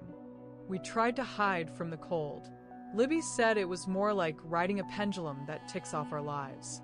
Pendulums and yo-yos weren't the real reason we were in Texas. We were in Texas because it bordered Arkansas. Wherever we were, whatever state we were in, Arkansas was the direction Libby looked when she thought no one was watching. Redhead was still there, or might have been. For her, just the chance was enough. Darren just pressed his lips together in a thin line, shook his head, even when Libby said that one day he would fall in love. What love? Darren said, taking a low boxer stance and swinging like a scythe. Dad never thought he'd get married either, Libby said, leaving any room she was in, and that was true. But this time, we left Texas not because of the secret admirer, but because I accidentally set our trailer on fire. According to Darren, we were leaving anyway in a couple of weeks. It happened because, a couple of weeks before the fire, the store clerk asked Darren if he wanted to buy another can of chili with the store's logo. Instead of looking at the clerk, Darren looked out the front window at me, waiting in our rusty Pontiac GTO, which was pretty hard. My hands were scratched since I had shoved them between the seats, trying to find money for that can of chili. All of Darren's actions at the counter, as he told me, were carefully calculated. Calculate everything by the minute, Libby always said.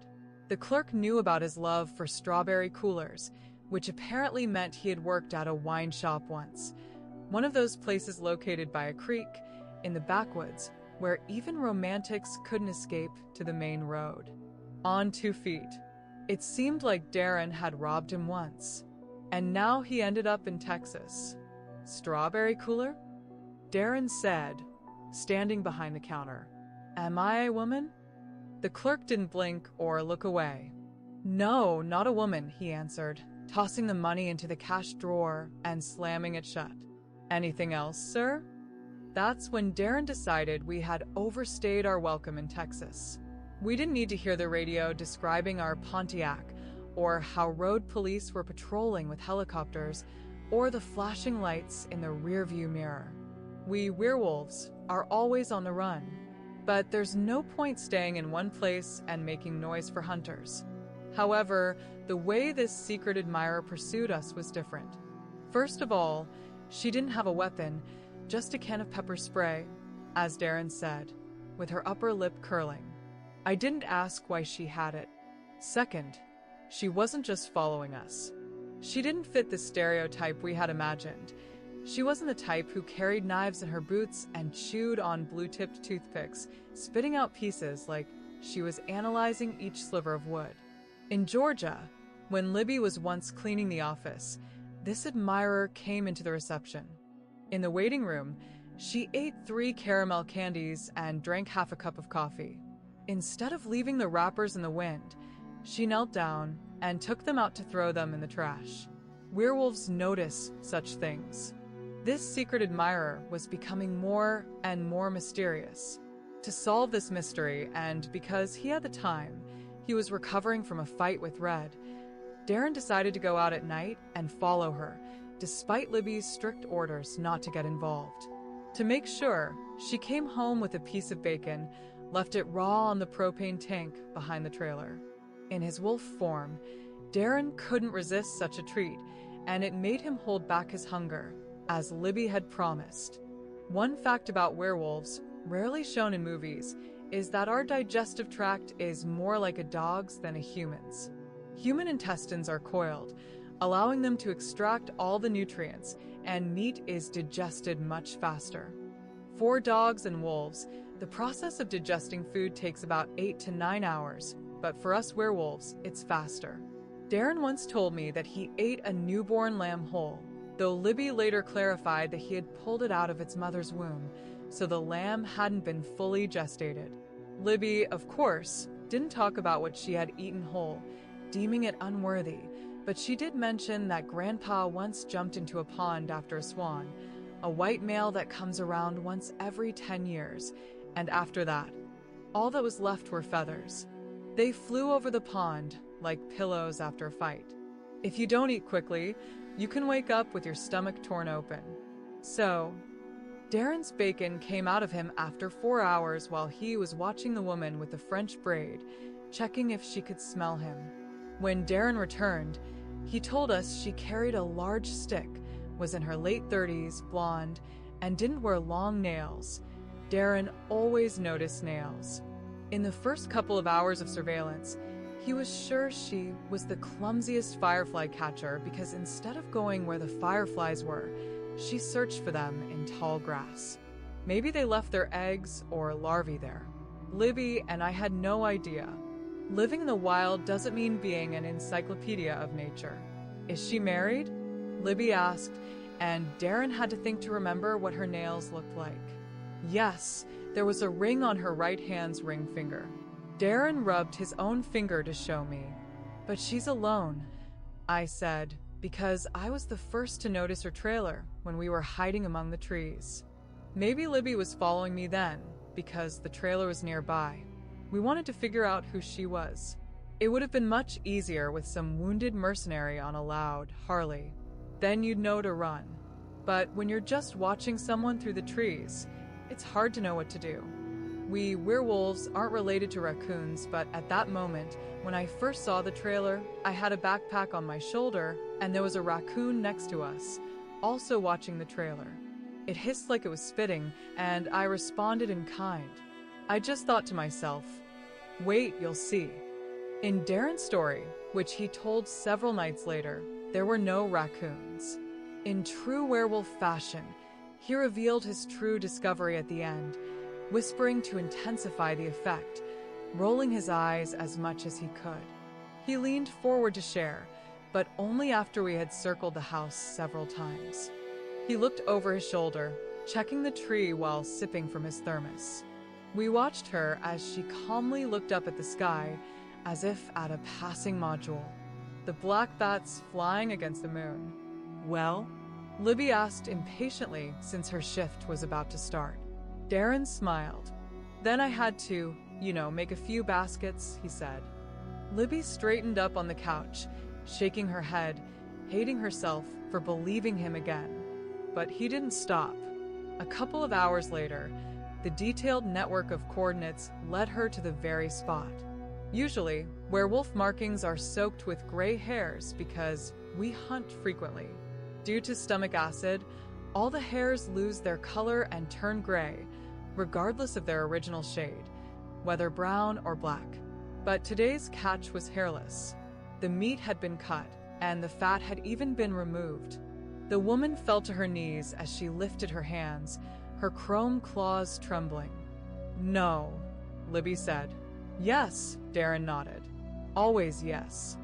She was a collector of markings, like those people who collect owl pellets to later cut them open. Only this one was hunting for bigger prey, as it turned out.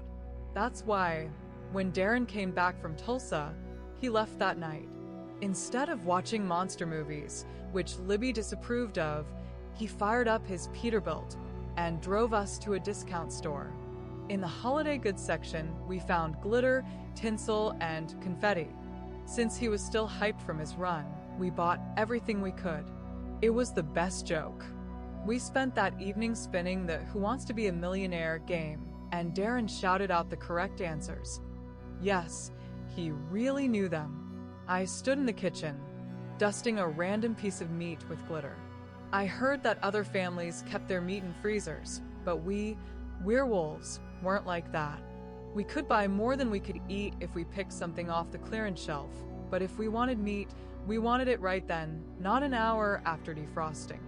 I don't want to see this, Darren said when I was done, laying the sparkling meat on the counter like a constellation.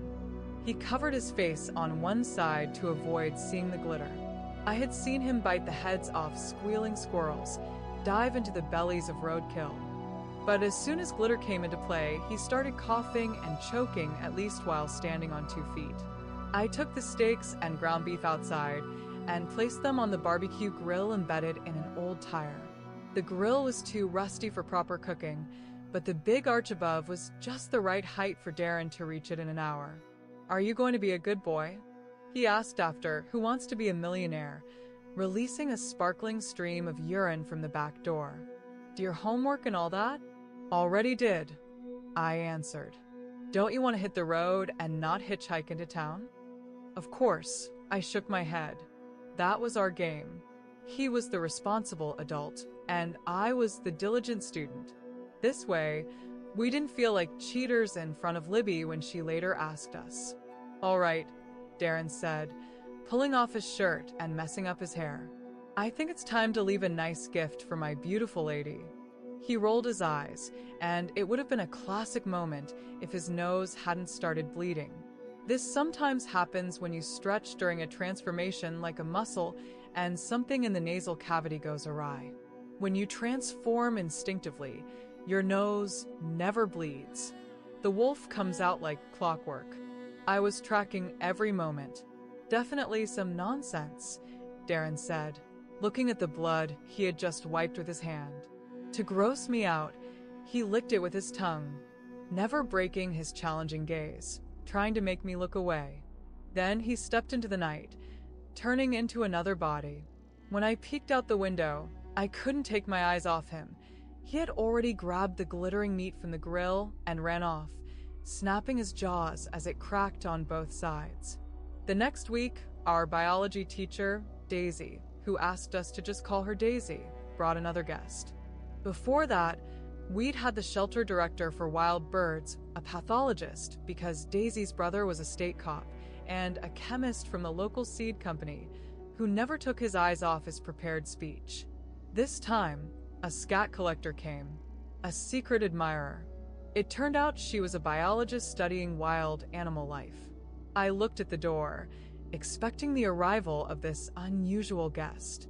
At one point, when I was thinking about what I could become, I decided to be a biologist. It would be a perfect excuse for running around the woods. That way, I could get a more accurate picture of wildlife than those who studied it scientifically. I could secretly use my nose to find animals. I'd become a star. But that didn't include taking samples to study my uncle's glittery scat. My uncle's secret admirer made all of us pause for a moment. "This glitter, is it for educational purposes?" Daisy asked, raising her hands like the politest periscope. If she weren't wearing a lab coat, I'd think she was just a high schooler. I didn't lift my gaze, but listened with my whole body. This was a special skill known only to werewolves and 14-year-olds. "I guess the one who left this sample learned to rummage through trash left by humans," the secret admirer said. "Like a bear in a national park. Like monkeys in Bangladesh or Costa Rica. Like someone had a party," Daisy said hopefully, smiling. "Someone often throws parties," the secret admirer said. It's not the first time I've encountered the scat of this particular animal. Who is it? One of the students asked. Good question, she said, starting a slideshow, which she paused to answer. It was like a children's book titled Who Poops in the Park that I'd seen hundreds of times at truck stops. The real question was, who is Darren? In the movies, werewolves are always much bigger than their human form. That's nonsense. There's a law of mass conservation. Anyway, after transforming, you always end up a few ounces lighter considering the calories you just spent. All that saliva you drop on the ground. A bear, right? Asked the same student with disgust in his voice. Correct, the diameter is about that size, the secret admirer said. But, click the next slide, I've encountered this type of scat in 3 states. Bears are more territorial. They find a spot they like and stay there. A panther? Daisy asked, probably no longer as sincere, because she wanted her students to be right. The size fits, the secret admirer said, tapping her pencil on her chin. But, and I've done this several times, the scat of a cougar or mountain lion is incredibly hard to find. Because they're cats? Another student said. Exactly, she confirmed, pointing her pencil at him like a magic wand, emphasizing that he was correct. They bury it, and it decomposes faster than I can dig it up. But does anyone here have dogs? She never goes outside, said one of the football players with the dullest tone, and everyone laughed. Correct, the secret admirer said. Dogs, let's say, are more likely to display their scat. So it's a dog, said the football player. This made most of the class, gathered around the sample, recoil. Dogs travel, she said, and sometimes they grow to these sizes. But I'm expecting a different answer from me. Her pencil pointed at me, not because of my blood, I think, and not because she recognized my silhouette. I was just the quietest. I was the one she could save, turn into a hero, right here in front of everyone. I looked up, finding myself in the spotlight. Mr. Tolbert? Daisy said. We always called her by her first name, and she called us by our last names. I never understood why. I swallowed. It felt like everyone heard the sound. Who has more dogs and can run across 3 states? Daisy said, waiting for me to finally say something. A wolf. I said. Exactly what I would have said, the secret admirer replied, and I even heard it despite the pounding of my heart. But we did the test. Do they have behavioral analysis maps? She asked Daisy. Not yet, Daisy replied. But the coroner already talked to them? So, is it a wolf or not? Asked the football player. Visually, the secret admirer began. Yes, it's a very large animal of the canid family. But the analysis contradicts that, and behavioral maps can't be fooled by just outward resemblance. Sometimes they give false positives, but only with higher primates and ferrets. So, it's a ferret? Daisy asked hopefully. Or a hyena? The football player asked. False positive for what? One of the students began, apparently just thinking out loud. Exactly, the secret admirer said, turning to everyone. Any guesses?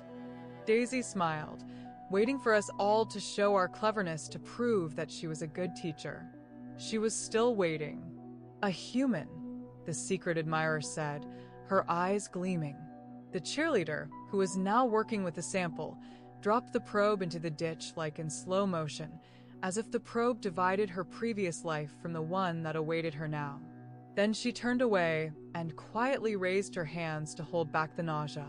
Amid the laughter, coughing, and gasping of the 10th graders and juniors who followed the cheerleader, I remember most how the secret admirer sat quietly in her chair, her hands on her knees. She looked straight at me. I should have smiled or pretended to be nauseous. I should have pretended I wasn't who I was. That's the main rule for werewolves. But I couldn't take my eyes off the silver glitter in the sample. The glitter that I had put there myself. The glitter the secret admirer could have found on the shelf in a discount store if she wanted to. 4 packs for $1. It was just a joke, one I couldn't laugh at anymore. That night, I snuck into the trailer of my secret admirer. It was parked right in the school parking lot. Werewolves are pretty good with locks and can easily slip through windows.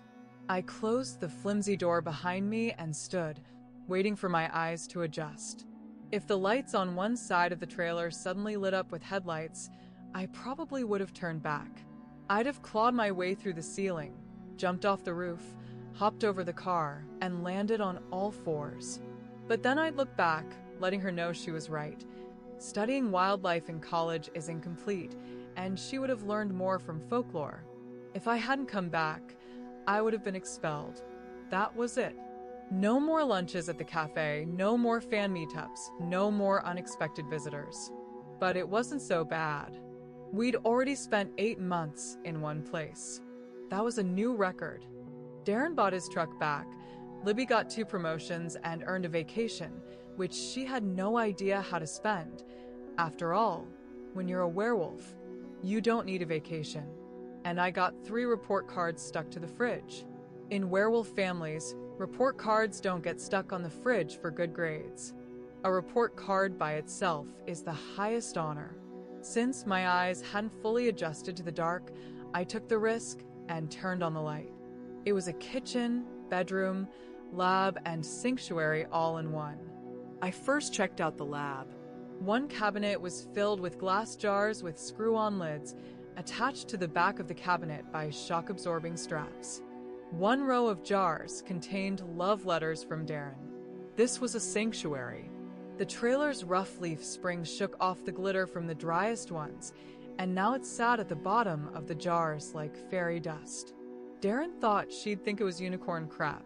I saw her find stuff like this twice. The flashlight beam reflected off the glitter and caught her attention. I still didn't know if it was funny or sad. I knew what I was supposed to do. Libby always told me to destroy all evidence, break the jars or take them outside and dump them in a ditch. But I had a shoebox full of important things. Secrets and dreams. Unicorn crap. I knew Libby herself would have burned the trailer, or Darren would have done it. We thought the secret admirer hid all this stuff to keep us from being exposed. It made her weird, but at the same time, funny. In Texas, we once followed her at night, driving behind her trailer, which was just sparkling with lights. She was headed to a cemetery. She got out with a jar and a scoop, only to return with just the scoop. I didn't know I was so special, Darren said. And then he started chewing glitter and confetti. You know, when you're on stage, you start decorating yourself. But now I realized what she was doing, what she thought she was doing. She was burying the dead. She knew what wolf scat looked like and how lab data could distinguish a human. She knew what had been eaten, what could have been eaten, and a few times she even guessed right. I reached for the jar to do what was supposed to be done, but stopped, feeling the smell that had now become natural to me. Not that I'd become a better sniffer, but the bedroom. It felt wrong, like an intrusion, like a real violation, but I still went in. It smelled like ice sap, like 1,000 nights of sleep. As soon as I entered the low door, I looked back at the wall, at what she had seen on the wall before falling asleep. There were newspaper clippings. There was an article about the angel from the federal highways in the South. Someone, probably a truck driver, secretly cared for the dead animals on the road. Not moose, alligators, bears, armadillos, or rabbits, but dogs and coyotes. A true werewolf in the heavens. It brought me back 4 years, to a memory of Darren, who once performed a matador in the living room. In his story, trucks played the role of bulls, and his job was to collect roadkill, balance on white stripes so the vans could pass by, inches from his nose. He'd drag the dead animals into the ditch, and now the angel on I-20 did the same.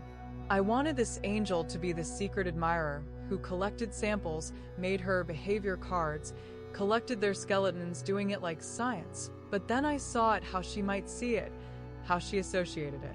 Not on the road, by the intersection, but somewhere in the tall grass, where her flashlight could see something that would gleam in the night.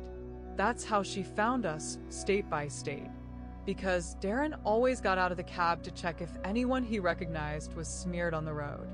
She just had to drive on and on until there were fewer and fewer roadkills left, and then she'd wander around in the tall grass, looking to see if she could catch a sparkle in the light of her flashlight. I turned from the wall to the bed, to her nightstand. Under the lamp was an old photo in a metal frame. In the weak light from the trailer's high beams, the photo turned into a negative. Someone on the road, like on the thousands of family pictures I'd seen in mobile homes across the Southeast. It wasn't a real store-bought photo. You couldn't tell who was there. You'd just catch someone's smile by a fence. It was simply a moment of midday, containing an entire life. I looked closer and had to tug the frame a bit closer to me, but it wouldn't budge. It was screwed in to withstand all the bumps and potholes the trailer went over. Then I approached from another angle. At first, I thought it was Daisy's brother, the one who came to talk to us and never took off his dark glasses, as if it was important that everyone thought of him as a robot without feelings. This photographer was a newbie, too cool to smile. It was him I recognized. Not by the glasses, not by his build, not by this matador mask, by the broad black belt, from which a pistol with an inlaid pearl handle with a silver Texas star stuck out. And thanks to him, we crossed half the country before hitting the ocean. A week later, Darren was home again, kicking the real coffee table with his boot. We were watching a black and white werewolf movie so loud the trailer walls were shaking. It was a classic film, like all the others, but we all went silent when the camera caught someone among the trees. We watched with wolf eyes. Darren was sure the director had to be a werewolf, since he filmed so authentically. How he circled the tree, instead of just walking past it. By the end of the movie, Darren drew a thick blue pentagram on his palm. Since I knew how it all worked, I jumped off the edge of the couch as soon as he looked at me. I was already sliding toward the kitchen, but he caught me, as always, licking his palm slowly and with pleasure, then pressing it firmly to my forehead, marking me. "You're like me now," he said in a werewolf movie voice. "That's not how it works," I replied, trying to wipe away the star. "They won't let me go to school with a tattoo like this." It was a lie, I was sure, but he believed it and helped me erase it, constantly looking back in case Libby returned, although she never came home that early. "You're so brave," I said to him. "You're a brown noser," he replied and rubbed harder. An hour later, when the trailer was still parked in the school parking lot, we were back in the dollar store, wandering around looking for funny things he could swallow. It was poisoning me. "I need the bathroom," I said, falling behind him. Darren barely noticed. He had already picked up Mardi Gras garlands, planning to take them apart and swallow a bead at a time, like a lethal dose. Since I didn't really need the bathroom, I slipped over to the toy aisle at the other end of the store and watched Darren through the crooked mirror. He was trying to read the warning on a box of watercolor paints. Not wanting to look suspicious, I grabbed a cowboy costume from the long rack to better examine the hanger itself. It was the same as in the trailer, with a hole for it. I swapped the cowboy one for a pirate one and stopped in front of a plastic werewolf mask that was staring at me. I left the pirate one. Darren was waiting at the register. "Did you grab anything?" he asked, looking at my hands. I shook my head. He had a rubber severed finger, holding it in place of a lost finger. "That's not going to help you eat it," I told him. In the parking lot, he broke it in half. It didn't look real anymore. Inside was gray foam. But jokes don't die. It was almost midnight when we returned to the trailer. "Will you tell me if she gets mad?" he said, unbuttoning his shirt and already pulling it off, standing on the chrome gas tank of his Peterbilt. "That would be cool," I said, stirring the minced meat on the counter, turning it into a mush. "I think Jeopardy just started," I added, glancing into the living room. He looked at me like I was crazy this late, but still, he had to stand there flipping channels, pressing the button harder as if that could make the game unfold from the bottom of the screen. This gave me enough time to pull the figurine set out of my pants. Werewolves can strip anything. If there was a camera in the store, if someone had seen me on the black and white screen, and it's always safe to assume someone will see, they would have seen a lanky 14-year-old delinquent taking a costume off the rack. But their attention would have been focused on only one costume, because who needs two identical ones, right? You've got one face, you need one mask. When I swapped the costume they noticed for the pirate one, the second one slid into my pants, where, since it cost $1, it wasn't even worth checking. I needed the silver star. It was real tin, almost like foil, but still not plastic. Plastic would have gotten stuck in Darren's guts. So, a badge. It was for the widow of a cop from Arkansas, as I now called her. Darren's secret admirer, our biologist studying wildlife. He could have caught me, screamed about what I'd shoved into the food, but not a werewolf. I kept flipping through the channels, sitting up later into the night, and finally stopped on a movie we had already watched. It was from the Full Moon Marathon broadcasting station. Before each commercial, there was a long, mournful howl, followed by words on the screen in bright yellow, urging us to howl at the moon in unison. Libby would definitely throw up from this. I kicked the coffee table. A few days later, the woman with the flashlight was heading to the cemetery again. I saw her now as if through a camera. She was clutching a jar to her chest, kneeling, digging a little hole, shaking the dirt into the jar, and telling her husband what had happened to him, what she had figured out over all these 3 years, and it was true. That more hides in the night than all his knowledge. And now she was smoothing out the dirt so the caretaker wouldn't notice, wouldn't dig up that star. Her hand was still resting on her husband's chest. I settled in more comfortably and turned up the volume. Chapter 12. The Year of the Wolf. Is this Wolfsbane? The hitchhiker asks, pointing out of the side window of his uncle's large truck. More buttercups, the hitchhiker's aunt replies, already tired of the game. She's also hitchhiking because her car broke down, and now she has to ride with her brother. But it could make you sick, the hitchhiker's uncle adds, shifting into a lower gear. Several miles ago, when the hitchhiker was almost 10, his uncle had placed him on his lap and let him steer the big wheel, even honking the horn 3 times. The hitchhiker's 4th grade teacher would never have allowed that, but Miss Carlin stayed in Alabama. The hitchhiker's aunt wrote her a note explaining that the hitchhiker hadn't skipped school, so not to worry, but they didn't stop by the school to hand over the note. Because of the tracks, the aunt said. Because of the breadcrumbs. Because they had been late on the rent twice, on the exact day their Monte Carlo broke down. It was a sign. It meant they needed to hit the road again. Werewolves can read the world like that, the hitchhiker's uncle explained. It's because of their heightened senses, their large ears and eyes. 3 hours ago, they crossed into Mississippi. Is this place safe? The hitchhiker's aunt asks, pulling him closer. All that's visible are billboards and pastures. The hitchhiker's uncle leans over the wheel. Wolfsbane only grows in the movies, he replies. Then, especially for the hitchhiker, want to know what the real poison for a werewolf is? The hitchhiker's aunt also watches closely. Mustard, the uncle whispers, pronouncing the deadly word. The hitchhiker tries to picture it, since he's eaten mustard. It makes him laugh and feel disgusted at the same time. Don't listen to him, the aunt tells the hitchhiker. Mustard's delicious. He doesn't believe her. He'll always hate mustard, he swears to himself. So where's this place? The aunt asks. Right here, the uncle replies. Soon they slow down, climbing a hill. The last time they ate was 10 hours ago, when the hitchhiker's uncle leads them into an overgrown peach orchard. He listens.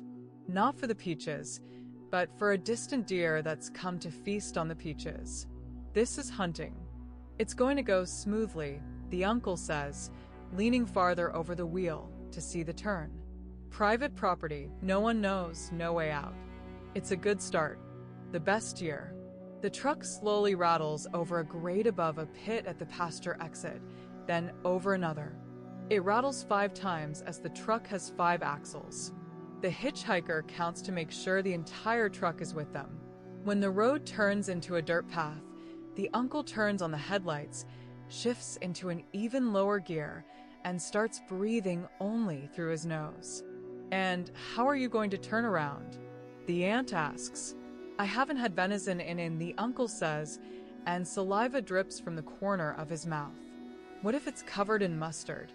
the hitchhiker asks, half hidden on his aunt's lap, knowing exactly what his uncle will do. This is part of the game, which, as he understands, he's already too old for but can't resist. The uncle shakes his head, eyes blazing, hand firmly pressing the horn, mouth twitching as though he's shouting about the mustard on the deer. Actually, it's 3 honks all blending into one. It's illegal in 99 counties, the uncle always says. The moon only hears one signal. "Here?" the aunt asks, pointing to the left side of the van. The hitchhiker's uncle answers. Rows of evenly spaced trees stretch into the distance, like soldiers on guard. The place is marked with an X, the uncle says. And when the hitchhiker reaches out to see what his uncle means, the uncle pulls his wet finger from his mouth and draws an X on the hitchhiker's forehead with saliva. Gross, the aunt says. "You're not going to spit on my head, right?" the uncle asks, tilting aside of the truck before the hitchhiker can respond. They leave the van idling with the headlights on. The hitchhiker runs between the cab and the trailer, stepping over flexible hoses. The aunt ducks under the trailer, holding her hair to keep it from being messed up by the weeds. It's almost dark now. The uncle sniffs the air. "Where are they?" he says, spreading and clenching his hands, as though this is some ancient werewolf trick for luring deer. "Maybe this isn't the place," the aunt says. "Aren't peach trees crooked? How many orchards can there be on one road?" The uncle replies. The hitchhiker steps into the tall grass and weeds, then jumps back when something golden and scaly bounces away, making an awful snorting sound. "Do you think we can eat this?" the hitchhiker's uncle asks. "Insects aren't harmful, right?" "We're not filthy," the hitchhiker's aunt replies, approaching the trees. "These aren't peaches. This is a nut," she says, reaching the first tree. Pecan, right? The hitchhiker's uncle reaches for a branch, shakes it. Black fruits fall down. A thicket of pecans. The uncle and aunt exchange looks. "This is food," the uncle says, sitting down and picking up a pecan, inspecting it carefully. "Well, kind of." He cracks the pecan, which looks like a big wooden seed. "They gave us these in school," the hitchhiker says. "Those were walnuts," the aunt replies. "Aren't they the same?" the uncle asks. When he opens his fist, the pecan cracks with a sound like a gunshot. Inside, it's also wood-colored. The uncle hands it to the aunt. She brushes off the imaginary dust and cracks it in half. After chewing for a few seconds, she nods. The hitchhiker's uncle eats 1, then 2, and then smiles. And so begins the mass destruction of pecans. The hitchhiker and the aunt hold the uncle's shirt like a towel, while the uncle shakes large branches until the shirt gets too heavy to hold. When enough pecans are gathered to eat 10 times over, they settle down to eat. The hitchhiker prefers neatly opened halves rather than cracked ones, so he eats only 1 pecan out of 5. Since his hands aren't yet strong enough, he can't open them as quickly as his aunt and uncle. Then, when the uncle finds a hornet's nest, it no longer matters. He kicks the hitchhiker, and it flies into the trees, while the uncle gets stung on the neck and shoulder. The hitchhiker eats his 6th pecan in life, when suddenly he hears a sound that doesn't belong to food. It's his uncle, spitting out the remains of the 13th or 14th pecan from his mouth, like large wood chips. "What?" the aunt asks, and at that moment, the hitchhiker's uncle drops to his knees, clutching his stomach. Then he falls sideways, starting to groan, his shoulders trembling. The hitchhiker's aunt reaches out to keep him in place. Before she can say anything, she too is overtaken. Pecans. They ate too quickly and too much. The hitchhiker drops the pecan he was trying to crack and stands in the sunset, watching as his aunt and uncle lie on the ground, slowly moving their legs, faces contorted, eyes full of tears. And his uncle is already starting to transform, because that's natural. For self-defense. Run, the hitchhiker's aunt says, pushing him. And when she says that, her mouth fills with new teeth, her eyes cloud, changing color. The hitchhiker drops into the grass, then continues falling down the road to the trailer, climbs into the cab, and slams the door shut, quickly rolling up the window. He sits in the middle seat, which his uncle calls the den, and grabs the intercom. The hitchhiker wraps the spiral cord around his wrist, just like his uncle. Then, as he was taught, he opens his mouth for a second before bringing the microphone to his lips.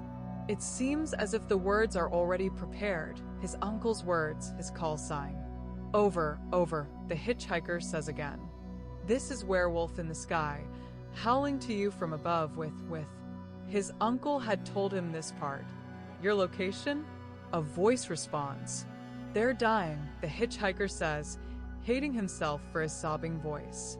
Where are you, son? Another voice asks, and the hitchhiker looks around, at the rows of trees, the broken fence, the windmill.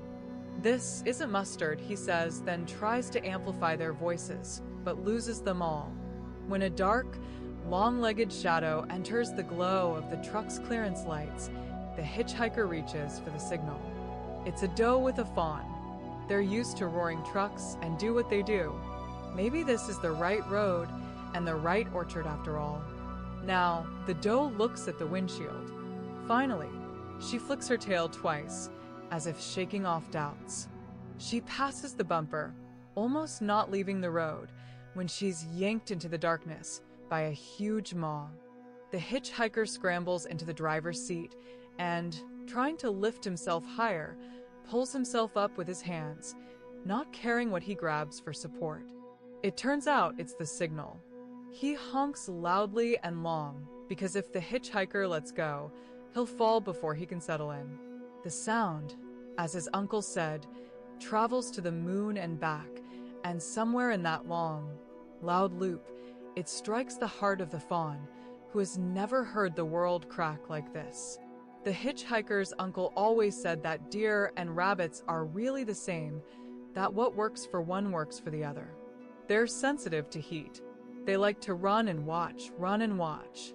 Their hearts stop instantly from the slightest cause. That must be true.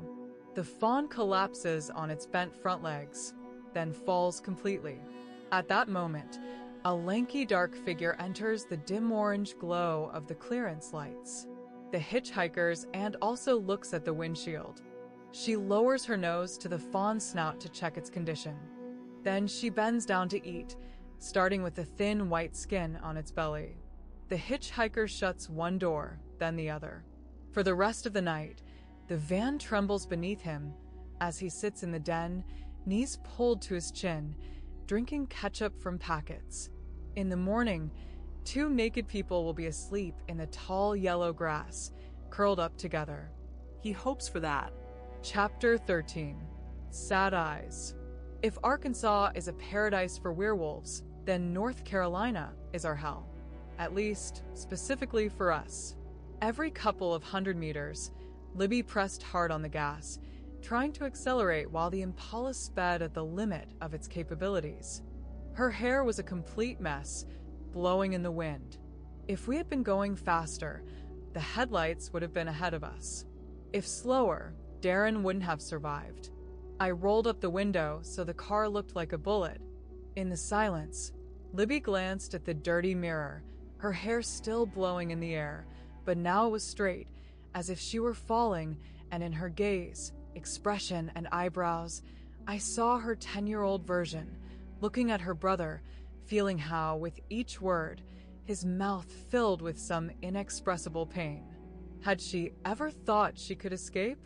leave everything as it was, live like others in the ordinary world. But Grandpa had told her the truth. When you're a child, the truth doesn't matter. It all depends on what you believe, how much you want it. For Darren, his first transformation was the embodiment of a dream. For Libby, it was the beginning of a nightmare. She had to witness what happened to her brother. Was my mother the one who held them back with a mop until Grandpa arrived? Or did Libby herself make the decision so that at least one of them could fulfill their dream? I didn't need to ask. I saw it every time she looked at me. Libby entered this nightmare to prevent her sister from falling into it. For 15 years, I behaved as though Libby were my mother because they looked alike as two peas in a pod. I thought she did too. She tried to make my mom grow up normal. She hoped for it. And if not her, then me. All I wanted was to betray her. Become like Darren, the one who stayed far behind us. In prison. Not in a pond. Not in a barrel. Not for a can of strawberry cooler that he always stole from mini-marts. For grave robberies. For cannibalism. Grandpa said that Darren, Libby, and other werewolves of their generation were born too late. They lacked what he called the grave day. Later, Darren said that the old man was just trying to disgust me, turning me into the boy version of Little Red Riding Hood, too scared to leave the safe path. He was probably right. But still, Grandpa was really a hunter. He could bring down any creature that decided to stand against him here in the woods, bring it down, tear its tendons, rip its throat, bathe in its blood. That's how I knew him. But there was another side. The grandpa who was shot at with shotguns by farmers from all 5 counties. The one everyone pushed away from people. The one who knew what real revenge was. When he was a young wolf, the burial rites were completely different. People of Libby's, Darren's, and my generation were buried differently. First, all the blood was drained. Then medical antifreeze was poured in, lips and eyes were sealed, nails painted, and the hair was sprayed with so much styling product that it looked like protective helmets. No worm could get to it. After the coffin was sealed, it was placed in a cement container. If you dug one up after 10 or 20 years, it would remain the same, touching it to see how mom or brother had changed. But it used to be different. People used to be buried in pine coffins or just in bags, or right in their clothes, quickly buried in the ground. Werewolves aren't proud. If we were, would have gone extinct centuries ago. Grandpa's story, which he never would have told me if Libby hadn't been at work sewing seed bags, was about how, on one specific Sunday, he went to church like any regular parishioner, not even touching the silver in the offering plate. It was all a test for him, and the rest of the parishioners expected him to fail. When everyone went out for the Sunday picnic, he hid in the attic among old church books, the pages of which had drawings of naked people. Grandpa read them, hummed songs under his breath, and added sharp teeth and ears to these people.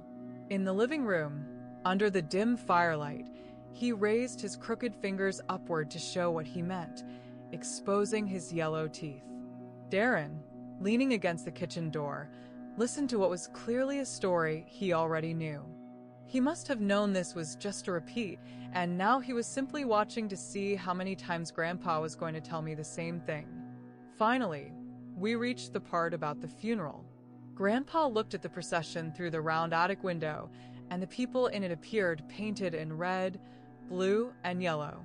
As they walked down the uneven road, the glass distorted their shapes as if they were melting. That night, when the church emptied, a wolf descended from the shadows, its lips lifted, baring its teeth. Grandpa crept down the main aisle toward the altar, and a growl grew in his chest. But no Bible caught fire, no statues shed bloody tears. The only reason he didn't raise his leg on the pulpit was because he had spent 2 days and nights without water, although he said he hadn't stopped trying. And this part of the story made Darren nearly jump to listen further. Grandpa couldn't escape the church, all because of the door handles. "Always wait until you're outside," he told me, to which Darren nodded. Grandpa didn't want to draw attention by smashing a window at night, so he turned back into his human form, though it was 5 times more painful due to the rapid return of all his bones to their places. He imagined all the parishioners sitting in the pews, watching him. Then, he stood up, naked, and headed for the door, stepping out onto the cemetery where the gravestones faintly glowed under the moonlight. He wanted me to remember one thing. He hadn't bitten anything in 2 days. And these were still the grave days, the days when people, instead of protecting their homes, guarded their dead. Darren absorbed every word. However, none of us repeated the story when, with the last drops of gasoline, we reached the coast. At least I didn't. I wasn't even sure if Libby knew about it. We thought about how far we had gone. North Carolina felt like a foreign place to us. I expected to see snow, moose, maybe a polar owl with yellow eyes. But instead, I encountered damp air, clouds of mosquitoes, rusty trucks, and decrepit motels on every corner. "Is this still Carolina?" Libby asked. At the first stop, Darren got out of the Impala and surveyed the gas station. He slowly tapped the car's roof, seemingly pondering, trying to figure out what kind of place we had visited. The plan was simple. Wait for a camper van with a family to arrive so they would go to the restroom and Daddy would fill up the car and park it next to the trucks. This meant they would go to the restaurant, order food, and the kitchen would have it ready in about 20 minutes. After that, they'd eat for another half an hour and then check into their motel room, which would be cramped. We had plenty of time. All the vans, these big white boxes on wheels, were so easy to crack open. The parking lot next to the trucks seemed perfect. It looked like a good job. These long trailers were just walls between the roadside cafe windows and the 15-year-old werewolf, who just needed a few minutes alone with this door, with this window. Truck drivers, as usual, were inside, resting or sleeping. We decided to take advantage of the situation and grab food, clothes, and cash. We hoped to find enough money to fill up the Impala. In the end, we did find money, as well as for a motel room. Darren filled his shirt with cans of chili from his favorite brand. He emptied them in front of the seat, then drove the car to the pump, sliding his soul along the cement, and we all looked at the Grand Marquis that pulled up and directed its headlights at the guy standing slightly aside from his mother. Darren immediately realized they were werewolves, even before they managed to park. By how heavily their Grand Marquis sat on the springs, by the faded cardboard on the back dashboard, and by the hungry look in their eyes. We waited for all 4 of them to get out of the car. They were all women, one of them older. Maybe a mother with daughters? Libby rolled down the window to smell them. "Do we know them?" Darren asked. Libby shook her head in response. These were the first of our kind I had ever seen in my life. That night in the motel, we all knew the answers to our questions. But not because we were smart.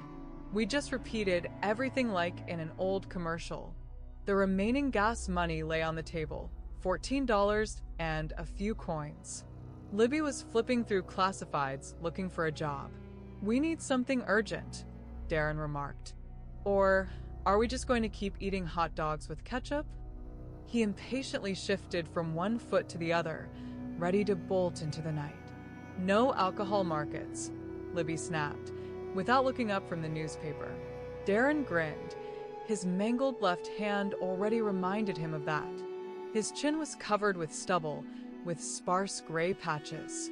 He hadn't shaved in a week, and I knew why. It was because of Brittany's grandpa and what had happened to him. Several months had passed since that night, but Darren hadn't forgotten. A week on 2 feet was too long. And expensive. We barely scraped together enough money for gas because we ate on the go, taking food from the refrigerators at gas stations. Darren still hadn't managed to catch any game in the thicket. When you're a werewolf, the world is against you. It's as if it doesn't want to give us a chance to live normally, like regular people. Darren sat down, opened the phone book, flipped through a few pages and stopped. "Laundromat," he mumbled, almost asking for permission from Libby. It wasn't about clothes. We had plenty after we raided that trailer. The important thing was to find a bulletin board. They were always in laundromats. People leave ads for temporary jobs. Move boxes, dig a ditch, fix a fence. All kinds of things. Darren knew how it worked. He grew up with side jobs like that. His last job ended with him getting fired. He'd done too well. He was planning to leave in the evening because the motel phone was available to us only until 11 in the morning. Normally, he would just call, leave a message, and wait for a response. We could have used the phone booth at the gas station, but breaking it was a surefire way to attract the police. "Okay, go ahead," Libby said, letting him go. No need to repeat herself. "I'll be a good boy," Darren smirked, touching the brim of his baseball cap. And the only reason that 2 hours later Libby and I were racing south at 120 miles per hour was that Darren, having written down the motel phone number on his wrist, forgot to grab the room key. To the police, he was just a lonely guy passing through. That was all that could save him. That and the bear. We only learned the end of the story in the morning. Darren got caught just like he predicted. He went to where, according to the phone book, the first 24-hour laundromat was located. He jingled some coins in his pocket, in case he needed an alibi. In the first laundromat, the bulletin board had an old card offering to clean the gutters for a modest fee. Darren took it. In the second, there were only ads for lawnmowers, microloans, and barbershop services. Darren ran his finger over the phone numbers until the scent caught his attention. The smell of other werewolves. They were here. Darren followed the scent. A woman was standing by one of the washing machines. He sniffed the coin slot, pretending to check the scent of the detergent. The woman continued loading bed linens into the dryer, as if trying to hide something. Darren inhaled. Odd. If you're a thief, hunting for food and gas, wouldn't you not care about laundry? If there's blood on your shirt, no machine will clean it. He pretended it didn't concern him and walked out. In his pocket was the card for the job, and he didn't want to lose it, so he folded it and tucked it between the bricks. But the scent hit him again, like an invisible line in the air. They were going there too, and not on 2 feet.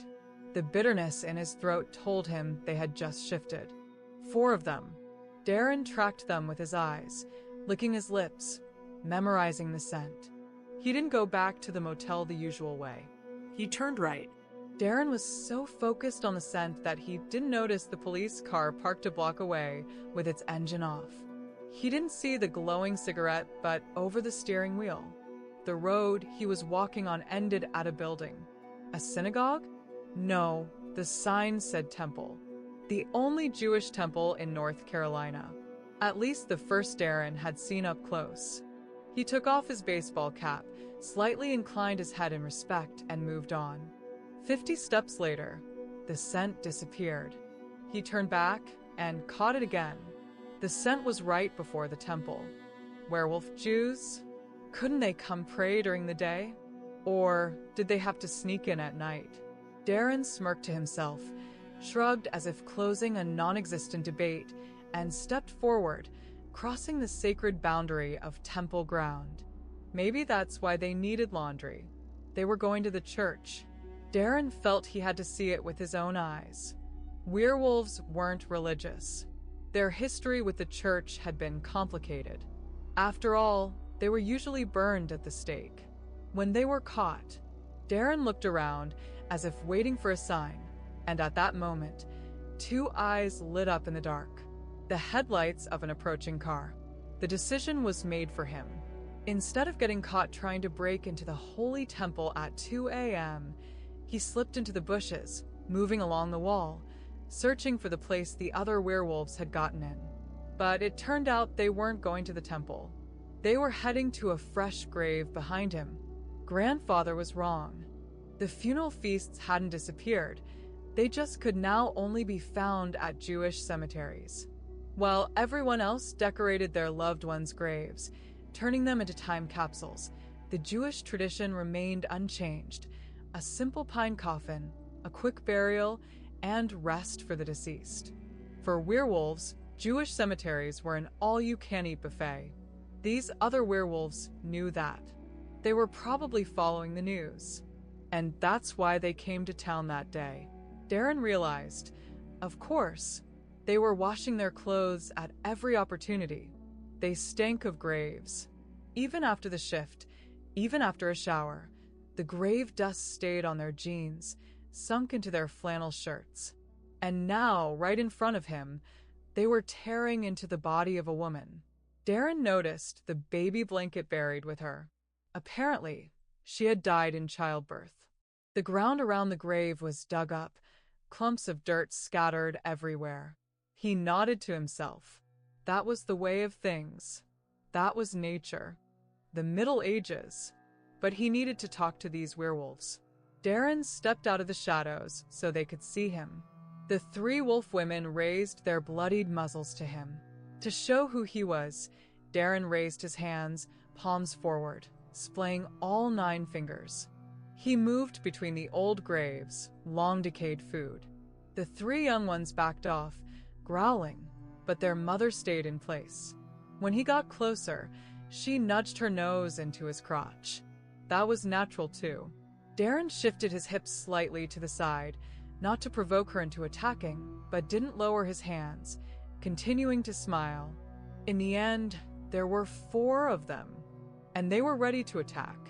Not a bad idea, Darren said, squatting down. He lifted the dead woman's hand, already torn from the body. Nice to meet you, he grinned, shaking it in his twisted version of a greeting. Thanks for dinner, ma'am. The 3 wolf women raised the fur on their necks, growling, ready to charge. Darren calmly put the hand back, signaling that he wasn't after their meal. It was fine, and in a second, all 3 vanished into the night, like smoke. Darren looked at the 4th one. The mother, the aunt, whoever she was to the others. She too was now backing away into her spot of darkness, baring her teeth as if trying to say something. What? Darren asked. He caught the scent too late to avoid it. The shovel strike hit him squarely in the back of the head, crashing down with the force of a baseball bat. The last thing he saw was the red spark of a cigarette glowing above the steering wheel of the police car. It flared from the blow, tiny orange sparks swirling through the air. Above the open grave, above the dead woman, above the half-eaten young mother. And then it went dark. The sirens of the police cars forced us onto the motel parking lot. We were already on alert. Darren had been gone too long. No, libiripiti. But yes. Darren was in the second police car. He sat unconscious, wedged between 2 cops. Into the room, Libby ordered. I protested. I was 15, just like they were, but Libby turned to me with a low growl. I closed the door behind me. No more than 20 minutes passed before she knocked on the bathroom window. Libby's clothes were torn to shreds, which now lay scattered across Main Street. She quickly threw on clean clothes and briefly explained. They took Darren at the cemetery. His scent was everywhere. The others were there too. They were eating. What were they eating? I asked. More like who? Libby replied, throwing her torn clothes into the trash can. Her gaze darted around the room, searching for something. Something that could be evidence. My grandfather's story came to mind. He's going to feel bad, I said. From the preservatives. This isn't that cemetery, Libby snapped. And this is called embalming. We don't have time. The room was already empty. Paid for, but we weren't going to sleep there. It was a crime we never committed. Not even in Arkansas. So, are we pulling him out? I asked, pulling on my second boot, not even bothering to tuck in my jeans. Libby dug crumpled bills from the drawer. Something like that. 2 minutes later, the Impala was a blurred spot on the highway. A streak of light. A desperate bullet. We were speeding south. Well, actually, 3 exits south. There was a roadside hotel, exactly the one Darren wanted to stop at. There was a bar where you could wrestle a bear for $300. Easy money, Darren had said back then, turning off onto the exit. But he knew he was just messing with us. And now that bear was his only hope. Libby pressed her lips together and gripped the wheel with both hands. At this speed, the tire could burst at any moment, but she didn't slow down. I guessed the bear was supposed to serve as evidence. Darren had heard a noise behind the church. As a law-abiding citizen, he went to check if there were looters there. But instead, he found the bear.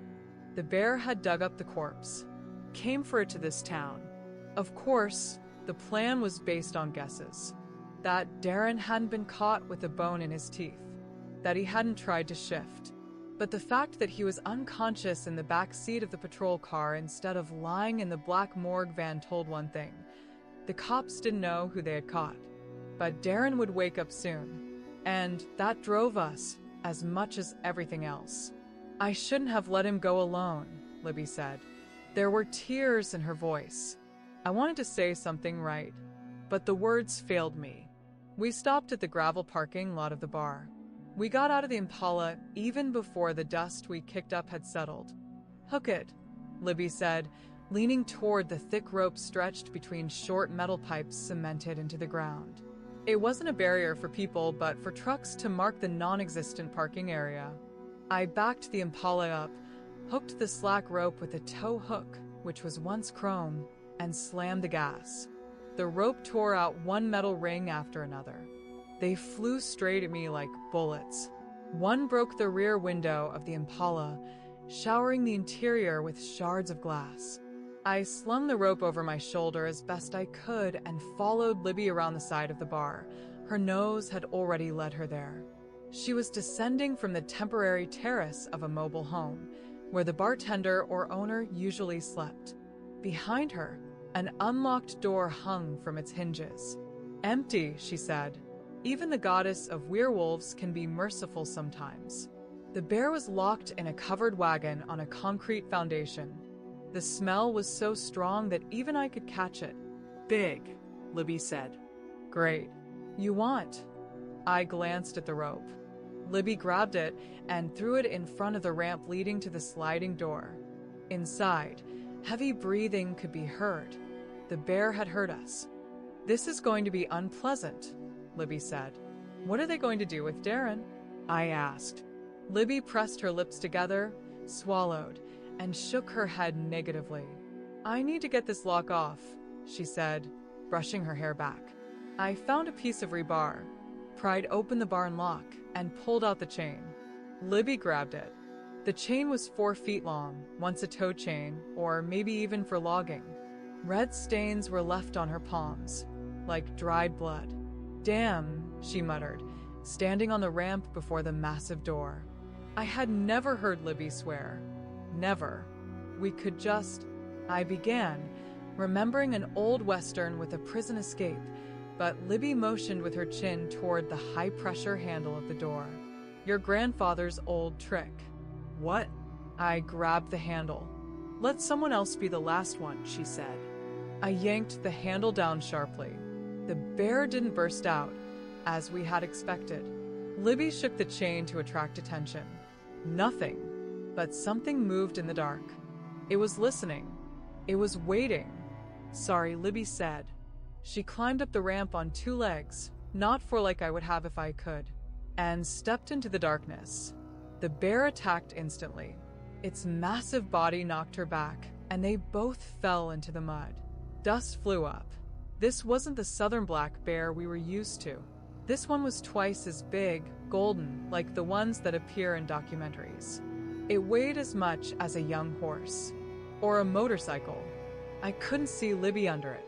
I screamed, rushed forward. I don't remember what I shouted. I don't remember what I did. I couldn't lose her. Not today. Not like this. It may have been 6 seconds. The bear arched its back, roared as if insulted. Where Libby had been on the ground, there was now something else. She was on all 4s, not yet a wolf, but no longer a human. Fur had erupted along her spine, standing on end. The chain was still wrapped around her body. She was growling, glassy saliva dripping onto the ground, as if nothing else remained inside her.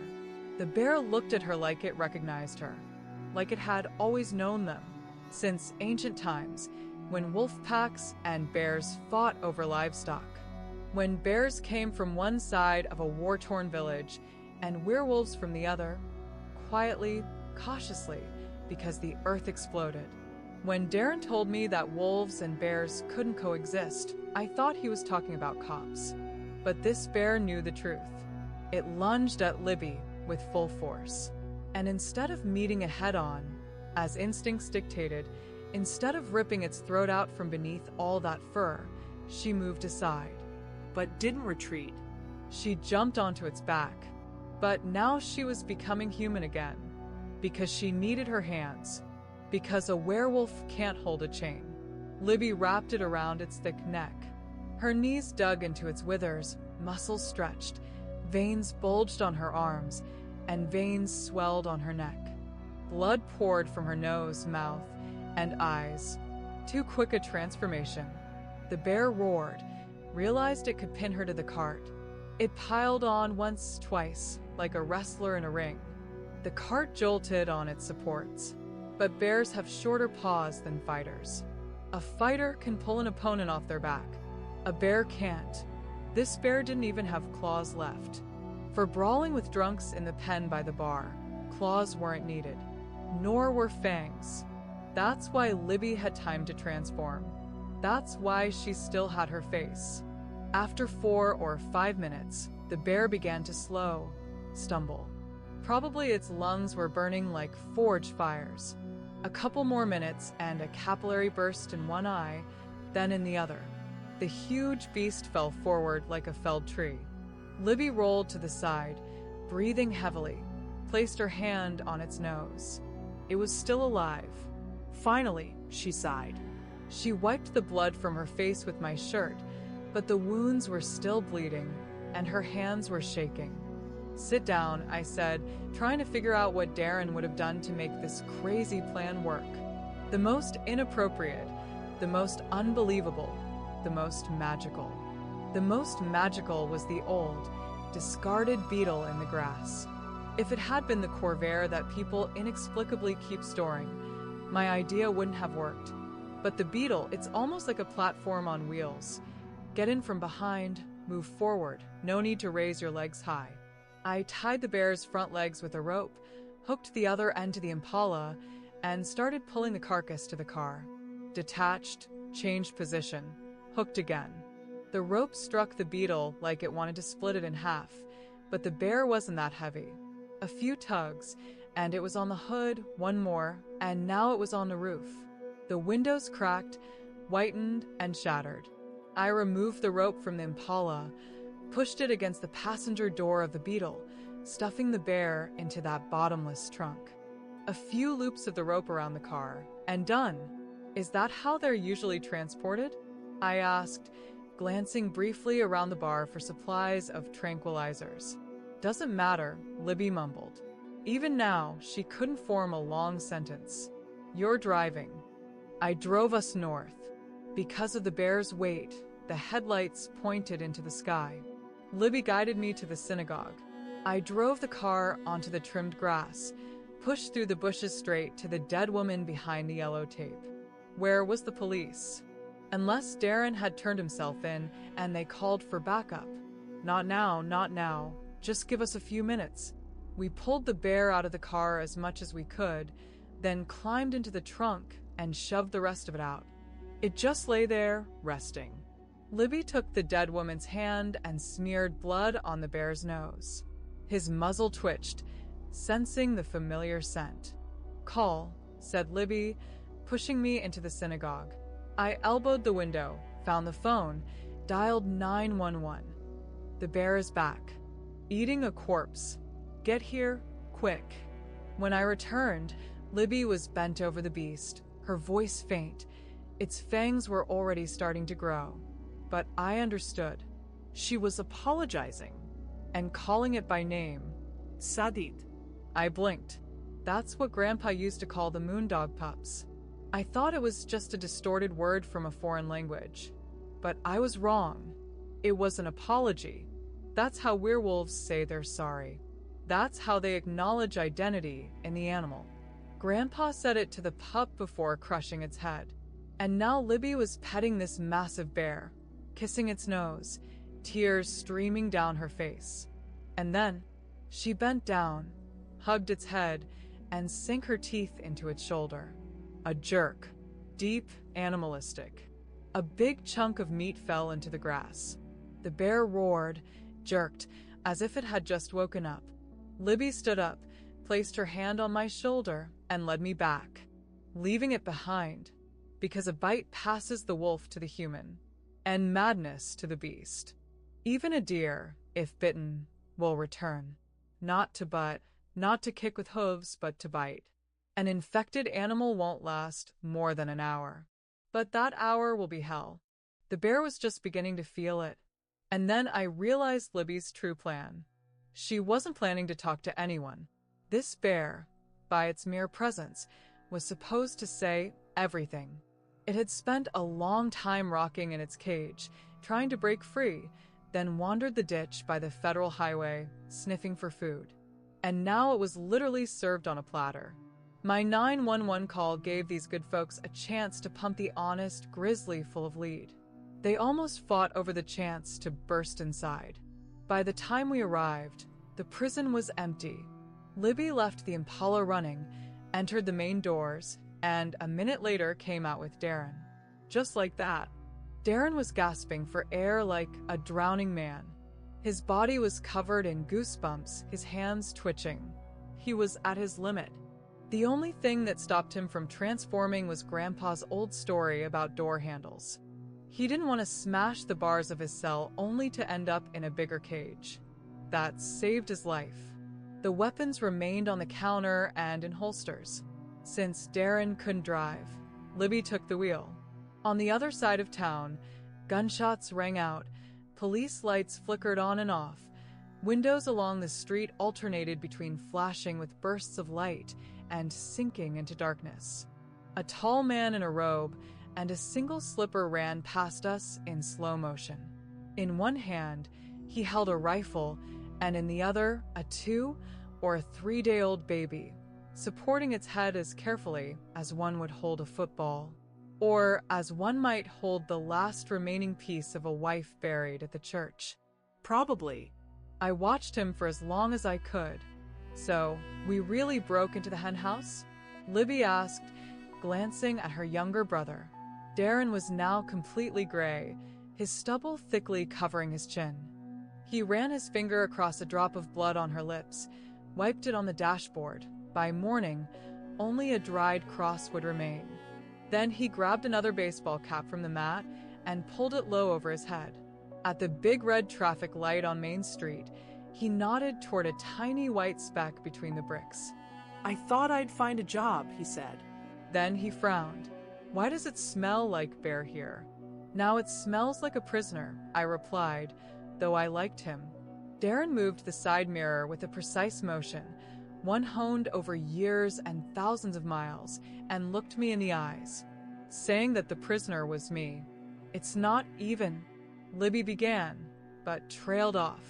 A narrow alley beside us rattled as an old Grand Marquis sped past. 4 faces in the car turned to us, burning with their stares. We ruined their dinner. Maybe in both Carolinas there were enough dead Jews to feed these monsters. Or maybe now they decided to take someone alive. In the back seat, 3 girls clung to the backs of the front seats, as if ready to leap out the moment their mother opened the door. And Darren and Libby were too tired to fight. Can we outrun them? I asked from the back seat, feeling chills crawl down my skin. We're werewolves, Darren said, pulling the cap down even lower. And Libby, squeezing everything she could out of the Impala, sped into the night, toward the federal highway, without a cover on the body, with the temperature gauge in the red zone, without seat belts, with certain death staring at us from the rear-view mirror. Someday, I told myself, when I tell my grandchildren how we drove to North Carolina, I'll end the story right there. right at the moment when 3 werewolves, with their hearts racing, sped home. If, of course, home even exists. Chapter 14. The Werewolf of Alcatraz. She won't be fired in one shift, repeats the convict's aunt in the kitchen. The management understands that a person can get sick, right? Doesn't apply to gas station clerks, sis, replies the convict's uncle. They both walk back and forth on the cracked linoleum. The aunt's plan: drive 4 hours east to Mississippi, make an appointment in the morning, and return without losing her job. If you even come back, the uncle remarks grimly. I couldn't get that close and not try, the aunt says. You owe him nothing, the uncle says. He got what he deserved. Don't you see it's a trap? Like a moth flying toward the light until it burns. He's not like Red, the aunt says. He just ended up in the wrong place at the wrong time in my life. So you call your broken jaw that? I'm not saying he's perfect, she replies, and before leaving, she kneels, adjusting the convict's shirt. Listen to your uncle, she tells him, even though he's already 11. Then, loud enough for the uncle to hear, she adds, unless he's talking nonsense. She kisses the boy on the forehead and leaves without looking back. It'll show her nonsense, the uncle mutters, raising a strawberry cooler in a mock toast, even though she's already gone. 10 minutes later, he and the convict head to the gas station for what the uncle calls the least stupid hot dog in history. But on the way, the uncle catches a scent and puts the boy behind him. The scent leads them into tall grass behind a rusty fence. A pig. The uncle bends down, peers into the black hole in its side, and swats at the flies. Damn, I knew it, he says. What? Asks the boy. He still wants his El Camino back.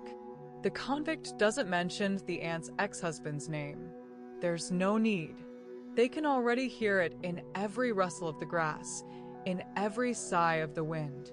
He didn't even need it, the uncle mutters. You don't need an El Camino in the bushes, do you? Really, he wants her. They're both moths. He looks down at the boy. You're not a moth, are you? I'm a werewolf, the boy replies. They always say that. The convict looks back at the tall grass behind him. How does the aunt's ex-husband know they're in Louisiana? He tries not to think about the hole in the pig's side, but when he does, he catches himself gritting his teeth, imagining what it would be like to do that himself.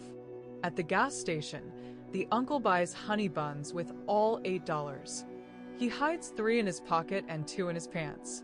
Then, since the boy is not fast enough, he throws him over his shoulder and carries him back to the trailer.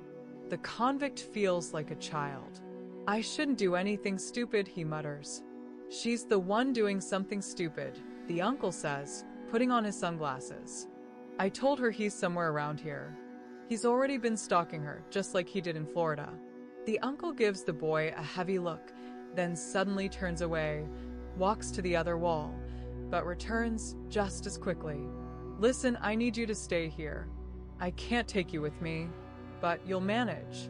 You have enough honey buns to last a year. Before leaving, he turns on the TV with a screwdriver. He's the only one who knows how to do it. Cool? He asks. The boy nods. He's 11 after all. The uncle locks the door and leaves, not waiting for the engine to warm up. He always talks about the engine. The convict opens the fridge, takes out a cold water bottle, but what he needs is the metal cap. He sits on the couch, opening and closing it. He eats 2 honey buns. The TV hums as usual. The uncle watches the commercials. The aunt gossips about actors. But now there's a game show on. The one the uncle thinks is too complicated. The boy sits on the carpet, shouting the price with the audience. Then he takes a bite of another bun. He falls asleep to the screen's tuning. In the dark, he's woken by a sound. The door. The creak of the porch. A moment later, nothing. The convict puts his fingers on the handle, but doesn't turn it. He doesn't do anything stupid. Then the sound again. Metal tearing. Skirt, he says in the aunt's voice. She always rises in the wind.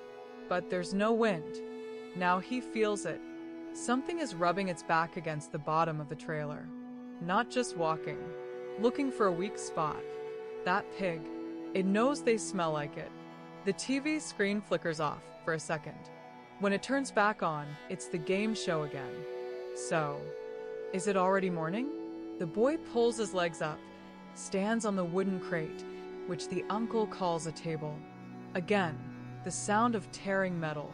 Right under the living room, the convict jolts. "Leave," he says loudly. The heating grate under the window rises. At first, just a little. Then it falls sharply onto the carpet. Now, there's a hole in the floor. A black rectangle. The convict knows that from the darkness, an eye is watching him.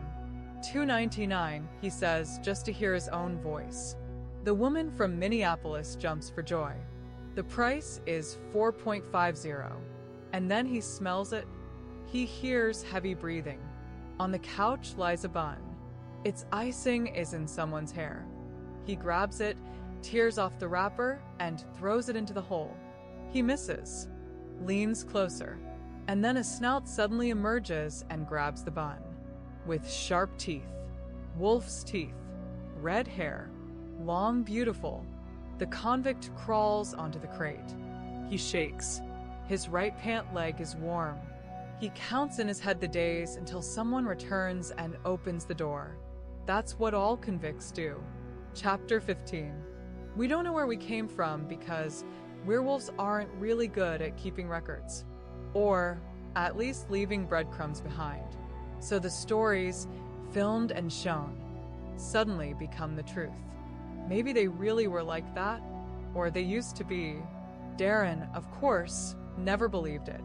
His theory of werewolf origins came from his grandpa, and if grandpa could be trusted, then he lied about his age to join World War II. He claimed he was 18, but in reality, he was 16. And according to his stories, at the end of the war, he crossed enemy lines on 4 legs. According to him, America wouldn't have won the war without him. He tore through everything he could, forcing the Axis soldiers to turn away in fear instead of aiming their rifles. The Nazis hated him, and rumors of the Black Wolf made them bomb their own cities. I didn't know if it was true. I suspected Darren had embellished the story. It probably wasn't as black and white as that. Maybe Grandpa really was at war. Maybe he even came back. Otherwise, there wouldn't be Darren or Libby or me. But the years got lost in the stories, years with no photos, papers, or newspaper clippings to confirm his words. All that remained were the legends. Legends where werewolves could ride missiles across Europe, climb the Eiffel Tower, bite the Mona Lisa between killings, and even receive papal blessings. Growing up on such stories, I probably began to understand Darren better. He lived by these principles. But he wasn't made for the army. And the army is the only military branch where werewolves fit. The Air Force won't take us if we parachute like people. We can't pull the ring with wolf paws. The Navy or Marines also have no place for us. Once the ship docks, there'll be blood on the deck. The army is the only place where we belong. Infantry, cannon fodder. But with our teeth and claws, we can crawl out the other side of the meat grinder and even feast on the same meat. Here's your extraordinary adventures of the Black Wolf, the secret weapon of World War II. There was even a fortune teller in a real horse-drawn carriage in this story. Darren loved telling how the Black Wolf, badly wounded, limped across the bombed-out land, Italy or Poland. For several heroic days, he could barely move until he hears the sound of hooves behind him. He crawls into the bushes, but the horse senses him and rears up. A little old lady jumps down from the cart, cuts the reins so the horse won't overturn the cart. He'll be back in the morning, she tells the wolf, who is now just a bloodied, naked soldier who hasn't eaten for 4 days. She gives him a sheet to cover himself and feeds him dried meat. She says it's bison. Is that like a yak? Asks the wolf. What's a yak? The old lady asks. Darren usually played out this part with jokes and sound effects. Then the old lady tells the Black Wolf a legend about times when wolves besieged cities, taking children. "That's how wolves are," says the Black Wolf proudly. "Back then, there were only two kinds of creatures, people and wolves," says the old lady, puffing out smoke from her pipe. "But there was one woman, a healer. She knew herbs, potions, and could look beyond the veil of wonders. One day, in a village, an epidemic of madness broke out. It came from bats, from dogs, from rats, but this time, the wolf was infected, and the whole pack with him. And one wolf, mad with this madness, tried to take a child. The people showered him with arrows, but it didn't help. However, the child was injured. The mother offered the healer her life if she saved her son. But no one can cure rabies," said the Black Wolf. "And she couldn't," nodded the old lady. "But no one had ever let the disease run its course before. The healer couldn't drive out the madness, but she saved the child. Only every day his teeth grew sharper. Every day fur broke through his skin. The disease wanted to turn him into one of its own. But the child didn't die. When he could walk, he got on all fours, ran into the forest, and never returned. And his mother waited by the door for the rest of her life. And that's how the ancient custom began." "What happened to that child?" asks the Black Wolf, wrapping himself in the sheet. "Nothing special," the old lady says, pointing to him. "But my horse won't return while you're here. Are you full?" The Black Wolf looks at his hands. "The meat is gone. Always feed a wolf well," the old lady says loudly, "so he doesn't tear your throat out." And the Black Wolf climbs into the mountains, sleeps in the ancestors' cave, and runs his fingers over charcoal drawings. They seem to confirm the old lady's words. He returns to this cave many times, but he never sees the colorful cart again. Sometimes, in the silence of the night, he hears the sound of hooves and the smell of pipe smoke. And then he never saw her again because it was all just dog's nonsense. Darren usually ended, leaning back and pretending to puff on a pipe, as if he wanted to draw a line of succession from the Black Wolf to himself. "When I was a kid, it worked." Darren told it like he was narrating a comic book, with sound effects, with slow-motion moments for the important parts. "I even imagined the Black Wolf with a shield on his back." And Libby told it more simply. "The wolf was so hungry, he ate a person, put on their clothes, and went to the city. Then he walked so long he forgot who he was." "Why a wolf?" Darren asked. "Why not a she-wolf?" "Because women don't get that hungry," Libby replied calmly. "I couldn't choose between their stories. So I made my own. Forbidden Love, the daughter of a lumberjack and a wolf, meeting at night under the moon. She gives birth to the first of us, and dies. Maybe the true disease in our blood is love itself. I don't know, but in one thing we all agree. Sheep are traditional enemies.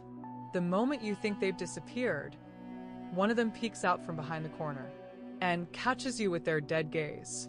Libby was found at a car wash in Augusta. We lived at the state border, on the Georgia side. After Bear Night, the plan was simple. Quickly head north, embark on a big journey, and finish it by that time. But the 95 South Highway pulled us downward, and the Impala's temperature sensor only needed a slight incline to fail us. Maybe it was for the best. Darren said there were too many horses in Tennessee, snow in winter, and smog that stretched for miles. Though Augusta was further north than we usually ventured in the fall. But here we were. As for the sheep at the car wash, maybe there really are plenty of them up north. How would I know? That's probably where I would have gone. As Libby told it, she was drying the cars, then theatrically waving the cloth above her head as if celebrating a victory. It was a daytime job, and for the first time in many years, she had a real tan. The cars sparkled after her work, like mirrors on wheels, like flying saucers with license plates. And she didn't have to wear that silly hairnet. just her uniform shirt. The car wash reminded her of a bowling alley. The waiting area was tiled in black and white. This geometry gave Libby a headache, so she immediately asked to work on the line, not the cash register. In any case, she would have noticed the sheep, but the smell almost slipped past her because of the soap and chemicals. She only caught it when handing the client a green tag for his car, the sign that it was ready to go, all clean. The client was holding a toolbox with a deposit slip tied to the handle. He didn't let it go. People never trust car drying crews, just in case they snatch something from the back seat. He had a beard that looked like a bird's nest and massive black sunglasses. "Thanks," he said, handing her $1. Libby took the bill without looking at him and dropped it in the large metal tip box, as expected. Sometimes tips are a test, but not this time. This time it was a werewolf. His hair was magnificent. Darren was ready, as he put it, to do to this werewolf's house what B.G. McKay would do to a city house. That is, ram the living room wall with his Freightliner straight into his lap. Libby thought we should find that house first. I had to clarify what city house meant. I thought it was just a house in the city, like our trailer in town would be a city trailer. But this werewolf was a city wolf. A wolf who never transformed. It happens. If you're on 2 legs and no one from your pack is around, who's to say you're not just an ordinary person? Especially if you grow a beard. Especially if your breath stinks. Especially if you don't start eating your neighbor's dogs. I'd already heard from Darren about such non-wolves. Scary stories. Usually about those who lived in the forest for 2 or 3 years, like Red. After that, you can't become human again. Not even in your sleep. To come back, something terrible is needed. A fatal wound, shock. When we die in wolf form, our body relaxes and returns to human shape. The hair just stops growing and falls off. When we buried Grandpa, his graying fur scattered across the kitchen like his last breath. Libby blinked. Darren winced and spat. But if a wolf hasn't been human for too long, changing back requires a blow. Hard, fatal. And if you don't die from it, you're left with a wolf's mind in a human body. It's horrible. Most either don't survive, or end up in rooms with soft walls. Real lycanthropes, Darren would say scornfully. Real failures. Some were lucky enough to survive, but they lost the ability to transform. The wolf stayed inside, but slept. They could live as ordinary people, work at a tire shop, never run naked in the moonlight, never chase trains just for fun. It's sad, but there's nothing you can do. At least they know what the night smells like. By the time we got to Augusta, I already knew everything about tires. But this was my first sheep. According to Libby, Darren decided that this werewolf could no longer transform. His lycanthropic life was now a distant memory, but Libby had doubts. First of all, he was at the car wash. That meant he cared about his car's cleanliness. Proud of his car? For us werewolves, cars are expendable. Darren wanted to argue, but his Freightliner had been sitting unwashed for 6 weeks, rusting. But this guy's car was spotless. That meant he'd blended into city life. That meant he had betrayed us. And what do we care about him? I asked. Darren went to the kitchen for a bottle, but Libby wouldn't let go of the story. Maybe he didn't sense me, she said. Even those who've lost the ability to transform can still smell things. Sometimes it drives them crazy, lands them in hospitals. Maybe he caught a whiff but is just a good guy and didn't show it, Darren suggested. Yeah, sure, Libby snorted. Maybe he's just on vacation, Darren added. Wanted to grow a beard. Or is he still hunting? Libby asked. Darren took a sip from the bottle. You mean he can still transform? I asked. That doesn't happen. Libby shook her head. What if it does? I asked. Because he's a sheep, she said. But if he's not hunting, Darren started. Libby interrupted. The wolf always comes out. If you live out in the country and hunt deer in your sleep, no one cares. But in the city, there are plenty of people. You might be a rabid dog and not even know it. And rabid dogs get shot. If he's roaming in his sleep, we need to get out of here, Darren said. We found him first, Libby argued. If he's even that, Darren muttered. Check under his bed for bones, Libby suggested. First, we need to find his bed, Darren said. And that's where we stopped. Because werewolves aren't detectives. We track prey by scent, not by clues. But there was one clue, a pawn ticket for a box of tools. If you want to find a werewolf, follow the pawn ticket for a couple of weeks. Soon you'll see an old, low car with mismatched wheels. Then some guy, shirtless and wearing sunglasses, will appear, dragging a widescreen TV out of the back seat, trying to squeeze it through the driver's door. Pawn shop owners love to watch us pull up. They know we won't come back. That's how we are. Sheep are different. They stay put and drink the same stale water day in and day out. But no werewolf in history has been rich enough not to wonder how much they could get for a set of golf clubs that accidentally came their way, or for the rifle found in their late uncle's closet, or for the spare tire they drove 2 miles to the pawn shop on and quietly pumped up at a nearby gas station. I dropped out of 10th grade voluntarily. Though it was my second attempt, I'd already spent longer in school than Darren and Libby, so they probably wouldn't have said much. In a couple of months, I'll be 16, an adult age for werewolves, when a door handle no longer stops you. But my time was running out. Time to be or not to be. Am I a wolf or not? That is the question. Maybe the smell of this sheep will make my first stand on end. And then the teeth and claws will follow. The ticket was my only lead. So, I checked every pawn shop near Libby's car wash. To throw him off, I'd sometimes pop into the bookstore across the street. It was called either At the Hook or At the Quack. I didn't know what that was supposed to mean. The pawn shop was called Gru. If you listen carefully, in French it means werewolf. 2 weeks later, the sheep finally showed up. He came in an old Mercury Monterey, one Libby might not have remembered among the hundreds of cars she saw at work.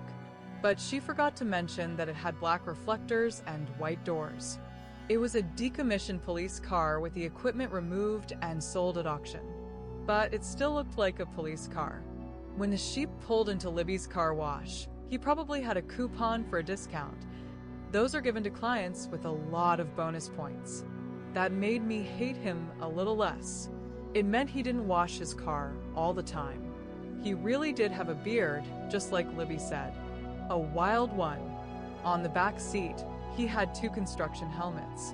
He was dragging VHS tapes with bright covers into the pawn shop, each with a red cross on the back, indicating they had already been recorded over.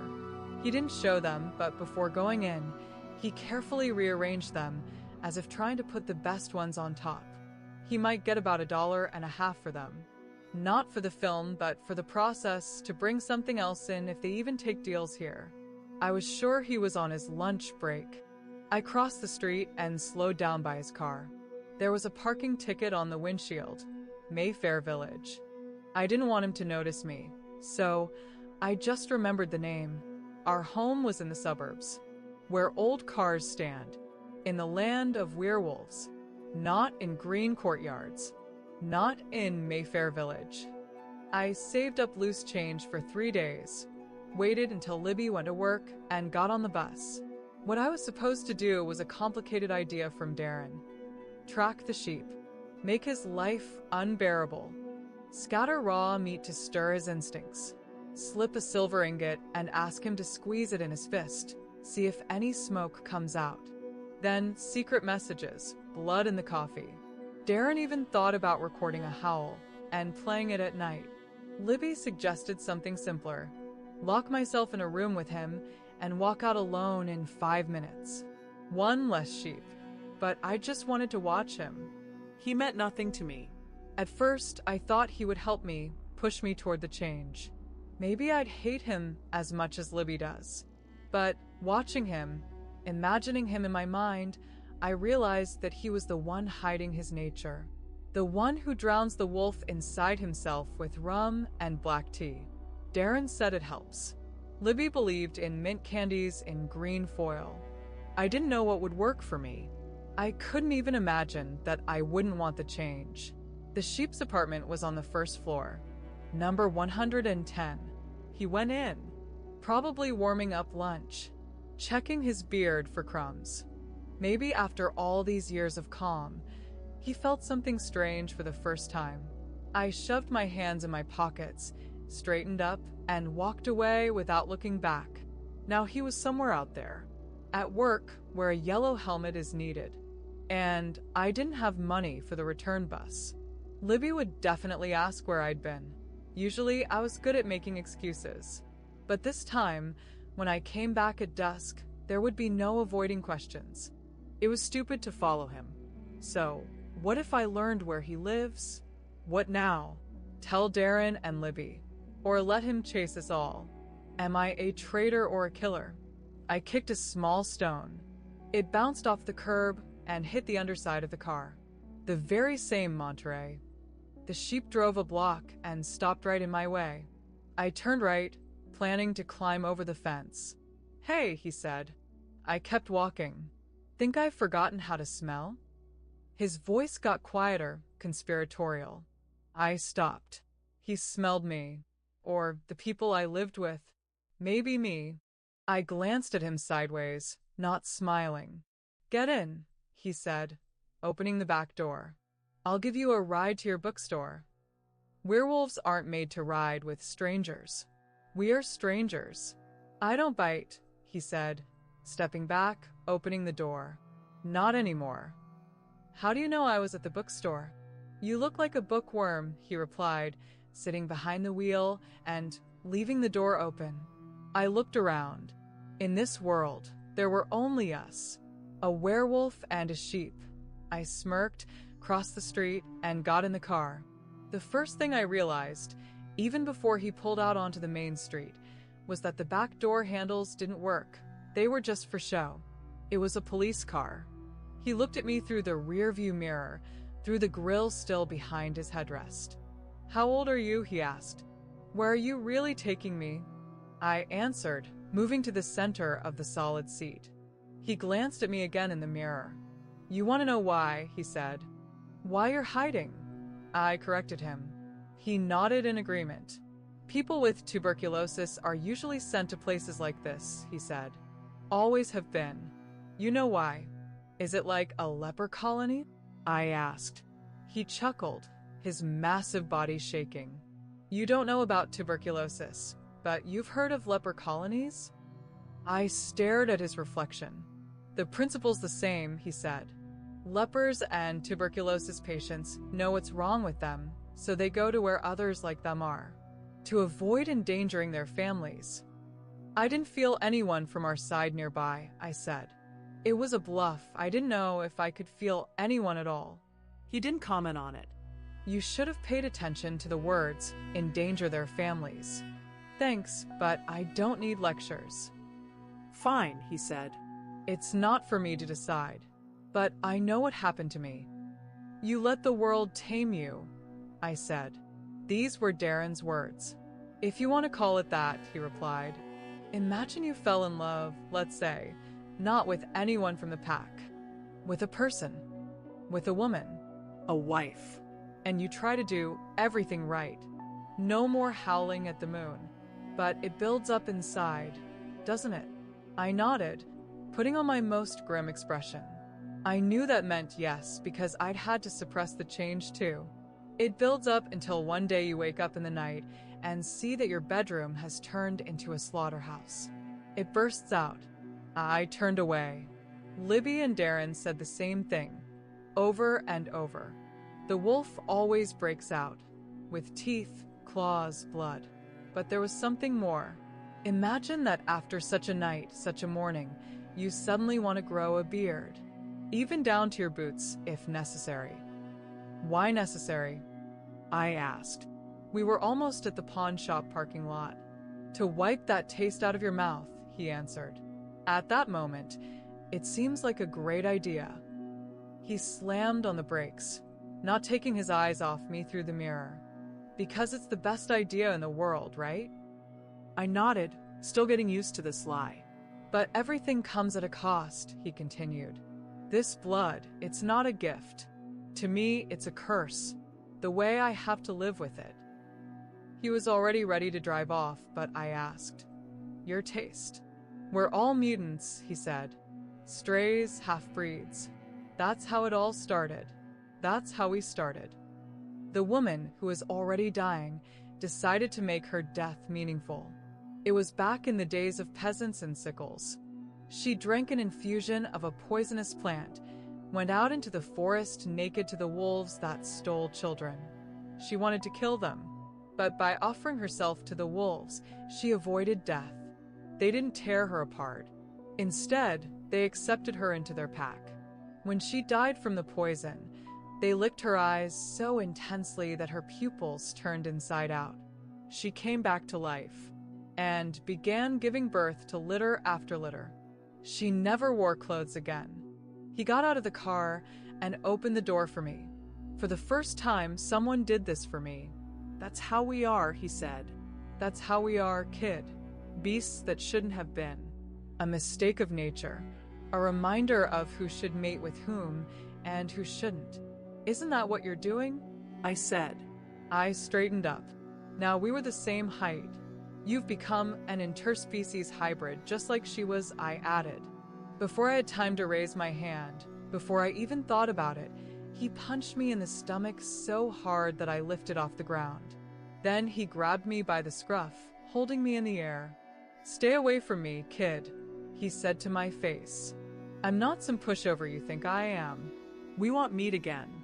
When he left, I was still lying face down on the asphalt, trying to catch my breath. The second time, he hit me in the face. The sound was just like in the movies. I felt better when I threw up. Then it got bad again. Across the street, the bookstore owner appeared on the porch, looking at me as if expecting me to vomit a photo card. I waved at her to leave and closed my eyes. That evening, we ate chili, Darren's favorite brand. He brought a whole box from Georgia. We were silent. No one asked about my face. This is how werewolves are. So, at school, I got my eye blackened again. If I tell them, they'll think something needs to be done, and we'll have to move again. It was my business. I was old enough to handle it on my own. During the quiz, Darren started a long made-up story about how Grandpa once tried to raise a chicken, but one day he came home hungry and swallowed it. Libby wasn't listening, just reading a book. "Your hair's turning gray," she said, getting up from the table. Darren ran his hand through his stubble. "Think anyone here will start respecting me for it?" He smirked. "Bring something else," she said, hinting at the chili. Darren threw a pillow at her. She caught it and threw it at me. I didn't catch it. The black eye gave me the right not to participate in the conversation today. "I'm going," I said, and went to my room. "What? Do I stink?" Darren grumbled. I lay down in bed and pulled the blanket up to my mouth. Then I wondered how long it takes before your beard hides the memory of how you ate your wife. In the morning, Darren's howl woke me up. He was swaying by my door. "You'll miss the bus," he said. "You still go to school," I told myself, and dashed outside, barely having time to half clean my teeth. This time I didn't check my tongue as usual. Wasn't it flat? Didn't it have a cloudy black streak in the middle? Instead, I ran my hand over my chin, looking in the mirror. I was like a sheep just going through life pretending. But still, I wasn't a sheep. I grinned to prove it. 10 minutes later, I was in the kitchen. 5 minutes left before I had to get on the bus. But instead, I looked at Libby and said, "I'm quitting school. It's useless." She continued making coffee for herself. Finally, she nodded. "I can't make you. So, you're saying you'll never be as smart as me?" Darren interjected, though no one had invited him into the conversation. "I can get a job, help," I said. She didn't object, just brought the cup to her lips. Steam enveloped her face. "I'll ask Hector at the car wash," she said. And that was it. I wasn't a sheep. I lived a real life, without pretense. But you could have told me 2 weeks ago, Libby said, leaving. An hour and a half later, with the rumbling sound of the TV where Darren was watching his quiz, I went out to the porch for my shoes. They were black with ants. I took a step back, but I had no other shoes. Where have you been? Darren asked, appearing at the door with the morning bottle swaying in his hand. Walking around the city, I replied. He looked at the ants, slowly raised his foot, and hovered over them like a shadow. Like I'm a giant, he said, then began singing. Peasants ran to the left and right, but they couldn't. There are no peasants in Tokyo, I replied irritably. If you're not a beautiful monster, you're a peasant, he confidently declared and slowly lowered his foot, crushing the insects with a crunch. Thanks, I said in a tone that made him finally look at me. The expected monster spoke. He added and reached for the bottle, but froze, listening to another question from the quiz. Kenworth, he shouted happily, looked at me for confirmation, and then started repeating, Kenworth, Kenworth, louder and louder, shaking me by the shoulders with each syllable. He finally got it right. Good for him. I hooked the shoe with a stick and shook it out. Ants poured out like a black rain. I shook the ones clinging to the sole with my hand. I once saw how in South America they used ant jaws instead of stitches. They'd bring them to a wound, let them latch on, and then tear off their heads. These ants would sting like paper cuts. I shook the shoe again, and a lump of something dark fell off. I had stepped into something. The ants were already crawling toward it. Libby left for work, and I stepped aside to let her pass. Another car, another dollar, she muttered, casting a glance at my shoe. Oh, that's where the minced meat went. I looked down without even saying goodbye. Minced meat from the fridge? When could I have stepped on it? I picked up the other shoe. Its tread was also clogged with meat. I went inside and showed it to Darren, who was sprawled on the couch, waiting for the next quiz question. 2 consecutive correct answers would be a record for him. Who smeared a hamburger on my sole? I asked. Old werewolf trick, he replied, not looking away from the TV. That's how you can track anyone. But you have to mix in a drop of your blood so the dogs don't throw off the scent. Because at the end of the werewolf's trail, Kamchatka, came the answer from the quiz. Darren hissed, got it wrong again, and collapsed onto the couch. What about the shoe? He asked. I imagine the road Libby was walking on right now. She went out last night, I said. Oh, yeah, right, Darren nodded. I think she found him. That ram. I nodded. Of course. She tracked him down. Or rather, I led her right to him. Hey, Darren called me. What do you do if you cross Lib's road with one of them? You know, with the sheep? I just looked at him. You find a new sheep, he grinned, slapping his thigh. And there I was again in the bookstore, this time going around the car wash in a wide arc. I couldn't see Libby. She used me. She always used me. But worse, she knew I wouldn't smell the meat on my sole. I wanted to run, but I was from the werewolves. We always run. A couple of weeks and we'll be on the move again. Maybe it's for the best. I didn't know everything. Maybe she had her reasons. It didn't make it any easier. I touched the bruise on my face. It would pass soon. I went to the bus stop just like that. Stepped out onto my usual spot, looked around. Everything had changed. For the first time, I entered a pawn shop with air conditioning. A bell jingled overhead. Can I help you? Asked the big guy behind the counter. Just looking, I replied, avoiding eye contact. I touched things that maybe that ram had touched. As an apology, as a farewell. The big guy followed me, making sure not to lose sight of me. But today wasn't a day for theft. Today was a day for funerals. But just to keep him on edge, I still picked up random things, a candle key, a painted chisel, and studied them as if I were about to buy them. Find anything you like? He asked. I looked at the guitars behind him, then at the glass case. There were watches, knives, binoculars. And movies. 6 cassette tapes of the Ram. A complete set. Do you already have a daughter? He asked. I shook my head and forced a smile.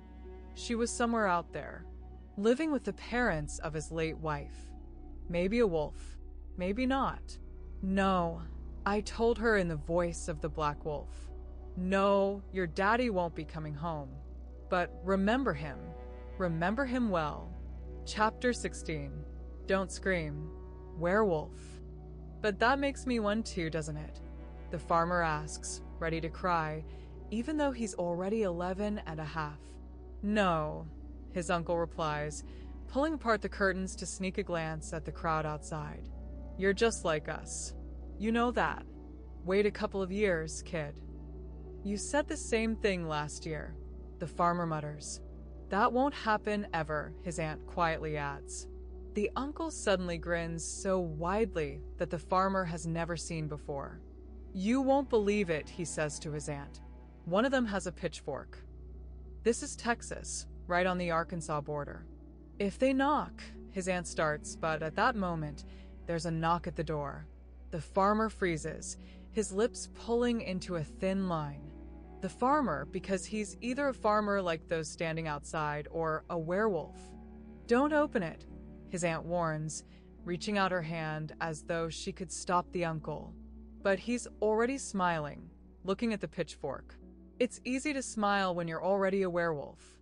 I'll just ask if they need a torch, he says, licking his lips to hide his fangs, and opens the door, leaning lazily on the wall with his elbow. Gentlemen, he greets the crowd, slowly shifting his gaze from one face to another. Did you hear anything strange? The leader asks. For example, at night? The uncle rubs his arm. What do you mean by strange? We lost 2 calves. A voice from the crowd calls out. Grisp's wife says she saw him last night, another adds. The farmer leans forward to look through the corridor formed by the crowd. At the end stands a guy. Grisp's? The uncle asks. Just Grisp, the man replies.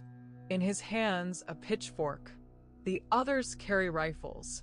2 stand behind with dogs, already barking loudly. So, what did she see? The uncle asks. It doesn't matter, Grisp mutters, glancing at the others. It was dark. Someone grins. A Bigfoot, one of the farmers says. Bigfoot. The uncle takes a step forward, stepping onto the porch. Call it what you will, the leader replies. It's stealing cattle and scaring women. You need light, right? The uncle bites his lip to suppress a laugh. The farmer glances at his aunt. She shakes her head. She feels like she's in the wrong family. I have light, the uncle says, picking up a large lantern from the windowsill. On his way to the door, he discreetly removes the batteries. Guys, I don't know why it's not. He taps the lantern against his palm. Then he goes to the stove, turns on the burner, and sets a rag on fire, wrapping it around the rubber handle of a new plunger. Perfect, he says happily, watching the flame grow. He glances at his aunt, but she's not looking at him. She's looking at the farmer. I'm going after Bigfoot, he announces, walking toward the crowd with a torch. The fire hypnotizes him. He holds the flaming torch over the sink. In the fridge, the remains of the second calf. In the mud behind the house, clear wolf tracks, deep and water-filled. But they're not entirely wolf tracks. There's a heel print because the uncle had changed when he left them. When he walks back through the living room, his aunt grabs him by the wrist. What? He asks, irritated, pulling away. What do you want? Just Bigfoot, she says quietly, looking into his eyes. Don't make them look for someone else, understand? Wolfenstein, the uncle drags out the word, enjoying the sound. He shifts impatiently from foot to foot.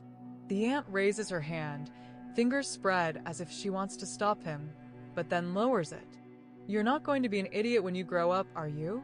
She asks as the crowd leaves. The farmer doesn't answer. He picks up 2 batteries and places them on the windowsill where the lantern used to sit. Half an hour later, lying on his back in front of the TV, He stares at the ceiling. Where the uncle passed with the torch, there's a dark streak, and in the center of it, a faint red line. He watches it silently. "You know the answer," his aunt says. "It's a rerun," the farmer replies. "Then why are you watching it?" she asks, closing the magazine and going to work. The farmer thinks she's talking about the red line on the ceiling, but it seems to be gone already. How to check? He rolls up a piece of toilet paper, hooks it onto a hanger, and runs it over the stain. A swirl of smoke rises. "I see," the farmer whispers. He goes to wet the paper, but when he returns, he sees that the piece left on the floor is burning. He throws the wet paper away, grabs the hanger, trying to put out the fire. But it's useless. The carpet smolders for a few seconds, then bursts into flames. The farmer stomps on the flames with his boots, but it's already too big. And his uncle is still out there in the fields, chasing Bigfoot, leading the crowd behind him. The fire quickly crawls across the carpet. The farmer shakes his head. No, he didn't want this. He'll clean it up, but it's too late. He rushes into the bedroom, grabs his blue backpack with the shoebox, and runs outside. He sits between the trash bins and watches the trailer burn. The uncle returns earlier than the crowd, too quickly. His tracks are half-formed again. He doesn't stop near the farmer. He dives straight into the burning door, yelling his name. But his throat isn't made for words. It's only an indistinct howl. And then, for the first time in his life, the farmer looks up and howls in response. The crowd finally breaks through the bushes. "What's he?" Grisp gasps, shaking the farmer. Inside, everything cracks and explodes, throwing sparks into the black sky. "Did you find him?" the farmer whispers.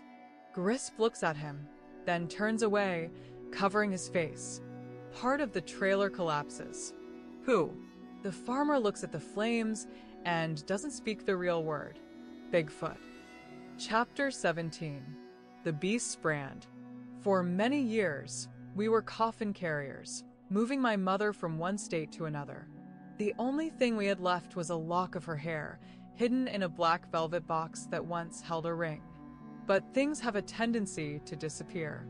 That's always the way with werewolves. First, you have something, and then all that's left is the story about it. We were back in Florida again. 10 years ago, it was the furthest place we could escape to, away from that creek where Grandpa was buried, from the police officer's body in the parking lot, from Red. Part of our life began to crumble, like old husks, from that very first night in Arkansas. Back then, we raced across the endless bridge, and the wind, rising from the lake, passed beneath us, tearing open all the cardboard boxes. Our whole life scattered across the water, black in the light of the new moon, vanishing in the rearview mirror. Darren was driving. He glanced back briefly, and without saying a word, pressed the gas pedal, turning off the headlights with a sharp click. "Not your best trick," Libby smirked. "Sooner or later, you're gonna kill yourself," she added. "At night," Darren corrected her, throwing a long look with a devilish grin. I wanted to put that image of him on power poles all over Jacksonville. But Darren disappeared. When you live with a trucker, you get used to him being gone for days at a time. So when he really disappeared, at first, you just keep living as usual. But then you realize. A few days after he vanished, Libby quit her job at the grocery store. That's when I understood that something was wrong. She had clung to that job for years because someone had to take home all the damaged cereal boxes, expired meat, and bread with wrong streaks. But now neither of us knew where to start searching for Darren. We went to the station, called the jail, searched the roadside ditches. If this weren't Florida, Libby might have tracked him by scent. If I were a detective, I would have found him easily. A detective walks into a room and immediately knows through which door the criminal left. But I wasn't a detective. I was almost 16, tall, thin, with hair hanging in my eyes and stubble on my chin that rustled under my fingers. I couldn't stop making that sound. It was just for me, a reminder of who I wasn't becoming, who I might never become. I wanted to bare my teeth at the world, show Darren, Libby, and everyone else what was hidden inside me. But no matter how much I scraped my chin, the wolf didn't wake up. If only I knew my father, I said to Libby as we searched for Darren, inspecting every blade of grass in the ditch. A stream of cars was stuck behind us. Maybe he was like me, one of the late ones. Well, for a country boy. I caught Libby's expression in the mirror, her lips pressed tight. Not because I used Darren's terminology, but because my father was a forbidden topic, like any other man who knocks up a 14-year-old girl. If onlys, Libby said in her usual tone. If onlys, I agreed. Well, sort of. The radio played an ad for a hot dog eating contest. We had already tuned into Darren's favorite station, classic rock, cliché DJs. I looked at Libby. He always said I started. She knew. Darren dreamed of becoming famous by winning a hot dog eating contest. His gimmick was that he could turn into a wolf before and after the contest that made him hungry enough to win, and then burn off all the calories. He even had a signature trick: devour a dozen hot dogs, raise his hand, and faint from the pain, losing the finger he had just bitten off. He would have one for skill and spectacle, the crowd's favorite and the best fighter at the table. He had waited his whole life for that radio ad. There were 2 days left before the contest. We checked the jail again, the bulletin board with the names of those hit on the roads, and fed to the alligators. We shouldn't have come back to Florida, I muttered. In Florida and Texas, there's always bad news. There's nowhere else to run, Libby replied. She paced the living room, rereading the same page in her book. I called 2 crocodile farms in the area, asked if any new wrestlers or cowboys had shown up. Someone who didn't need money might have done it just for fun. Of course, there was still the zoo, but from what I heard on the phone, Darren wasn't there. I had no idea where he could be. Do you think he found someone? Asked Libby. Darren had disappeared before because of women. This year, he was the same age Grandpa had been when he met Grandma at that parade. But still, do werewolves do that? Just leave? I asked when Libby didn't respond. She looked at me, ancient, tired, sad, and yet ferocious. Yeah, she answered. But he's your brother, I said. And your uncle, she shot back. I didn't need to ask more questions.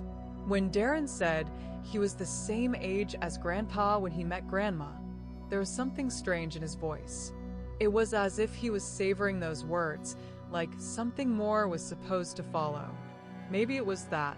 One morning, he left for training at Sanitation BNP, no more parasites, but never returned from work. Did he leave? Did he look back even once to catch our scent in the last moment? When Libby went to the BNP headquarters to look for him, one of the employees had just returned. His work glasses were perched on his forehead, and his clothes smelled so strongly of pesticides that Libby's eyes started to tear up. Eventually, he told her. Darren had started drinking during lunch, and they asked him to go home, taking his alcohol with him. The training ended. The story was over. Such a pity. He'll show up, said the cleaner. But we can't take him back. He won't work here. If anything happens, we're not responsible. Libby understood everything. Darren belonged to the highways, not to offices and teams. The night before the hot dog eating contest, she went out to the back door. I thought she was going to read under the spotlight, but when I looked, her clothes were already neatly folded on the rusty garden chair, the way she always prepared things for return. 10 minutes later, and then all night, her howl echoed through the city, penetrating every crack. Werewolves don't howl just like they do in the movies. And there was no full moon that night. You howl like that when your brother is missing. You howl because you want him to hear you, when you need him. The next day, all the radio hosts were talking about the wolf. They were playing recordings, inviting experts, mixing Libby's howl with music. All right, she said. She kept reading the same page of the book.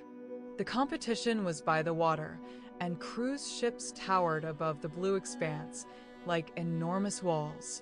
The contest went as usual, except one of the participants wore a white canvas bag over his head with eye holes.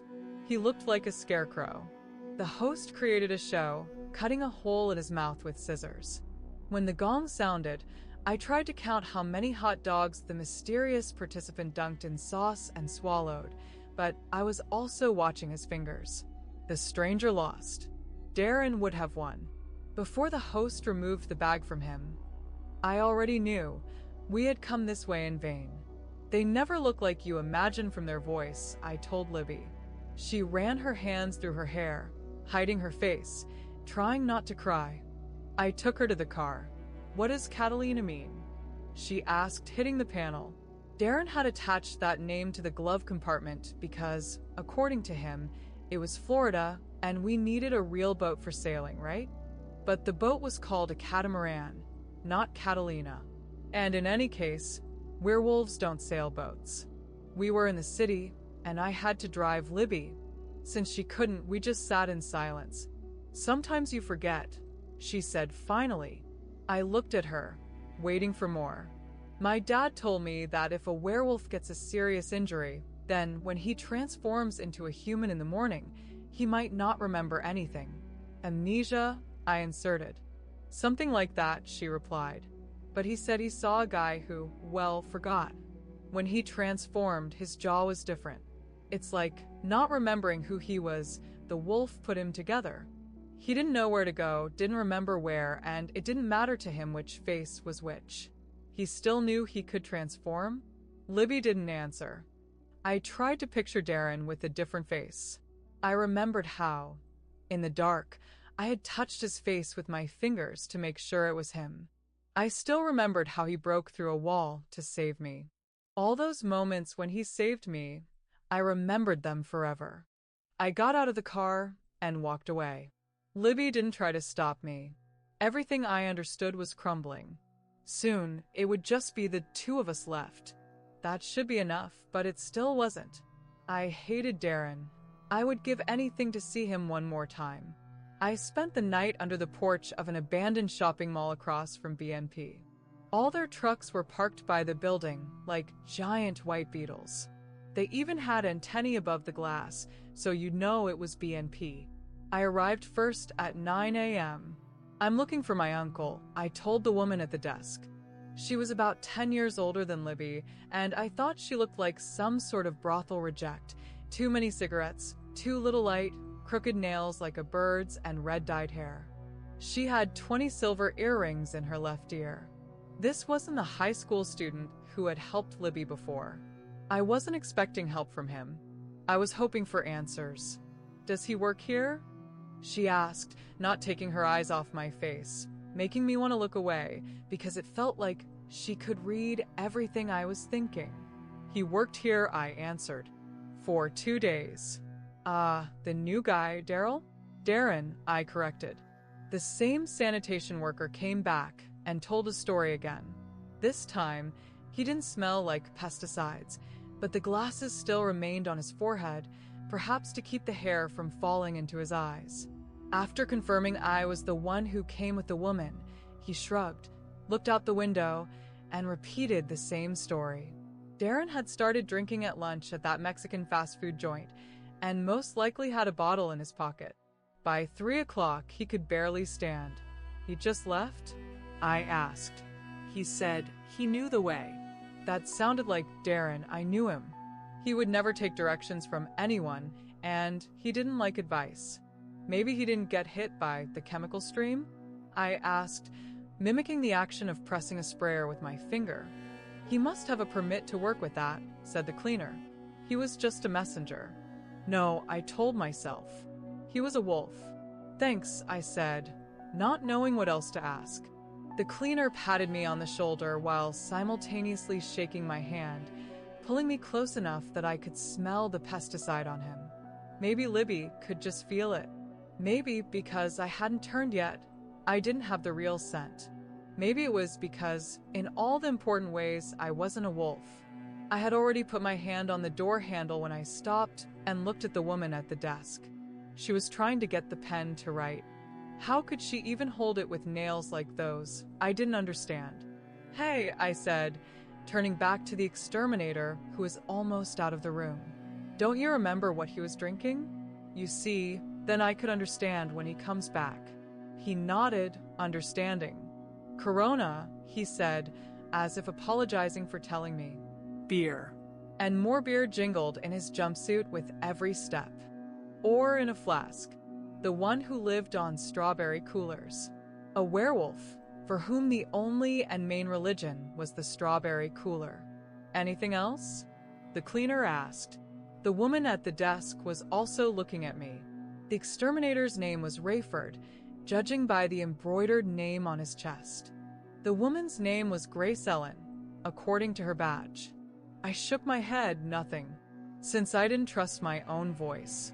That night, when Grace Ellen came from wherever she went after work, I smeared a hamburger and Libby's blood on her tires, and I waited in the living room. I just stood there in the dark. Werewolves don't care about breaking and entering. Werewolves do care about their uncles. We decided to go to her first since Rayford had his lies ready. Grace Ellen might prove necessary to improvise on the spot. She might leave holes we could peek through. Holes through which we would see Darren. When the light came on at the doorstep and made me flinch, she threw the keys into the empty space behind her console television. "I guess I can say I'm still looking for my uncle," I said. Grace Ellen turned as if to run, to scream into the night, but behind her in the doorway stood a giant wolf shadow. Or probably what she would have called Libby, and she was close enough. A growl twisted deep in Libby's chest, her lips curled back, and a strand of saliva lay in a streak on the floor. When we want to, when we truly try, we can be more terrifying than mortal sin. We can give birth to 30 centuries of legends. And even when we don't try, probably. Libby shifted her weight off her front paws, preparing to rise. I understood it was to scare Grace Ellen, but I didn't want to piss myself. I moved around her and closed the door in front of Libby. Now that we know what's waiting for us. Outside, I began, turning just as Grace Ellen lunged at me with her claws. No, I saw it in slow motion. Not her claws, not her crooked nails. I almost laughed. It was a cockfighting spur. Since this was Florida, the spur was only 2 or 3 feet long, a great thing for a purse, with a small ring for the finger where the rooster's foot fit in. My blood sprayed in a fan of dark red before I could raise my arm against the slash she made from her shoulder to my ribs on the other side. The wound didn't feel like a cut. It was like it found a frayed wire loop in my chest and pulled it out, too fast for the pain to catch up. But then it did hurt. Without thinking, I realized I'd have to stitch it. When you've seen a lot of torn bodies, you start to understand. Not because Grace Ellen's spur cut deep, but because it had barbs. And it would heal unevenly if it had the chance. I was starting to have my own stories. I think I might have smiled when we both ended up trapped in that moment. But then the silver hit me. I had never felt anything like that before. I had been bitten by a poisonous spider before, and the red threads radiated from the bite, and that was the closest. Except this spider should have been the size of a motorcycle with electric mandibles. I locked eyes with Grace Ellen and saw that she knew. She knew about us. She knew what to do, and then splinters flew around us with a crash. Libby heard me take a breath. She smelled my blood. Grace Ellen turned with her silver spur, but as Darren says, here you need something more. You need 1,000 roosters with 1,000 spurs, and even then, they all need to get past Libby's teeth. After the storm, in which Libby and Grace Ellen clashed, I lay on the kitchen floor, Libby naked and so human, my mother, holding her face so close to mine, screaming for me to look at her, to look, damn it, to look straight at her, so she wouldn't lose us both in one night. For the 3rd time in my life, I heard her swear. I closed my eyes.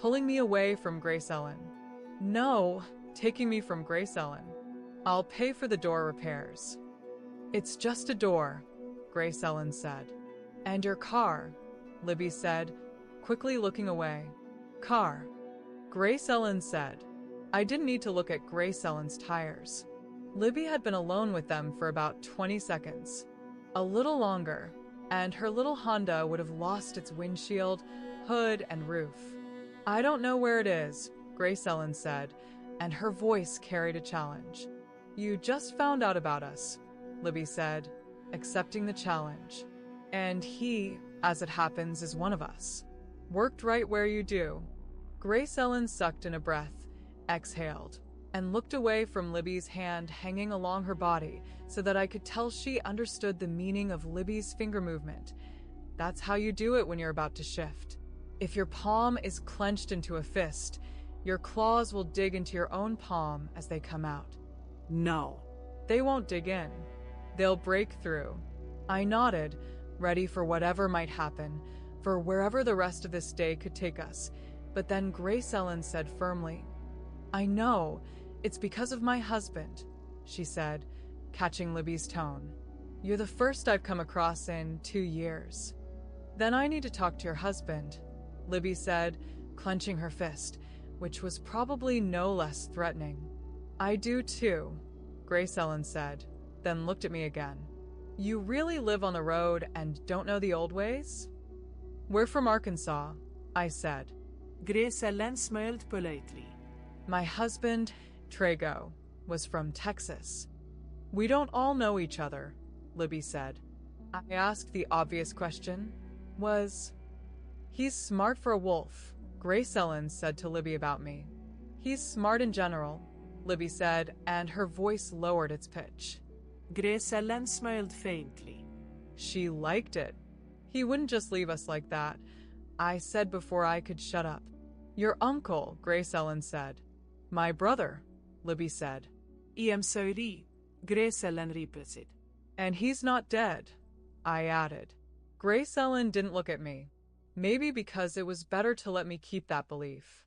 He's not dead, I said, baring my teeth, a wolf in everything but the body. Libby took me by the elbow, holding me in place. Your boss lied about the beer, Libby said. Why would he lie unless he hid it somewhere? Rayford, Grace Ellen said. He probably just forgot that everyone drinks. What if he didn't just forget? Libby said. Grace Ellen finally looked up. Something passed between her and Libby. Grace Ellen nodded, pushed herself off the couch she was leaning against. Here, she said, tossing something up. Since I was standing closer, I caught it in midair. My chest screamed from the movement. It was a silver spur. Truce, Grace Ellen said.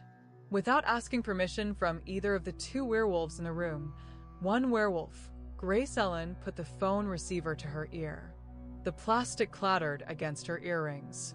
Rayford, she said to us, as if calling someone. Libby stepped forward, her eyes burning, but Grace Ellen raised her hand as if that was enough. Rayford's wife was named Marcy.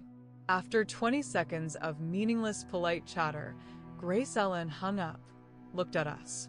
What? Libby asked. Rayford's not home, Grace Ellen said, as if in a trance, as though she had just woken up. And where is he? I asked since someone had to. Hunting, Grace Ellen said in a fallen voice. Where? Libby asked. He'll be back in the evening, Grace Ellen said. That's not good, Libby told her. Today is Sunday, Grace Ellen said, as if answering a question we hadn't thought to ask. The office is closed on Sundays. We've already been to the office, Libby said. You were in the waiting room. I can go.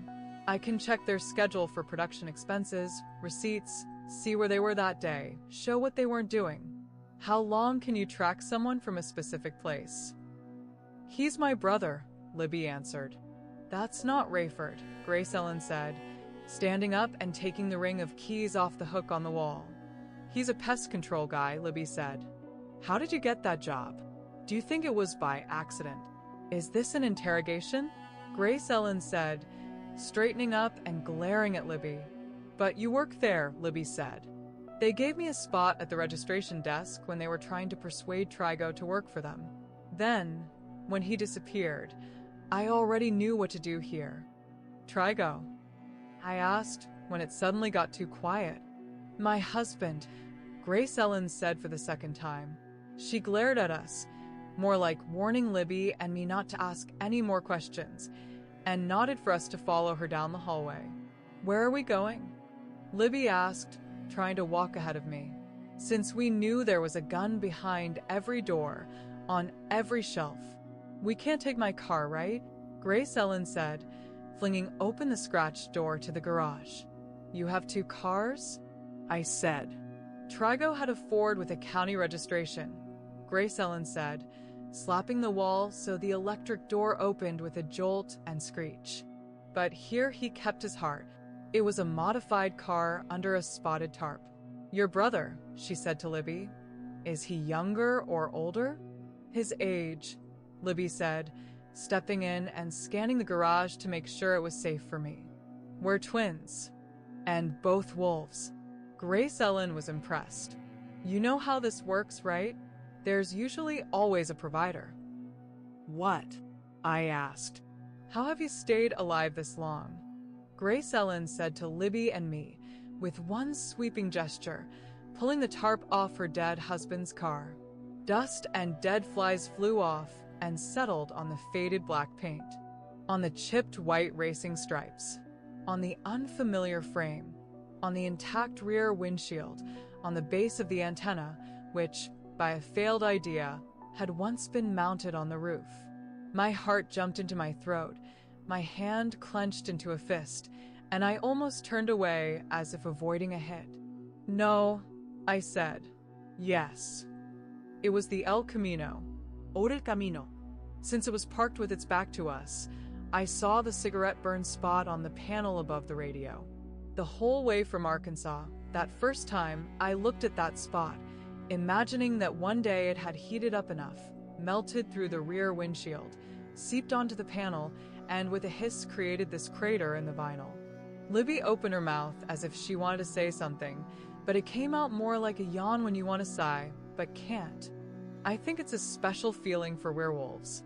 If we're really who we are because we caught something from bats, then this sucking feeling under our bottom row of teeth is probably an ancient echolocation instinct. It's what you use when you want to make a very quiet sound or find someone making it. It's what you do when you're alone, but don't want to be.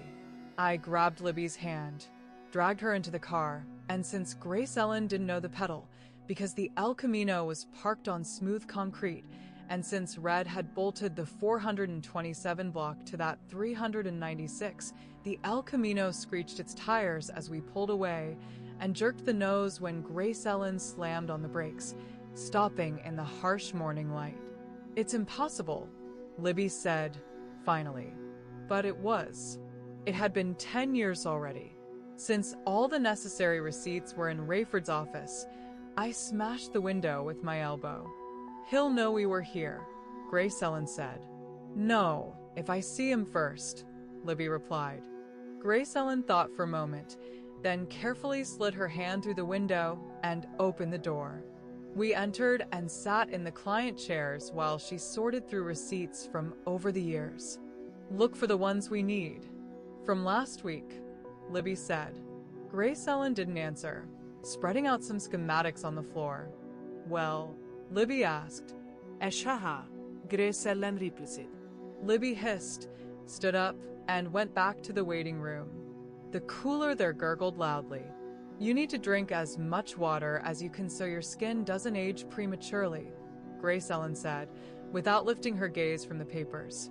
I leaned back in the chair, staring at the ceiling, realizing that I would have to learn much more.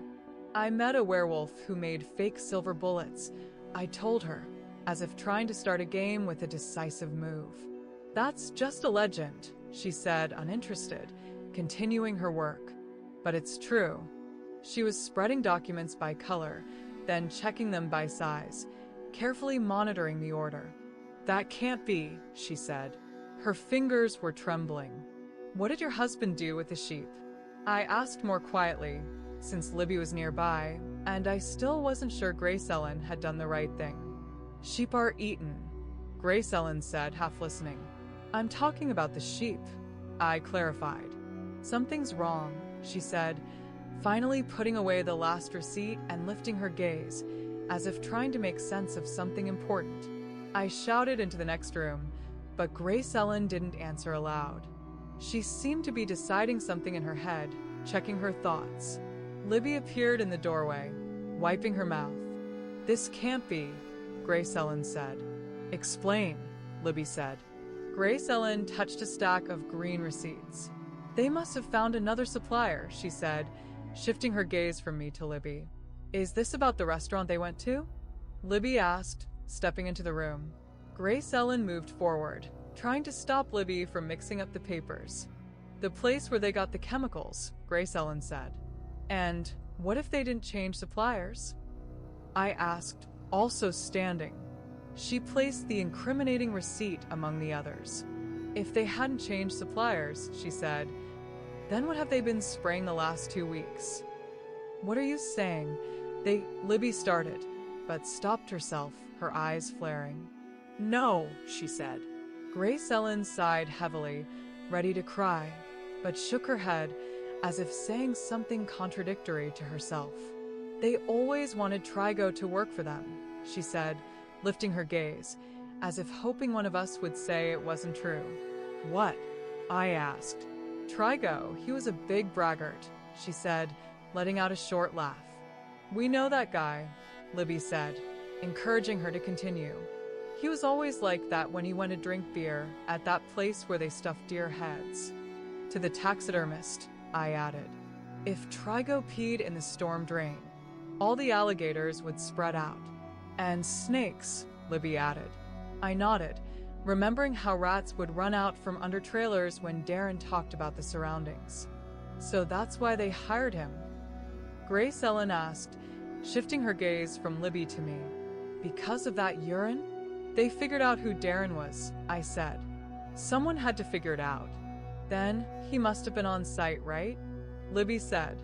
When Grace Ellen sniffled, Libby stepped forward, over all those receipts. She lifted Grace Ellen to her feet, slammed her against the wall, and all the papers fell to the floor. "Where are the keys?" Libby growled. Grace Ellen nodded toward the reception. Tears flowed freely down her cheeks. Libby led her ahead of herself, and they left. I returned to the receipts.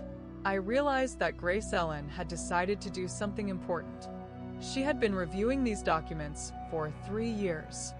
I started looking through them and realized that the order volumes, compared to the most recent receipts, were drastically different. Prices hadn't gone down, but had even risen. Then, as I examined receipts from the past 3 years, I noticed that over the last 3 months, the cost of orders had dropped by 80 to 90%. It was as if a different supplier had appeared. "Trigo," I said, looking at the door through which Libby had led Grace Ellen. I let one receipt go, and it fell, almost as if moving in sync with the noise they were already making ahead. When I entered the main B&P space, I realized it was a warehouse. On the first floor was Rayford's office and a small reception, and everything else was a warehouse. A large space with chemical wash stations at every column, posters on the walls, and vans parked on the street. Libby sniffed the van. "Aren't they supposed to keep it close?" she said. "They'll lose their license," Grace Ellen replied. "They'll lose more," Libby said. "Check the vans." She pointed at 2 vehicles. Inside, there were chemicals, and I could smell them. There was nothing, even when Libby poked her head inside the van. "We'll wait until he comes back," Libby said, and walked around the warehouse, continuing to search. I sat with Grace Ellen amid all of this. I sat at an out-of-place picnic table with Grace Ellen in the middle of all of it. "I'm sorry about your husband," I said. She touched my hand with her fingertips, then turned her head toward the only external noise in this vast space.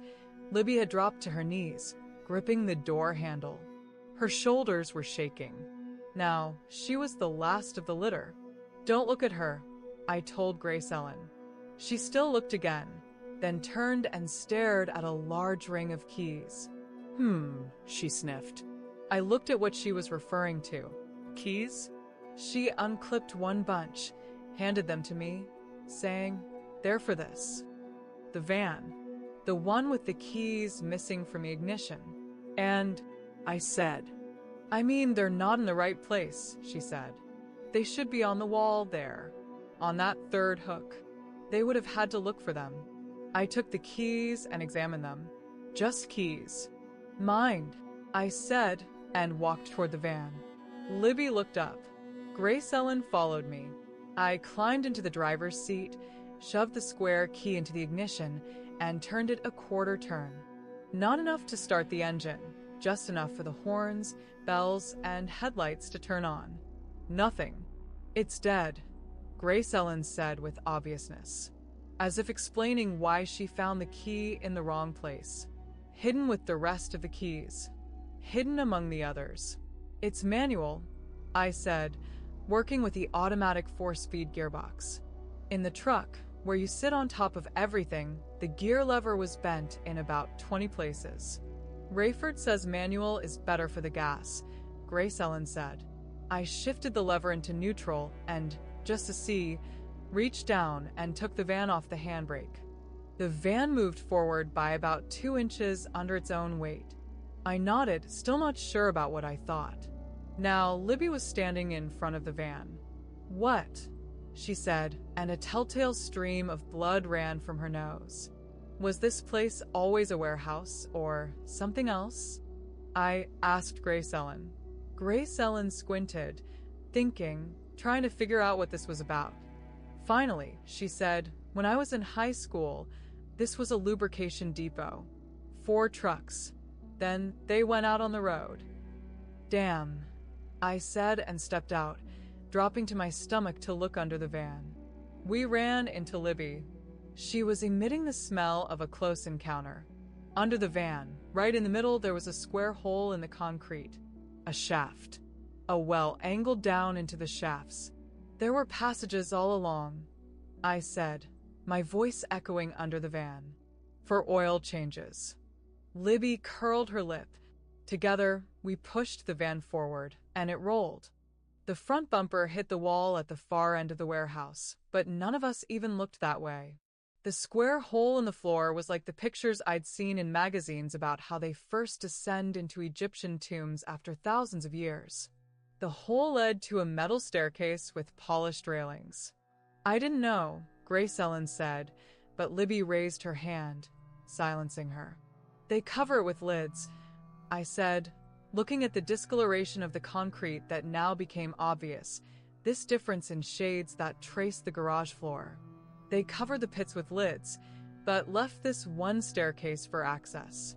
So the pits could still be used for storage, so they wouldn't completely disappear. "If he's down there," Libby said, and stepped onto the top metal step, not bothering to finish the threat.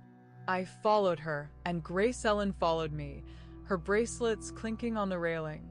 It was pitch black, except for the other end, above which was the front office. Libby rushed ahead, covering her face with her hands in case of pipes, and we followed her, and the worst became a reality. There was Darren. "Is he alive?" I asked Libby.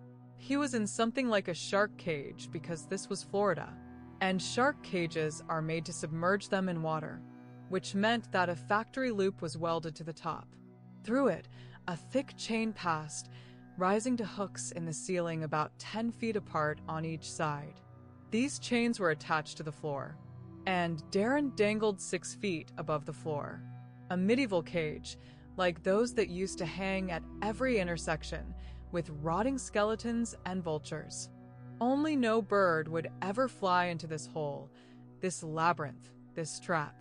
That's what it was. Above the cage, on beams, were 5-gallon water tanks with tubes running down into the cage, with small shut-off taps at the end. Below the cage were 4 kiddie pools, placed side by side. Since they were round, there was a little bit of concrete left in the middle, right under the cage. No matter how far Darren urinated in any direction, these kiddie pools caught his urine. It was the best pesticide in the world. By the wall, near the only outlet, stood a portable refrigerator, probably stuffed with beef or pork scraps, squashed roadkill, to feed his chicken that laid golden eggs. While it worked, Barely. werewolf or not, you wouldn't squeeze through bars that even a shark couldn't fit through. But Darren tried. His mouth was covered in scabs, the lower part of his face dark from dried blood. I knew it was from the treatment, from gnawing on the bars. And one of his arms was broken, his left, probably when he still had human hands trying to tear the bars. It was him. Libby just shook her head. I stepped forward between the pools and reached my hand through the bars, letting Darren sniff my wrist if he could. "Darren," I said. Please. Behind us, around us, came a scream from always quiet Libby. She was yelling at herself, because she was 10 feet up and still didn't understand. Because Darren was everything that remained of her father, everything that remained of her mother, whom she had never known. Because they promised each other they'd never die before the other, to always be together, no matter what. She was screaming because he was her brother, but he was my uncle. Dar, I said. I'd never called him that before. The wolf in him woke up from that. The wolf in him heard the challenge. His nose woke up first, then one of his eyes. He was still yellow. That meant he had passed out in his wolf form. I watched as the yellow was pierced by brown swirls, curling like around a tea bag in water. He reached his good hand to ruffle my hair. "Nephew," he said, pronouncing the word longer than it should have been. Not that I had to wait long. I closed my eyes gratefully, feeling his hand with a bitten-off finger on my head, and shuddered as Grace Ellen made a sound that wasn't born in her throat or chest. It came from her soul. She stood by the fridge. There was meat there, had been there for a long time. Her husband, frozen between man and wolf. Stuffed in there after his usefulness ran out. Stuffed in there where he could no longer save BNP's money. Libby was already there. She pulled Grace Ellen away, hugged her, not letting her kick and fight. They both fell to the floor, and Libby held her, pressing her face into her back. But her eyes weren't wet, as one would expect. Crying is for humans. Libby was far from human. What we learned from Darren that day, he was constantly losing and regaining consciousness, was that Grace Ellen had no choice but to hold his head on her lap in the back seat of our boat, Catalina. He kept laughing the whole time. Because he liked it. He had been drugged and kidnapped. He always told us that he had the makings of a real ninja, a born killer, the deadliest man in the world. It turned out there was more pirate in him. Grace Ellen brushed the dirty strands of hair from his face. His chin and cheekbones were smooth, like a baby's, completely new. He changed so often that his body almost withered, turning into skin and bones. Perhaps his body even absorbed the bone marrow, draining it to rebuild itself again, and again from less and less material. Grace Ellen pinned his arm between two magazines she had bought at the gas station. She secured them with hair ties. Her red hair covered them both. "I know my urine," Darren said, then started over. "If I had known my urine was worth this much, I would have been selling it all the time, right? We'd be werewolves from Beverly Hills." Weed. He lost his train of thought and turned to cough into Grace Ellen's stomach. Libby was holding the steering wheel with one hand, while the other clung to the rear-view mirror as if she were holding the whole world in place. Rayford's wife didn't know where his hideout was. He didn't trust her that much, but she knew he usually parked at the turn past the taxidermist's office. That, with the 2 jumpsuits Libby found in the van we were riding in, was enough.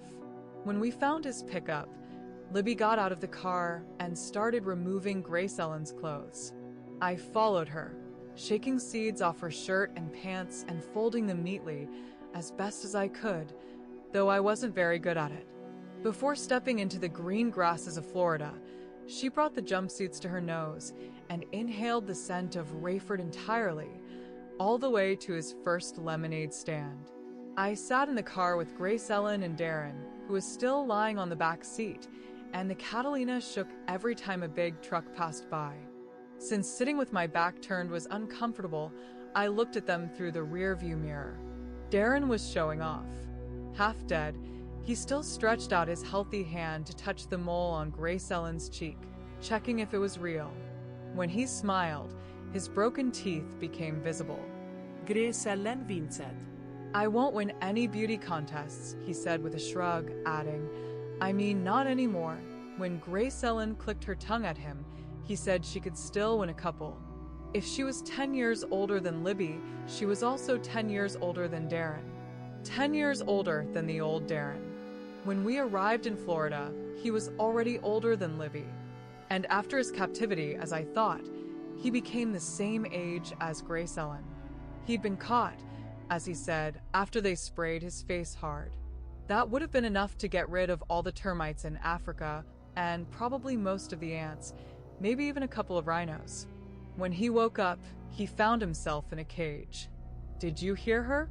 I asked, adjusting the mirror on the visor to get as close to his face as possible. Did you hear how Libby howled?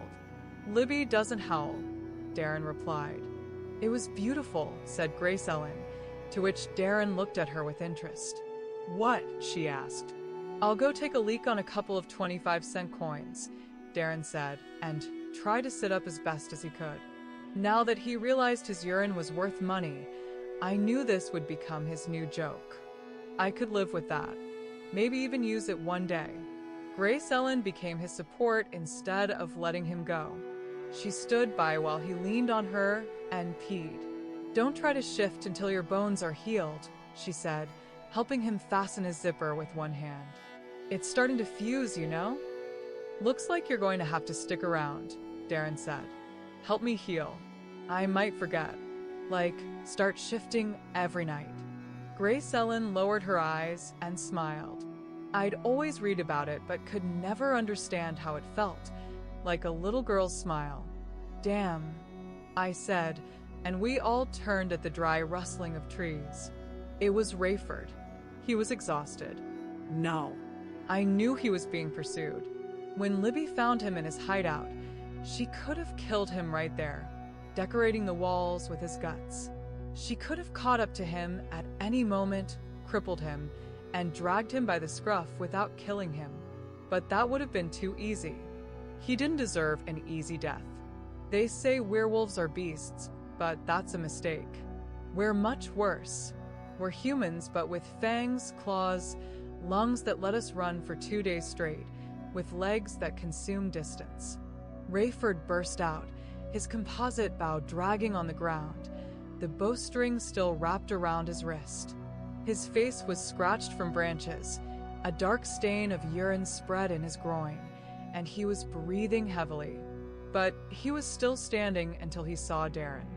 Rayford, Darren said carelessly, as casually as possible. Gracie, Rayford said to Grace Ellen, and she only burned him with her gaze, placing her palm on Darren's chest as if to protect him. Then, from the trees, came Libby's low, steady growl. Rayford recoiled, looking at Darren and Grace Ellen. Something's coming after me. Something like. At that moment, Libby growled so terrifyingly that even the oily Florida bushes trembled, something no self-respecting werewolf could do. But it was no longer a hunt. In the end, Libby's growl turned into an open scream, for which she had to plant her front paws on the ground, and deep instincts inside Rayford responded, like the instincts of his kind over thousands of years. He backed away again, stepping onto the gravel by the roadside, then onto the asphalt, scraping it with his fiberglass bow, still staring at the source of the terrifying sound that I had felt in the ground for half an hour. Finally, what I felt materialized. Large trucks passed by. Libby had heard them for miles. She was calculating the time. I took a deep breath, not knowing why. Grace Ellen's fingers closed my eyes at the last moment, and I only heard a long, mournful honk and the thud of meat against chrome. Grace Ellen's hand left my face as she leaned forward to spit on the road where Rayford lay. She leaned down, spat, and then screamed, as if trying to pour all her anger and sorrow onto the dead husband. "I think I'm in love," said Darren, looking at her. The air still hung thick with a red mist, swirling in the wake. I pressed my lips together to avoid inhaling it and flinched at the sound of the semi-trailer's brakes. Its tires left clear black marks, the kind the police would need to declare this an accident. But the cops would never know the truth. We're werewolves and we have to carry it. We are the ones who remember that grainy, damp sensation on our cheeks. A minute later, Libby appeared on 2 legs. Grass and leaves were in her hair. She looked at Darren. Her snout was nearly finished retracting, and since it pained her to see how thin and broken he was, she went to the car for clothes, for what remained of our life. And there wasn't much left. 6 or 7 weeks later, Libby was working as a traffic controller on a construction site, so she wasn't in the trailer to track what Darren was telling me when I told him I'd never get caught like him, that my urine and mice wouldn't scare anyone. He stared at me for about 10 seconds, as if making a decision. Then he looked at the bedroom door, made sure it was closed, that Grace Ellen was sleeping after last night, and then shook his head as if it was all foolish. But then he looked at his palms and told me anyway. Of course, it was a tall tale. "That's all we have. Imagine you're in a shitty werewolf pack," he told me. "Not like ours, but one of those cowardly little gangs that always figure out who's the alpha, growling at each other to get their way, wearing flannel shirts, glaring at people through the smoky fog of their roadside diners. You think that behavior is natural for werewolves, but it's actually adopted. From movies mostly, but also from wildlife shows. We're families, not packs. Some werewolves drink Kool-Aid," Darren told me. "Remember that. In short, you're in a shitty werewolf pack, and one day, to show who's in charge, to mark your territory, how do you think you should do it? You dig up the recently deceased wife of some old wolf, to teach him a lesson, to show him who's in charge now, to tell him he's smelled the truth on his night roads. There's a new wolf in town. A new pack. Start a nightmare."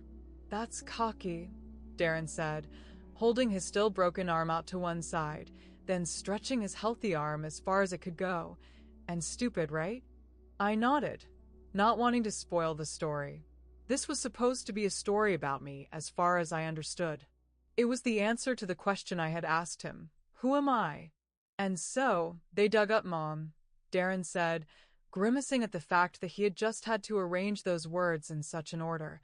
"And they didn't eat her like real wolves. They just nibbled on her a bit and left her next to Grandpa's house." "Did you know?" I asked. "I was a pup," Darren said. "We were all 3 pups.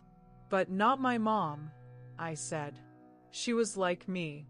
She was my sister," Darren said in an icy voice, not letting go of my gaze until I looked away, and then continued about Grandpa, when he found his wife under a blanket of crows. Grandpa, who smelled another pack on her.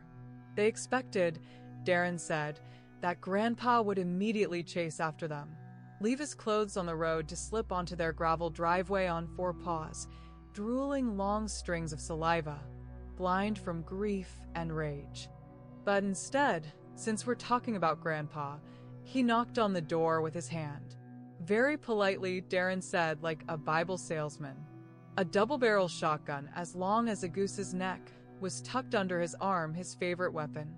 Instead of buckshot, he loaded it with all the silver jewelry he had managed to steal. His hands were still smoking from necklaces, rings, and bracelets. His first shot wiped out half the pack. A diamond cufflink in a silver setting from a 36-inch barrel can pierce facial bones like butter, and once the poison hits your brain, Darren said, then piff PAF, and you're dead. Those he didn't manage to kill being human, those who ran out the back door, he caught on 4 paws. He had fun with them in the fields, in the thickets. The night was so full of screams that journalists from 3 counties flocked to Bunsville the next morning. But they were too late. There was nothing left. The only reason Grandpa didn't kill the last one was because Dawn found him out in the open, in a tank, where he held the guy's head under water until he passed out, then pulled him out and started again. But it's always good to leave one alive, Darren said to me. As a warning. That was the flip side of the story. The version I had known for many years. It was the version with teeth. But still. And I said, "Let's fast forward 10 to 15 years, Darren said, then shook his head no. Let's rewind 14 years. 2 of the children, carved out of the belly of the woman of that old wolf, the one the young pack dug up, had wolf blood. The 3rd did not. For her, life was different. Instead of learning to hunt in the forests, she went to the city. She meets one guy, then another, and when her brother fights with her guests, she eventually, not without reason, starts dating someone in Bunsville, a place Darren can't get to. One of those guys leaves me with her. As I always knew, my dear daddy, you're saying it's your fault, I said to Darren. It's not. He just looked at me. You want to know why she hates sheep so much, he said at last. Libby the Liberator. You think it's okay that we should let them live since they don't harm anyone? Different generation, I said, trying to shrug. It's because of your old man, Darren said. Just like that. I looked at the ruined carpet on the living room floor, trying to find a connection to what was obvious to him, and when I did, my face froze, and my breath became too deep. No, I said. He hid in the city for 14 years, Darren said. He knew he couldn't fight your grandfather, no one could, but fixing the pup for his little girl was actually worse than killing him. It was like ripping out his heart. And you, why haven't you turned yet? Maybe because you're part sheep. No offense, geek. But sheep inside are wolves. Probably you too, Darren said, not letting go of my gaze, so I could read that he wasn't comparing me. You're old enough to know. Your father, the guy your grandpa let go, never turned after that tank where he almost drowned. Probably he already forgot how to do it. And my mom wasn't even a wolf, but she had the blood. Your grandpa's blood. Your blood. Let's not go off track, Darren said, taking his boxer stance, mimicking a punch that ended with a light slap under my chin. I jerked my head back, not wanting to play. I said, I mean my biological father. I learned that term from the TV. Darren didn't say anything, which in itself was an answer. My father died, was buried, and not necessarily in that order. I couldn't summon that day with magic, but Grandpa told me a story about someone he once knew who did that to someone who deserved it more than others. His hands shook when he told me. I was supposed to understand. That's always the case with werewolves. Even when they lie, they tell the truth. And now I know the truth about myself. I was a tool of murder. I was vengeance. I was the burden my aunt and uncle had been carrying for 10 years due to a debt to my mother. Maybe I was a wolf, maybe not. But still, silver. I almost died from that silver spur. That must mean something. When Darren couldn't see, I bit my lip and started sucking the blood, whatever it was. This year, we still haven't left Florida. I mean, not everyone. What eventually made me a little more favorable toward Grace Ellen was the fact that she could beat me in TV quizzes. More than all her knowledge, stories, or lessons, this showed me that she really had been married to a werewolf. Since she knew someone who would buy Rayford's van without asking questions, she was able to stop going to work. Also, BNP no longer existed, with only a sign left on the abandoned building.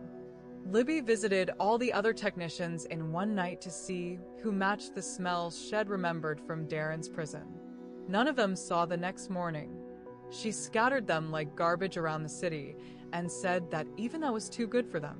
She's forgetting how to be human, Grace Ellen once said to Darren when she thought I was further down the hall than I actually was.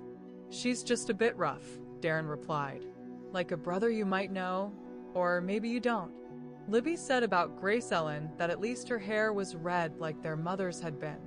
They're fake, Darren said, and a chuckle slipped out of his mouth. I don't need to know that, Libby replied, raising her hand to stop whatever he was about to say. She could enter a hot dog eating contest, he still said. I sat on the edge of my bed. The walls of our trailer were thin like cardboard. Across from me, on the closed door, was a mirror. In it, I noticed a scar on my chest that looked pretty deep. It cut through my right nipple, and I wondered if it would stay crooked if I ever turned into a werewolf. That made me wonder, do werewolves even have nipples? A week later, I stood in front of the TV, aiming the remote at it. It only worked if you held the remote nearly to the screen, and since all the numbers and symbols on the buttons had worn off, it was easier to change the channels directly on the TV. That was the week Darren fixed the door at Grace Ellen's house, cleared the dog bodies from her kitchen, and replaced the tires on her Honda. He cleaned up after Libby no matter what anyone said. After showing me how a werewolf changes tires with butane from a torch, he sat down on the couch and said that actually he wasn't a carpenter. Oh, I heard his voice behind me and turned around. Grace Ellen was standing in the doorway in a yellowed wedding dress, with lipstick on both of them, holding a rabbit she had just bought from the pet store. Darren walked up to her, and the rabbit was wedged between them, slowly moving its paws. Darren said to her right in the face, "Marry me." She screamed when he started unbuttoning her dress, although I was sure those buttons weren't meant for that. I said, trying to walk into my room. Anyway, I left, trying not to listen, even when the rabbit let out its final scream. I think I was happy for Darren, and maybe it would be okay. Werewolves couldn't ask for more. When Libby came home and learned about the upcoming wedding, she just pressed her lips together and nodded. Good for you, she said. You know nothing will come of it. You start a family, and it'll die. What? Grace Ellen asked. I've seen how it goes, Libby said, not looking at me so obviously that she might as well have scratched my mother's name into the wall. What are you talking about? Grace Ellen asked. Maybe 500 years ago. Yeah, she continued, her words not so much skeptical as repellent. She turned to her handbag and pulled out a faded photograph. She's 19, she said. This is my daughter. That can't be, Libby said, taking the photo and looking at it like she could smell the wolf. Wait, said Darren. Grace Ellen shifted her gaze from him to her, as if checking that they were really doing this. Then she tossed her hair back, revealing the silver rings on her ear. Keep the silver clean, she said to Libby. Clean it every week, and the silver will get into your blood. Not enough to hurt, but enough to drive the wolf out of your child. Calm him until birth.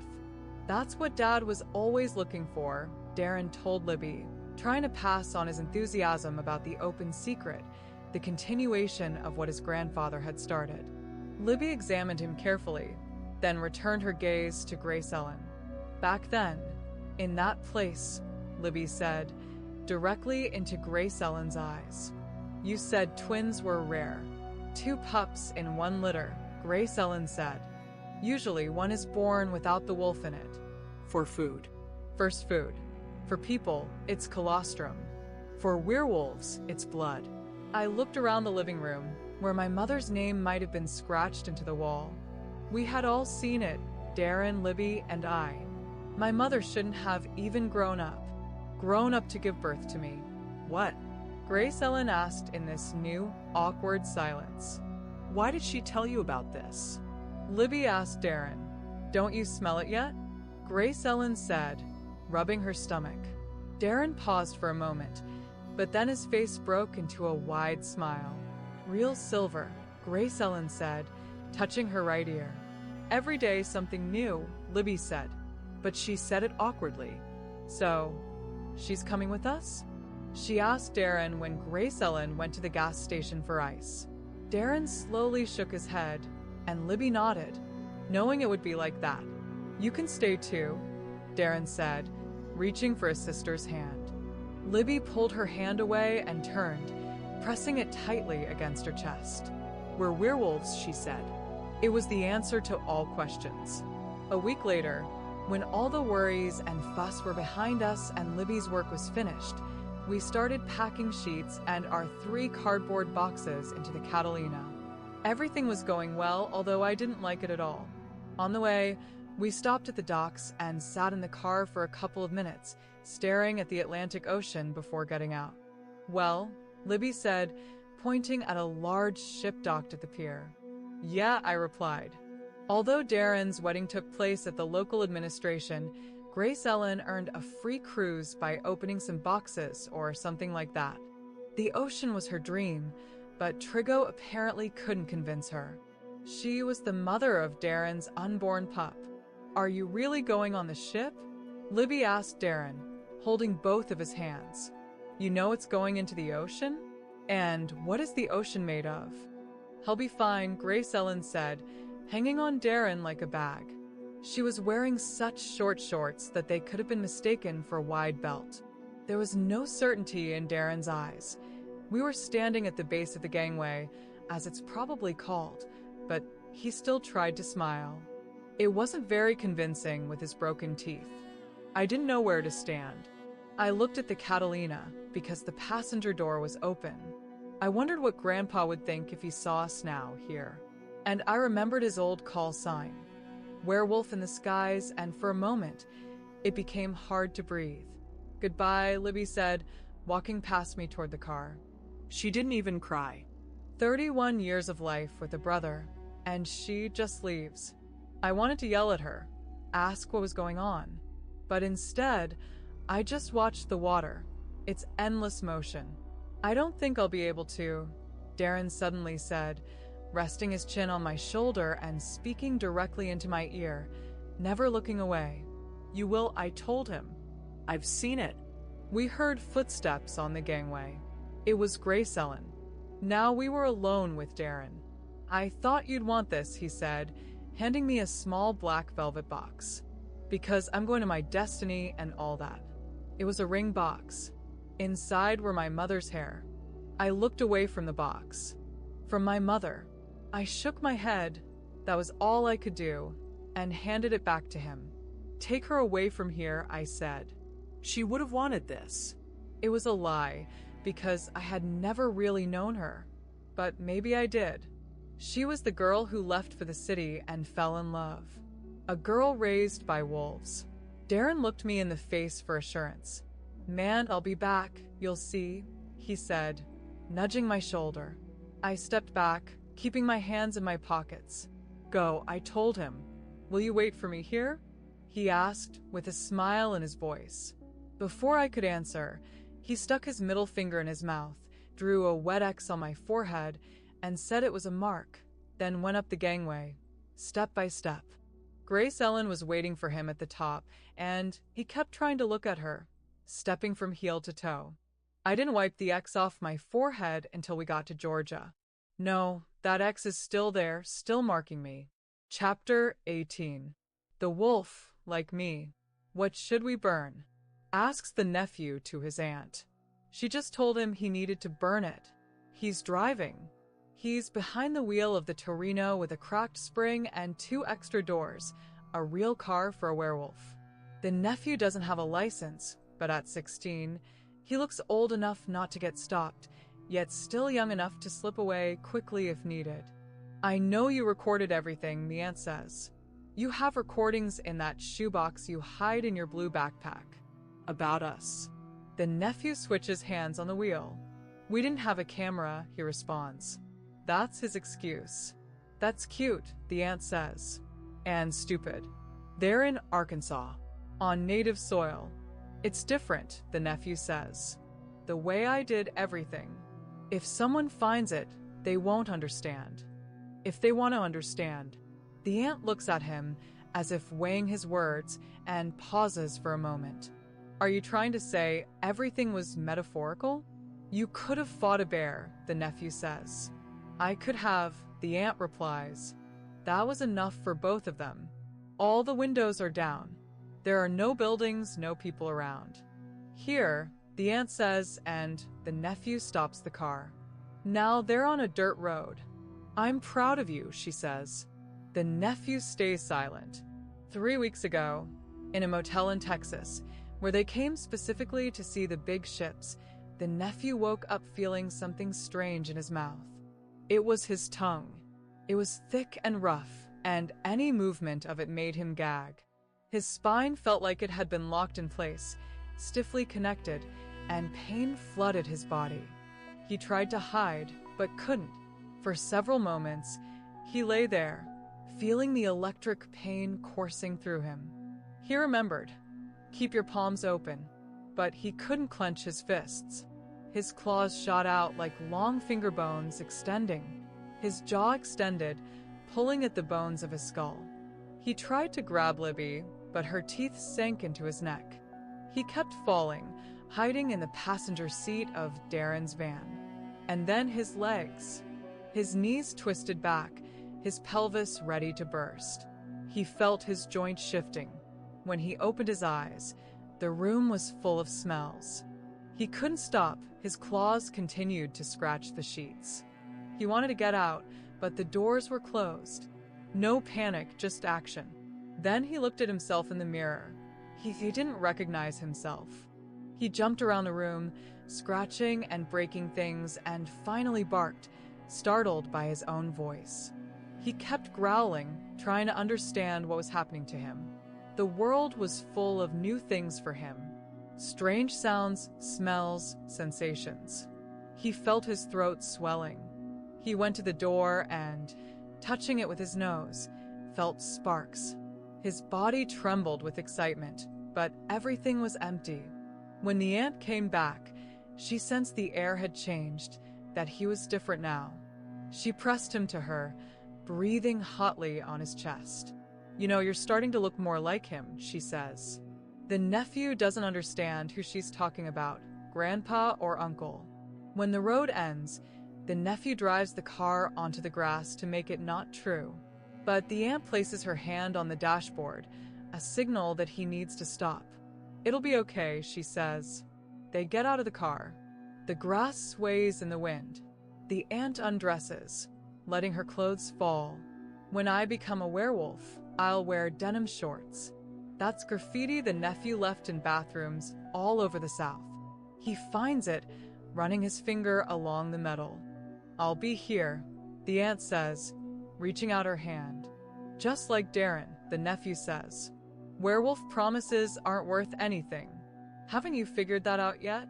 The aunt smiles. You even talk like him, she says, patting him on the chest and keeping her hand there.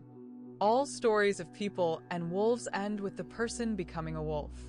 In the heavens of werewolves, the grass closes again. The she-wolf runs across the meadow, her mate waiting in the shade of the trees. The wolf stands behind, capturing the moment in his heart. It's not hard to remember. I won't burn this, Libby,